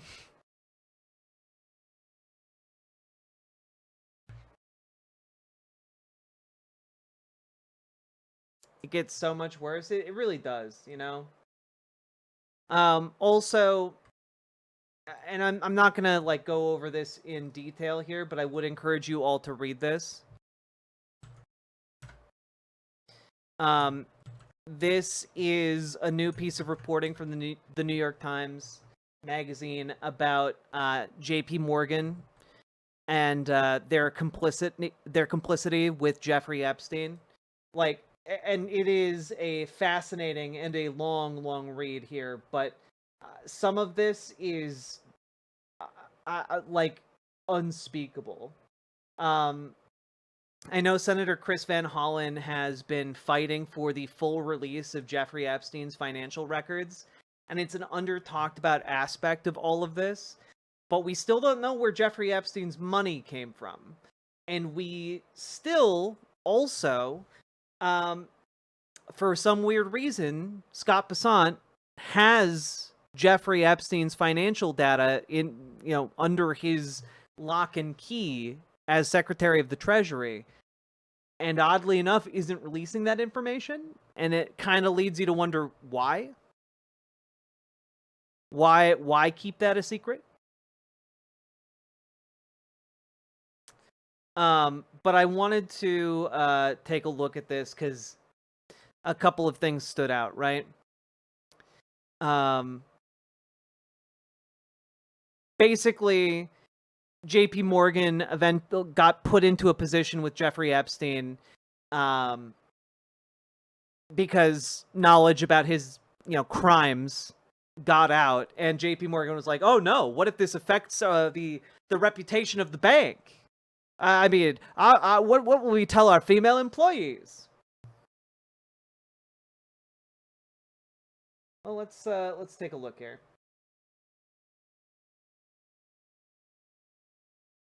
I think it was right here.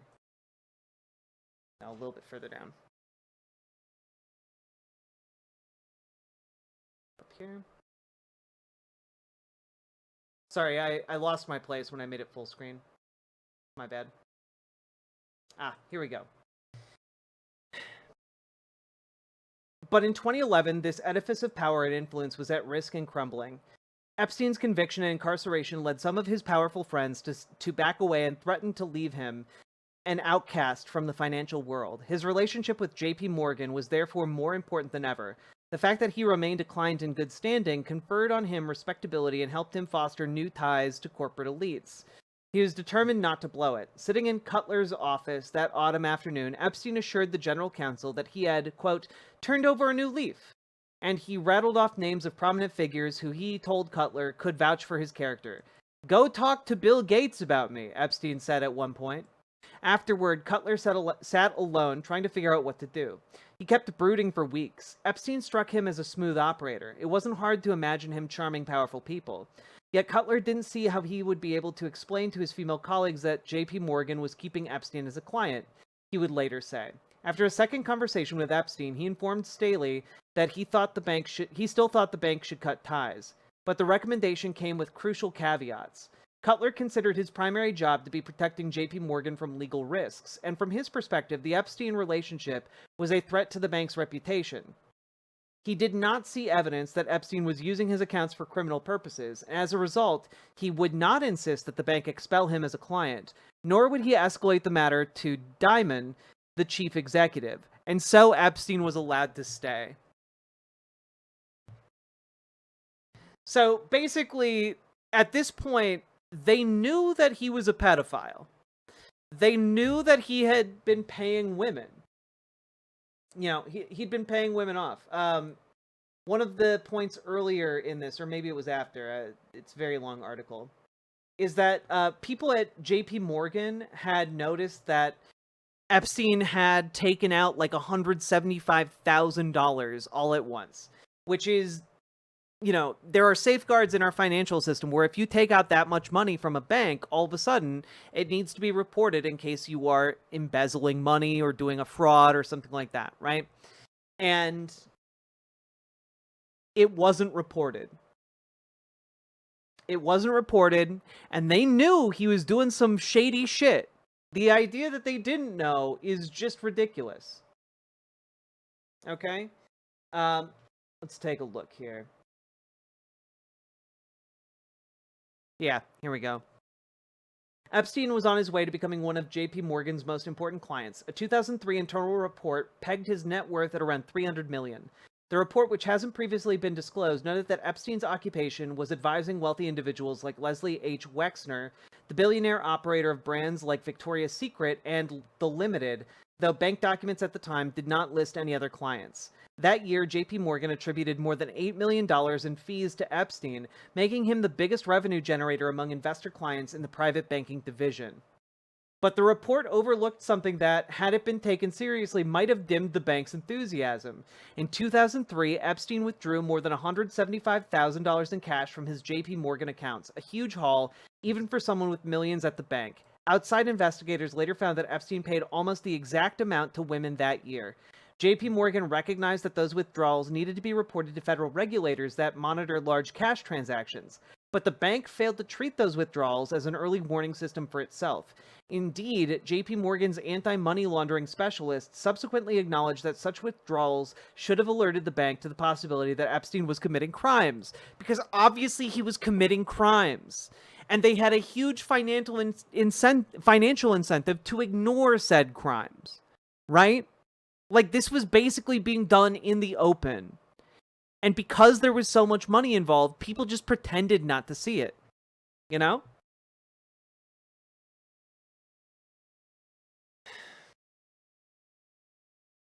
Yeah. And the reporting in this article, again, it's really good. It's very long and lengthy. Wittingly or not, the bank was supporting important cogs in Epstein's sex trafficking machinery. On the island, Epstein would compel teenage girls and young women to give him nude massages, have sex with him. Some of Epstein's underage victims said MC2 lured them to the United States with the prospect of paid modeling work. And in 2022, Brunel died by suicide in a French jail cell after being charged with raping teenage girls. MC2 is a modeling agency that they talk about earlier in the article, and Brunel was their talent scout for the modeling agency. There is a bunch of really good reporting that's coming out. But again, JP Morgan had a lot of incentive to turn the other way. At least 134 accounts were opened for Epstein at the bank, his companies, and his associates. 134 accounts for Epstein, his companies, and his associates. It was a huge money generator for the bank. Not just his accounts, but the business he brought into the bank dwarfs the $8 million. Okay? It is...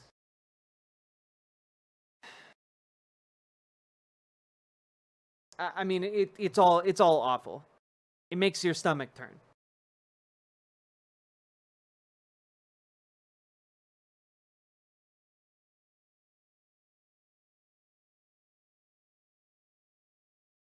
So I'm going to link it one more time because I think it is important to read, and I can't do it justice. And you should do yourself a favor to read it.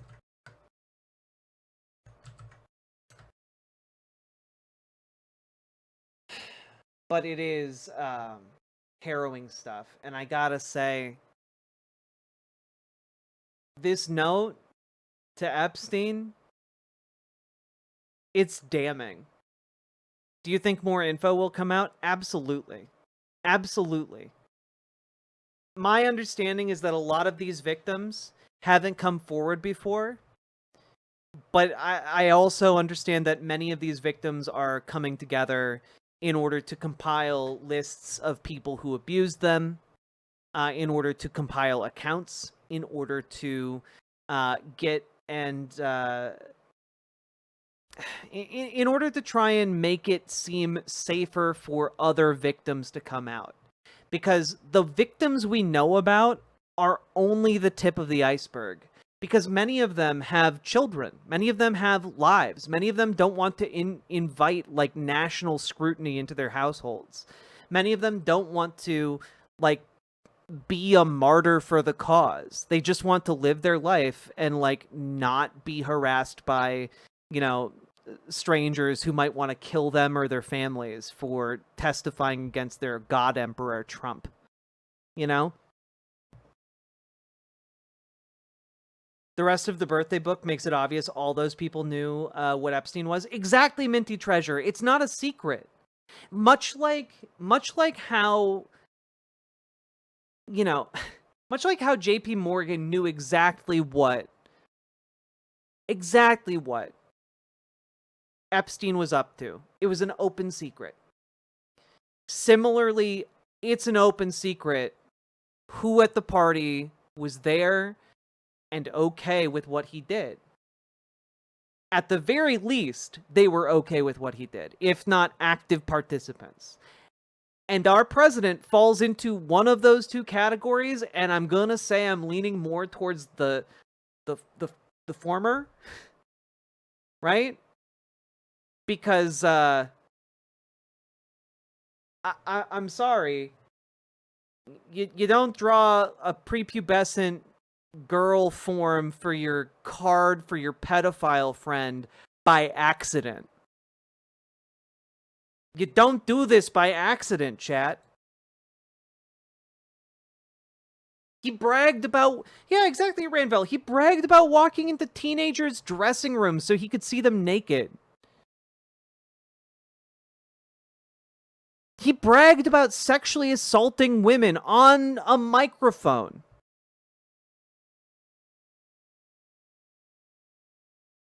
This is not an accident. And like he's an active sexual predator, not just towards adults but also to children. And we might not have a smoking gun on it,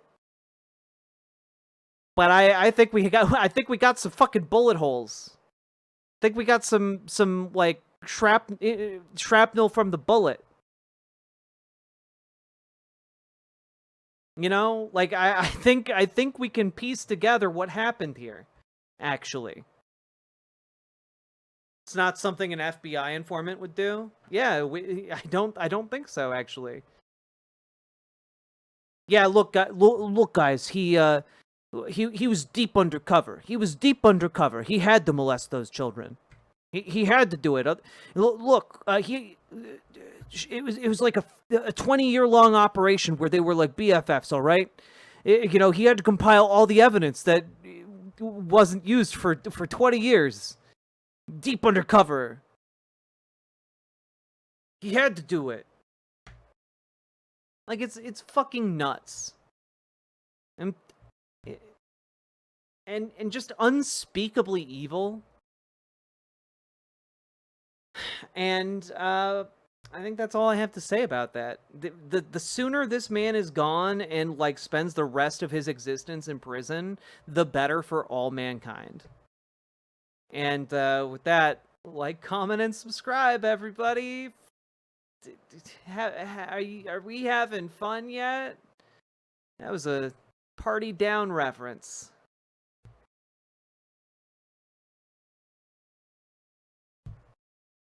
Segment done. I hate this man.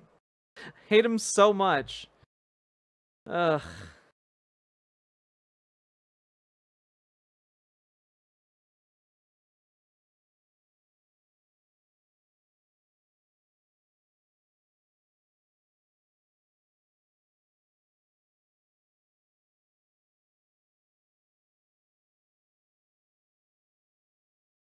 Wait, Jack, informants are dirtbags who got caught. Look at old informants.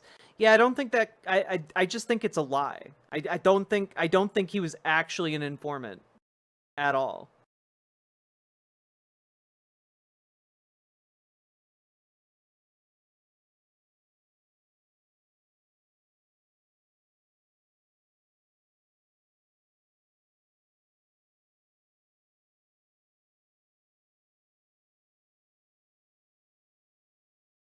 One day we shall be free, brothers and sisters. Inshallah, Cannabob-Rex. Whew, baby. Folks, we've been going for about 5 hours now. If you've been enjoying the show, hit that follow button, hit that subscribe button, hit that like button. Consider dropping those subs, donos, memberships, super chats, etc. Because you guys make this show possible. I literally couldn't do it without you fine folks. You silly little billies.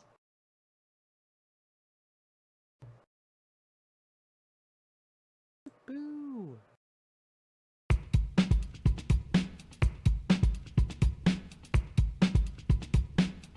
Go. Click the button. Click the button. Click the button. Click the goddamn button. Click the button. Click the button. Click the button. Click the goddamn button. Click the button. Click the button. Click the button. Click the goddamn button. Click the button. Click the button. Click the button. Click the goddamn button. Click the button. Click the button. Click the button. Click the goddamn button. Click the button. Click the button. Click the button. Click the goddamn button. Click the button. Click the button. Click the button. Click the goddamn button. Click the button. Click the button. Click the button. Click the goddamn button. Click button. Click button. Click button. Click button. Click K-Fox, I didn't know you had a degree in criminal psychology and forensic tech. That's really cool. One of my professors was formerly part of a unit specifically dealing with that stuff. And there's no way this stuff wouldn't have gotten a huge investigation if he wasn't rich and powerful. Yeah, 100%.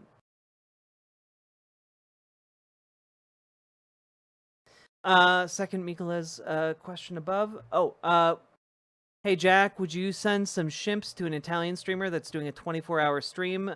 to fundraise for Palestine children. Do you think that would fuck his algorithm if people show up and go away? Genuinely, I have no idea. Who's the streamer? I can't raid on YouTube. I've never been able to figure it out. It's not an easy system, but I can definitely link over there, send some folks over. I don't know how it will affect the algorithm. I'm not opposed to supporting that endeavor, though.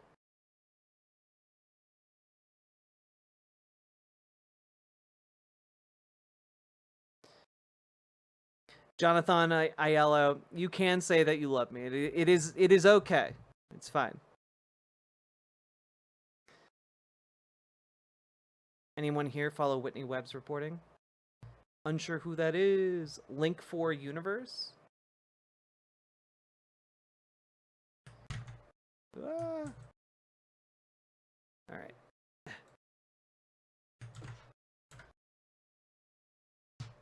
Well, that didn't get me anywhere.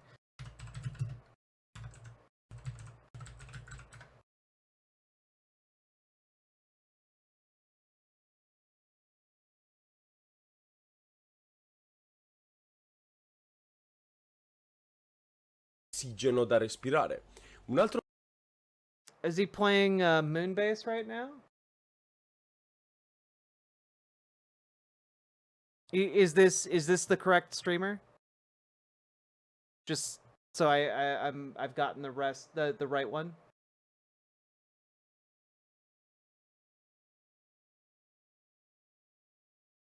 I think I've played this game before. I hope they updated it so that like the bots function better.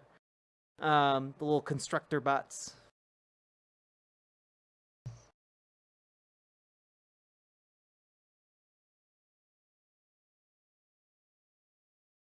It was his voice. Did I not show it? He's up in the upper left corner.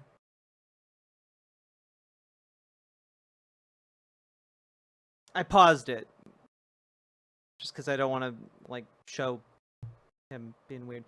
Wait, is this Planet Base 2? Oh, ho, ho.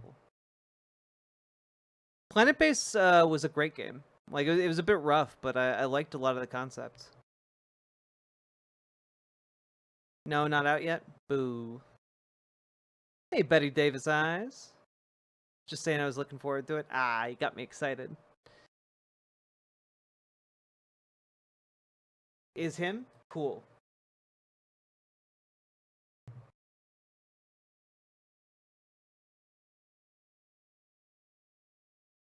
He's also just a fucking colossal Italian streamer. Folks, I think I am going to end stream now because I am really exhausted and drained from covering all of that. And we'll cover some of the more fun stuff tomorrow. But you guys got 5 hours out of me tonight. I think that might be the longest stream I've done post-move. If you guys want to check out Link for Universe and support his Italian fundraising efforts for Palestine, here you go. Here you go. Here you go. Go hit the like button on his stream at the very least. Oh, he's from Romania. Oh, okay. It's his Romanian efforts to support Palestine. And I'll raid Twitch guys into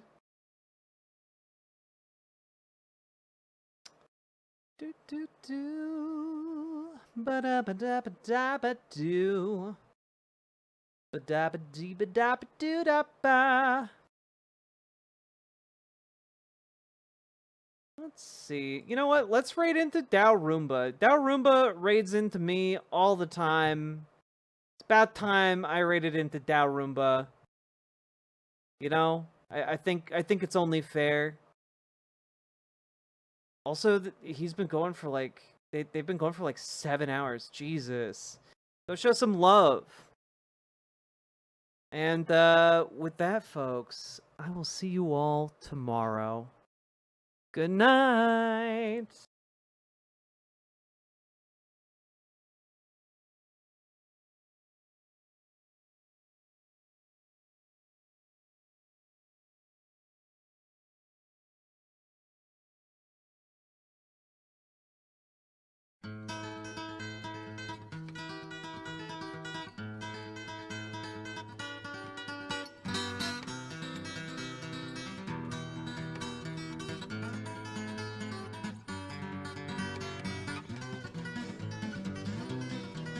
Come on and take a walk with me through this green and growing land. Walk through the meadows and the mountains and the sand. Walk through the valleys and the rivers and the plains. Walk through the sun and walk through the rain. Here is a land full of power and glory, beauty that words cannot recall. All her power shall rest on the strength of her freedom.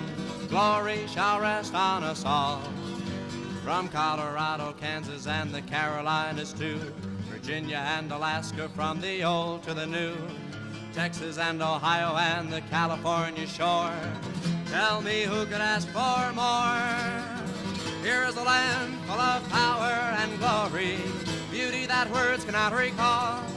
All her power shall rest on the strength of her freedom. Glory shall rest on us all. Yet she's only as rich as the poorest of the poor, only as free as a padlocked prison door, only as strong as our love for this land, only as tall as we stand. For here is a land full of power and glory, beauty that words cannot recall. All her power shall rest on the strength of her freedom. Glory shall rest on us all. Come on and take a walk with me through this green and growing land. Walk through the meadows and the mountains and the sand. Walk through the valleys and the rivers and the plains. Walk through the sun and walk through the rain. Here is a land full of power and glory, beauty that words cannot recall. All her power shall rest on the strength of her freedom. Glory shall rest on us all, on us all.